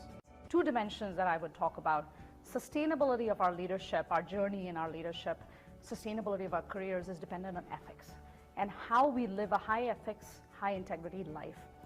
Back in the days, before any of the other institutes started doing it, we had business ethics as a compulsory course. For me, that consonance of my own ethical framework with the institute and now my own ethical framework with my company, that served me immensely. So today when I stand and talk about ethics, it comes from this core of me. And Excel helped frame this and helped give it shape even before I knew what this was all about. And now it's who I am. It's the core of who I am. Gave me confidence, Excel gave me purpose, and Excel gave me a lot of confidence to try different things. That's a huge set of experiences I had. And that stood me in good stead because I went to become a management trainee in Hindustan Lever, where I could never have been without the Excel ticket, and without having excelled in Excel, I wouldn't have made it to HUL. And I've been with Unilever all 25 years of my career, so clearly the move from Excel to HUL was great for me. I really think that Excel has grown from strength to strength. It's maintained its reputation. There are a number of students who continue to excel year after year and have created a community of very successful professionals in India. I've gone on to sell disposable diapers to Indians who don't even throw away the wrappers, forget about throwing expensive diapers, selling pizzas to Italians, and now of course selling shoes back in India. Excel is what's taught me the marketing, the consumer insight, all of that. Completely the credit goes to Excel. Associated with it from 1983 to 85, and it has helped me think about the society a lot more every day of my work and every day of my life. Excel gave me the experience for 2 years in a community living, and I benefited a lot. I made some of my best friends there. Secondly, it instilled in me the values that XLRI stands for, but above all, integrity. And finally, it gave me the aspiration and ambition, together with the determination that has probably helped me get where I am today. Besides, I have to say that the 2 years in Excel were great fun. All the time we were in Excel, we wanted to graduate and get away. And ever since, we've wanted to reminiscence about the 2 years there. It is a great experience. Fly Excel, fly high. Located in Jamshedpur, one of the most beautiful city of Jharkhand, India, XLRI Jamshedpur is the oldest and one of the most prestigious B school in India. In the last 24 years, XLRI has imparted world-class business education through rigorous curriculum and indoor and outdoor activities. XLRI aim is to nurture business leaders of the future with an emphasis on ethics and values.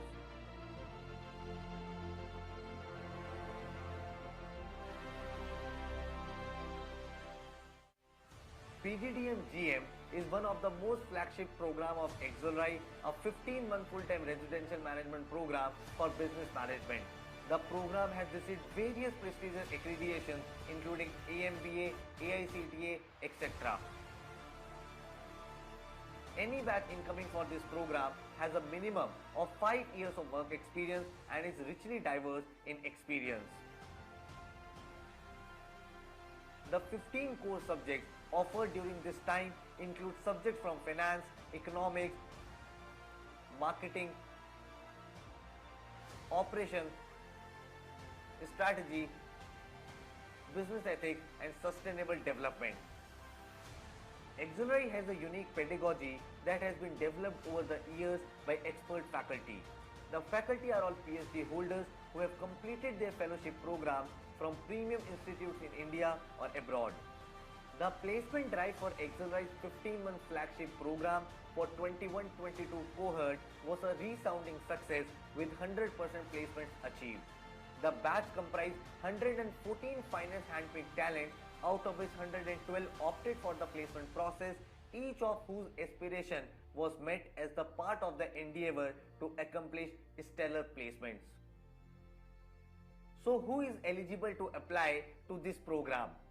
Candidates must hold a recognized bachelor's degree of a minimum of 3 years of duration in any discipline with at least 5 years of managerial or supervisory experience by March 31, 2023. PGDM GM program candidates may choose to apply through ZAT 23 or GMAT or GRE scores.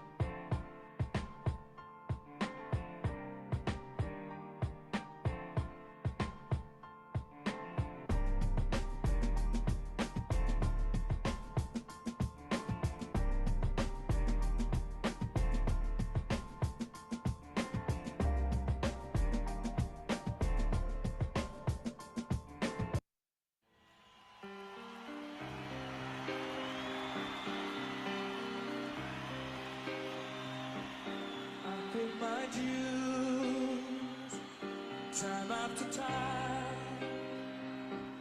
I've done my sentence, but committed no crime. And bad mistakes, I've made a few. I've had my shells and kicks in my breast. I've got blue.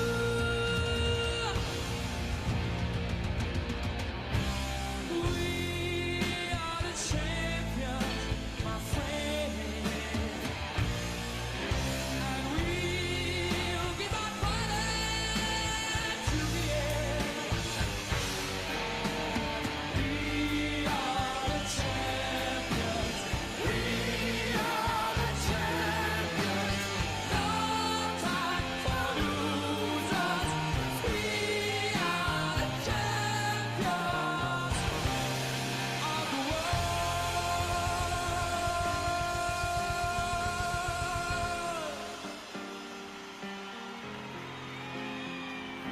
I've taken my vows, my curtain call. You brought me fame and fortune and everything goes. Well then, I thank you all. But it's been no better roses. No pleasure cruising. I consider it a touch before the Hollywood race.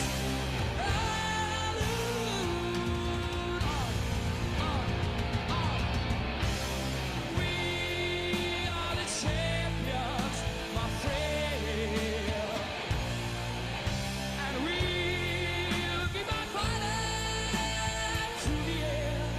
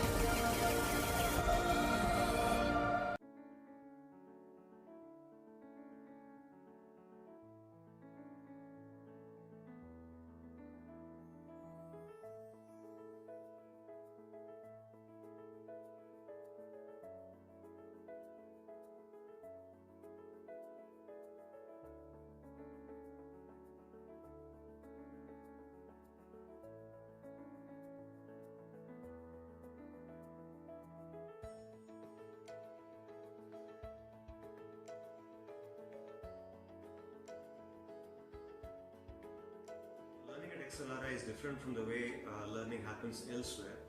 One reason is because of the use of cases. We use cases to relate academic concepts with industry application. At XLRI, we focus on a management education framework that is integrative and offers students an opportunity to develop and pursue new ideas at the same time. We constantly evolve our curriculum in line with changing economic and social landscapes. Besides the flagship programs, XLRI has added many new executive and certificate programs over the years to meet the growing demand of various industry sectors. Our virtual interactive learning program and entrepreneurship programs are our two key offerings. Good afternoon, everyone. Welcome back to the second session of FULCRUM. Consulting is a practice of providing critical insight to improve organizational performance or in a way to assist in achieving organizational objective. Hi, my name is Abhineet Sinha, and today we're delighted to have Mr. Arjun Vaidyanathan here with us today. Mr. Vaidyanathan is the Chief Operating Officer at KPMG India and has more than 3 decades of experience encompassing various domains of strategy, operation, finance, and business advisory for businesses across various geographical locations.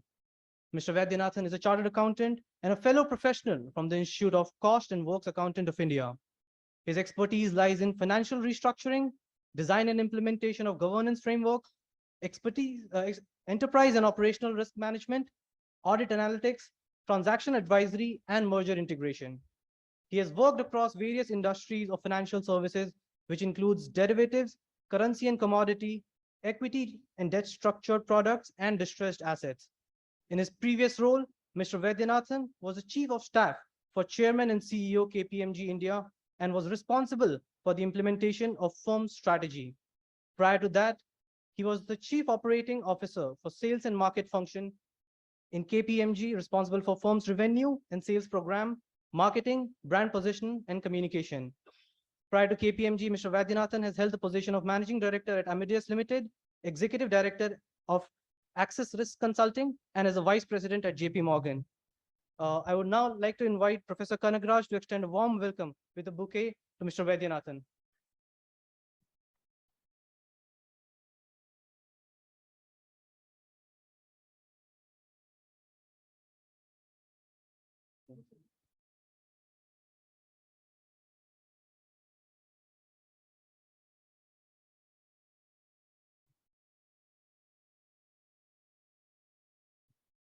Without further ado, I would now like to hand over to Mr. Vaidyanathan to share his insight on how the future of consulting will look like. Over to you, sir.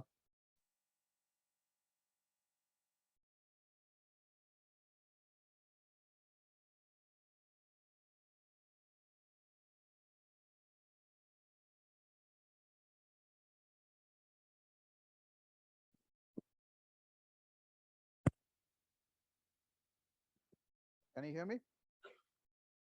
Can you hear me? Better? Not really? Hello? So I have to hold it here. Better? No. Hello?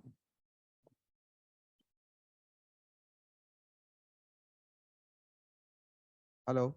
This is better. Don't worry. I'll deal with this. Now? Hello? Better? Everybody can hear me? Okay. Let him finish his job. Okay. No, I'll hold it in the hand, no problem. I want to take a seat. All right. Since morning, you have been hearing something or the other, right, on consulting? So for me to come and say some few things, ye to suna hoga, right? We have already digested it. But before I get into this decoding the future of consulting, it's a very interesting topic for somebody who has spent close to 32 years in consulting in various shapes and forms, in various shapes and roles. The journey, how it has evolved when I started to what it is today and what it is likely to be tomorrow is something which is fascinating. Okay. Before I do that, how many of you have been in a consulting or similar organization before you came to XLRI? Okay, couple of hands. How many of you have dealt with consultants in whichever shape and form in your organization, whichever you were with? One or two people. Okay, quite a bit. So some of you have the idea of what they do, and typically they say कुछ नहीं हमसे जवाब लेते हैं हम ही को बोल देते हैं वापस. Correct? I've heard that so many times. All right. They all come in fancy laptop लेके आ जाते हैं, बैठ जाते हैं conference room में, interview करते हैं, उसी को छेप के दे देते हैं वापस. I've heard this quite a bit. But before I really talk to you, okay, this is a graveyard shift according to me. Post lunch is extremely tough. So I have to be equally interesting, and you also have to be equally attentive to really gain out of this session. Even I had the same lunch that most of you had. So the input is the same. Let's see how we can keep each other's interest for the next 60 minutes or so. That's for the time frame which has been given to me. It will not, I have no PPT. I know you are all bored of death by PPT, has happened to you during your course and otherwise also. So no PPTs. I would like to keep it as interactive as possible. Okay, so don't expect me to just talk for 56 minutes and say 4 minutes questions again. No, that's not going to happen. So I'm going to ask all of you a question. Why do organizations appoint consultants?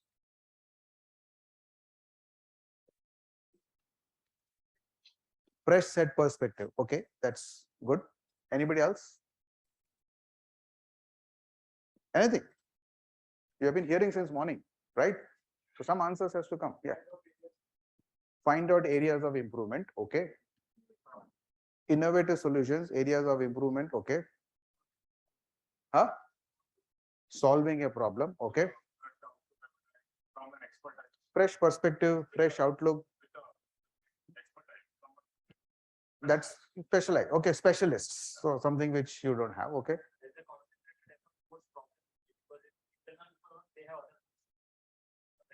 Okay, good point.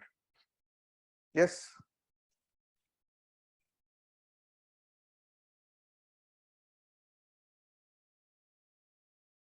Okay. Did you hear her what she said? Internal people will never agree there is a problem. We need an external guy to come and say problem. वहां पे ये बात सुन के PPT में डाल के छेपने का काम आता है. ठीक है?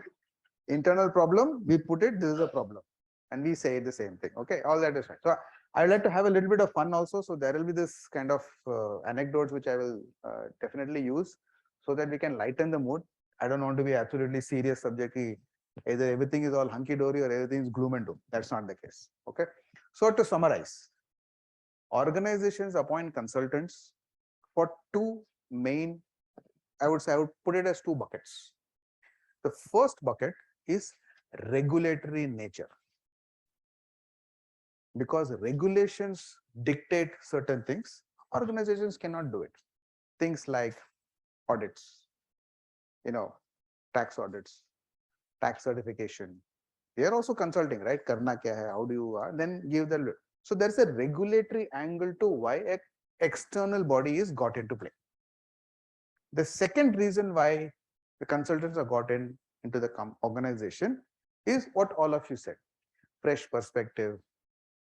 I don't have the bandwidth to do it. I'll get somebody else to do it for me. Because I can do something.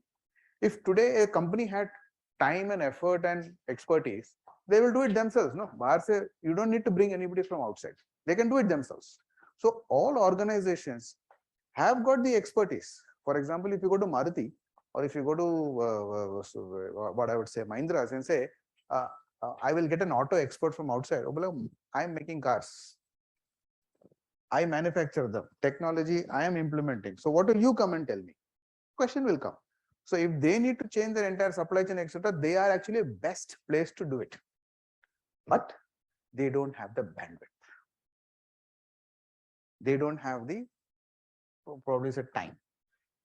Or they will say, if somebody said, if an internal person does it, he will only look at it. He will look at all the internal constraints and navigate through it to solve the problem.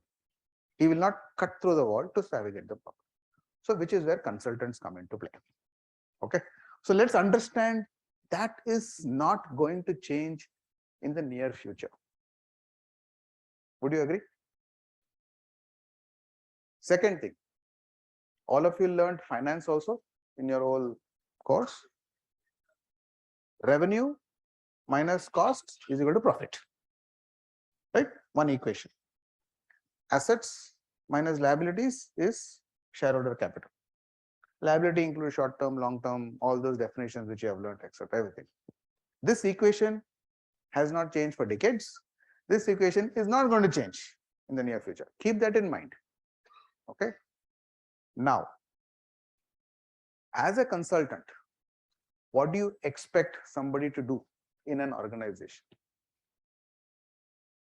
Revenue enhancements, cost management, shareholder value creation, debt restructuring, asset utilization, asset leverage. Or you may want to call it in different names, whatever it might be. Okay, but this is essentially the sum and substance of it. When I want to do cost, I will look at delivery models, offshoring, onshoring, nearshoring, GCCs. When I want to look at cost, I will look at technology implementation, transformation, digitization, digital, everything will come into play. The sum and substance is I want to maximize shareholder wealth or equity holders wealth or owners wealth or whatever it might be, and I will do what it takes to do to manage that. This even an organizations are currently doing it. I do it for my own organization. Okay. I also had a set of questions from all of you, which I will keep handy just in case you forget to ask. I also have a cheat sheet for myself, which I wanted to refer to. Okay, so please pardon me for this. If you go back a few decades or travel back in time with me, we were all very people oriented. Means if I wanted to do something, I got a bunch of 16 people, tuck to guys to do a lot of stuff and get things in place. So it is very people oriented organization as far as consulting is concerned. Very heavy. Now it's a combination of people and technology. Agreed? There's no doubt about it. So as organizations, as companies move to deal with how the market is evolving and how the customer demand evolves, they will adapt. I remember in 1999, there was this whole .com era happened. Okay. And one of the customers came to us and said that I want to do e-commerce platform. I was not involved in that project, but I got dragged into that project. So I was a manager at that, I had not become a partner. So he says, Arjun, we need to go and meet this customer. So I said, what does he want to do? What is his problem? So he says, no, he wants to start an e-commerce platform, etc. etc. So what does he want to do with this e-commerce platform? It's a platform, right? So you can buy and sell over the platform. No, he wants to do retail and this and that. And okay, toothpaste kharidne ke liye, will I go to an e-commerce platform? Was a question I asked. I said, okay, imagine what. So he wants to do this. Okay, I'm sitting at home. I'll log on to this e-commerce platform and order a toothpaste. I'll go to a Kirana store and buy, no? But today, we exactly do the same thing. COVID time, all of us ordered millions of stuff using Amazon and Flipkarts and etc. types. So my understanding in 1999, I did not have the ability to see or want to say that this is a possibility. But some business fellow had seen this as this is a distinct possibility and was willing to invest money in it. Okay. So as business evolves, the consulting world also needs to evolve. So when you want to say the theme of this decoding the future of consulting, there is no one right answer to it. And this you would have heard on many occasions. There is no one right answer to it. Yehi hoga. Not possible. I cannot sit here and tell. Nobody can sit here and tell that this is what is going to happen in the future, as far as consulting world is concerned. But it has evolved so much. I can give you another example. Let's take, how many of you have been auditors in your life before? Few of you have been auditors, right? Or tax consultants. How many of you are tax? Anybody tax? You stay away from it, stay away from it. And then I can give you the example too, so that you can understand what I'm trying to say. About 15 years ago, the way we used to file tax returns was there was a form. We had to fill up, either type or fill it up, give your salaries and or your assets and statements and everything as a big bunch, put a hole through it, tie it up with one string, with a return, with a letter, and go bung it into the tax office, or stamp karke, he'll give it to you. And then that used to go to the ward officers, etc., and they used to do the assessments, and they used to come back and up, down discussion. That was 15 years ago. Only the form got digitized so that you can download it. The rest of the stuff was still manual. Today, the government actually is far more ahead in technology as far as GST and tax is concerned than any of the other organizations. We are all actually struggling to keep up with that. Many organizations are struggling to keep up with that. Just imagine the shift in 15 years, the entire tax filing system, the entire assessment system has gone digital. So what do I do as profession? As consulting professionals, I got to adapt.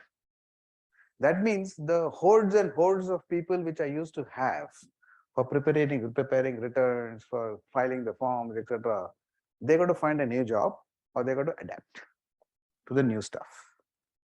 Second point, the nameless, faceless assessments is which the format with the government has started.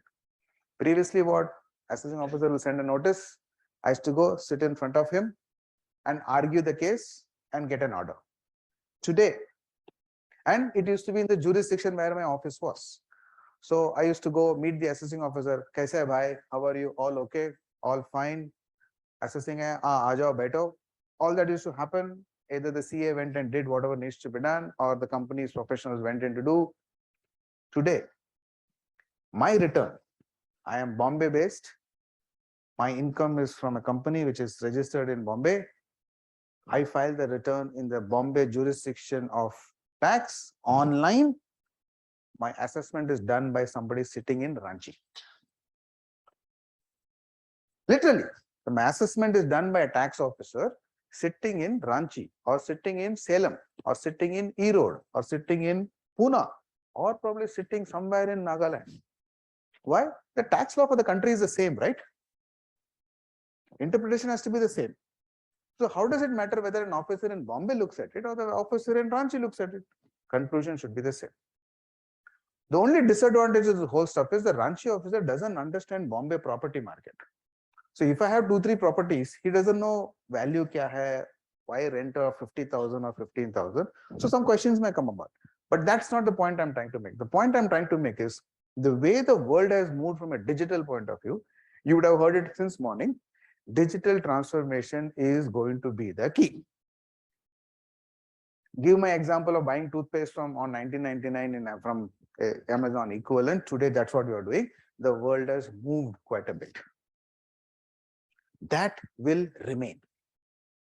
It will constantly evolve. It will constantly change, and it will constantly become far more easier to do a lot of stuff, which means as consultants, I have to be ahead of that curve.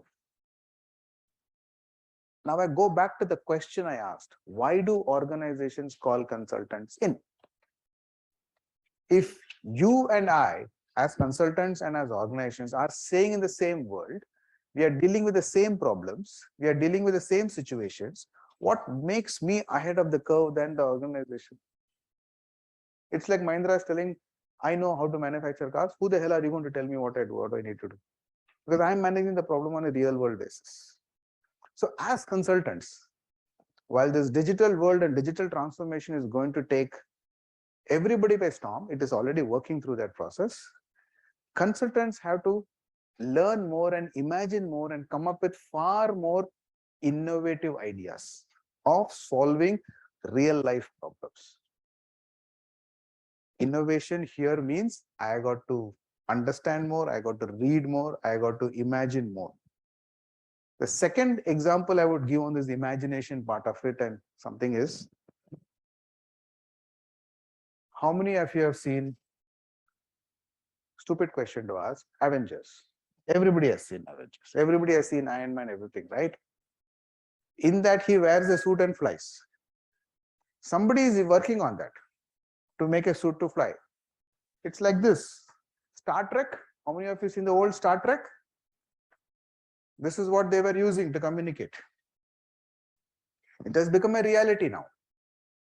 So today as consultants, if I'm talking to Tata Motors, I'm talking to Mahindras, I'm talking to anybody else, I got to go with an idea for them so that they can bite it and they will help take me to solve that particular idea or implement that idea. Otherwise, they'll be using me to solve real world problems. Revenue enhancement, cost, profit improvements, asset management, liability management, shareholder. So think of this concept, digital transformation, innovation, they go hand in hand. So I'm not saying that tomorrow you will, wherever organizations you're going to, you will say, I'm going to come up with innovative. It doesn't work like that. You got to read a lot, you got to interact a lot, you got to solve a lot of the real world problems to figure out something else can be done in a slightly different way. For that, all of you will need to do a lot more real world work to make that happen. So from a consulting point of view, what makes me as a consultant stand apart from others is how innovative I am and how quickly I can solve the problem that I have. It could be market, it could be market assessment, it could be market entry, it could be anything that you want to talk about. Okay. Which essentially means my skill set cannot be static. As a consultant, your skill set cannot be static.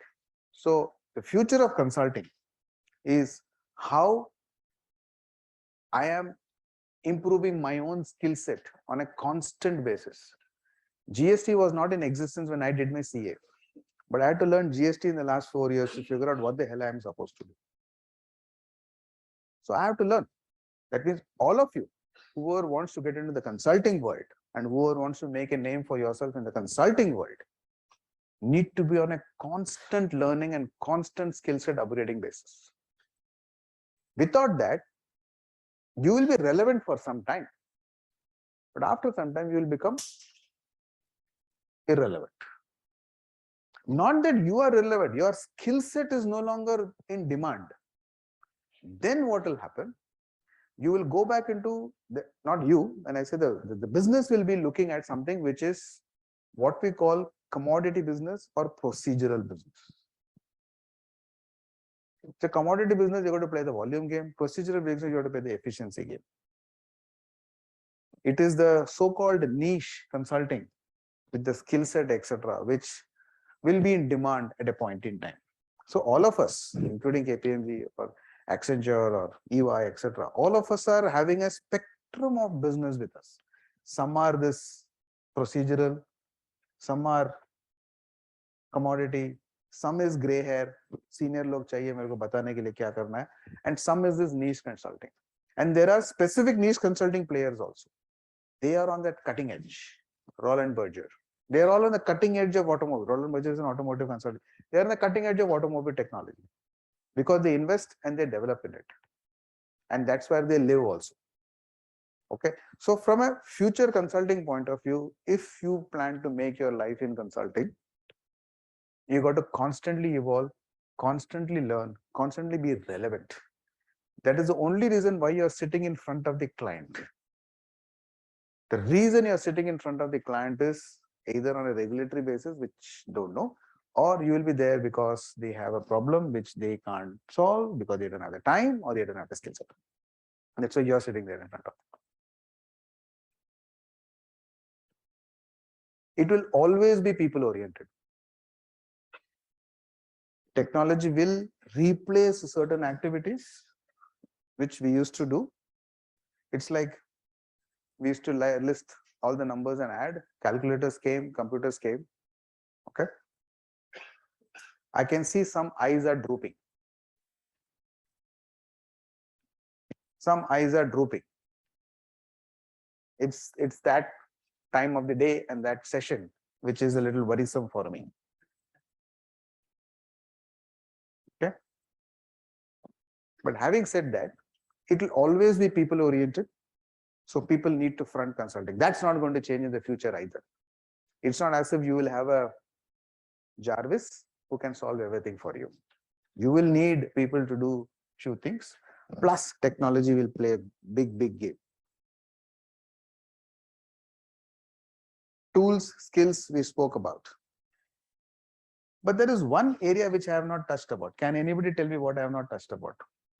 One very critical component as far as consulting is concerned. Huh? Which one? Work-life balance. I will hit upon that also. Wait. Anybody else? Huh? People we spoke about, right? See, people is there. There are people-related issues will come through. But people as such will not go. It will not as if you have a consulting firm with AI and ML in it. There will be people required. Those people will need to do skill sets, will need to upgrade themselves. They will use a lot more tools to deliver their job. But people as such in the consulting firm will be required. It's not as if in a consulting firm you will replace people with some AI or robots or whatever. That's not going to happen. So from a future of consulting point of view, people are very critical. There is another critical aspect for consulting that I have not mentioned so far. I'm just waiting for one or two people who still have their attention to ask me that question. Okay. Processes, okay, no, not that.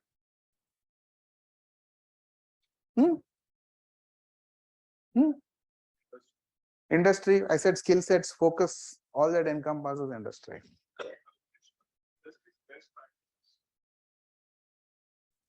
Wait, I'll come. Okay, clients. Consulting firm exists because clients are there. Right? Clients are not going to go anywhere. So I'm just, when you say future of consulting, one question mark, tools, digital transformation plays a big role, skill sets plays a big role, innovation plays a very big role. So all that will come, you have to be up on the curve to make that happen. But don't forget, clients are the reason why consultants are in existence, which means client needs, client relationships is not going to go anywhere. It will still remain. So in a consulting firm, there are 2-3 types of people. There are rainmakers who will get work from clients. Those rainmakers also will be people who will deliver, and there are people who are very good delivery people. Okay, there are delivery people who will be there, who will use the tools and methodologies and frameworks and all those kind of stuff to really implement a solution, solve the problem, etc. That is not going to change in the future. So if a client has a problem, they will look for the best skill set available, and they will rely on that person who they believe that they can help solve the problem for themselves. Let me put it in a real world example for all of us. If any of you have a medical problem, okay, assume you have a problem in your back, who would you want to go to? No, who will you want to? Of course, doctor, you will go to a doctor. You're not going to go to somebody you will go to, but will you go to any orthopedic? Huh? You will go to a specialist. But you open the directory, there are 20,000 specialists. Who will you go to? Top ABCD mein one first.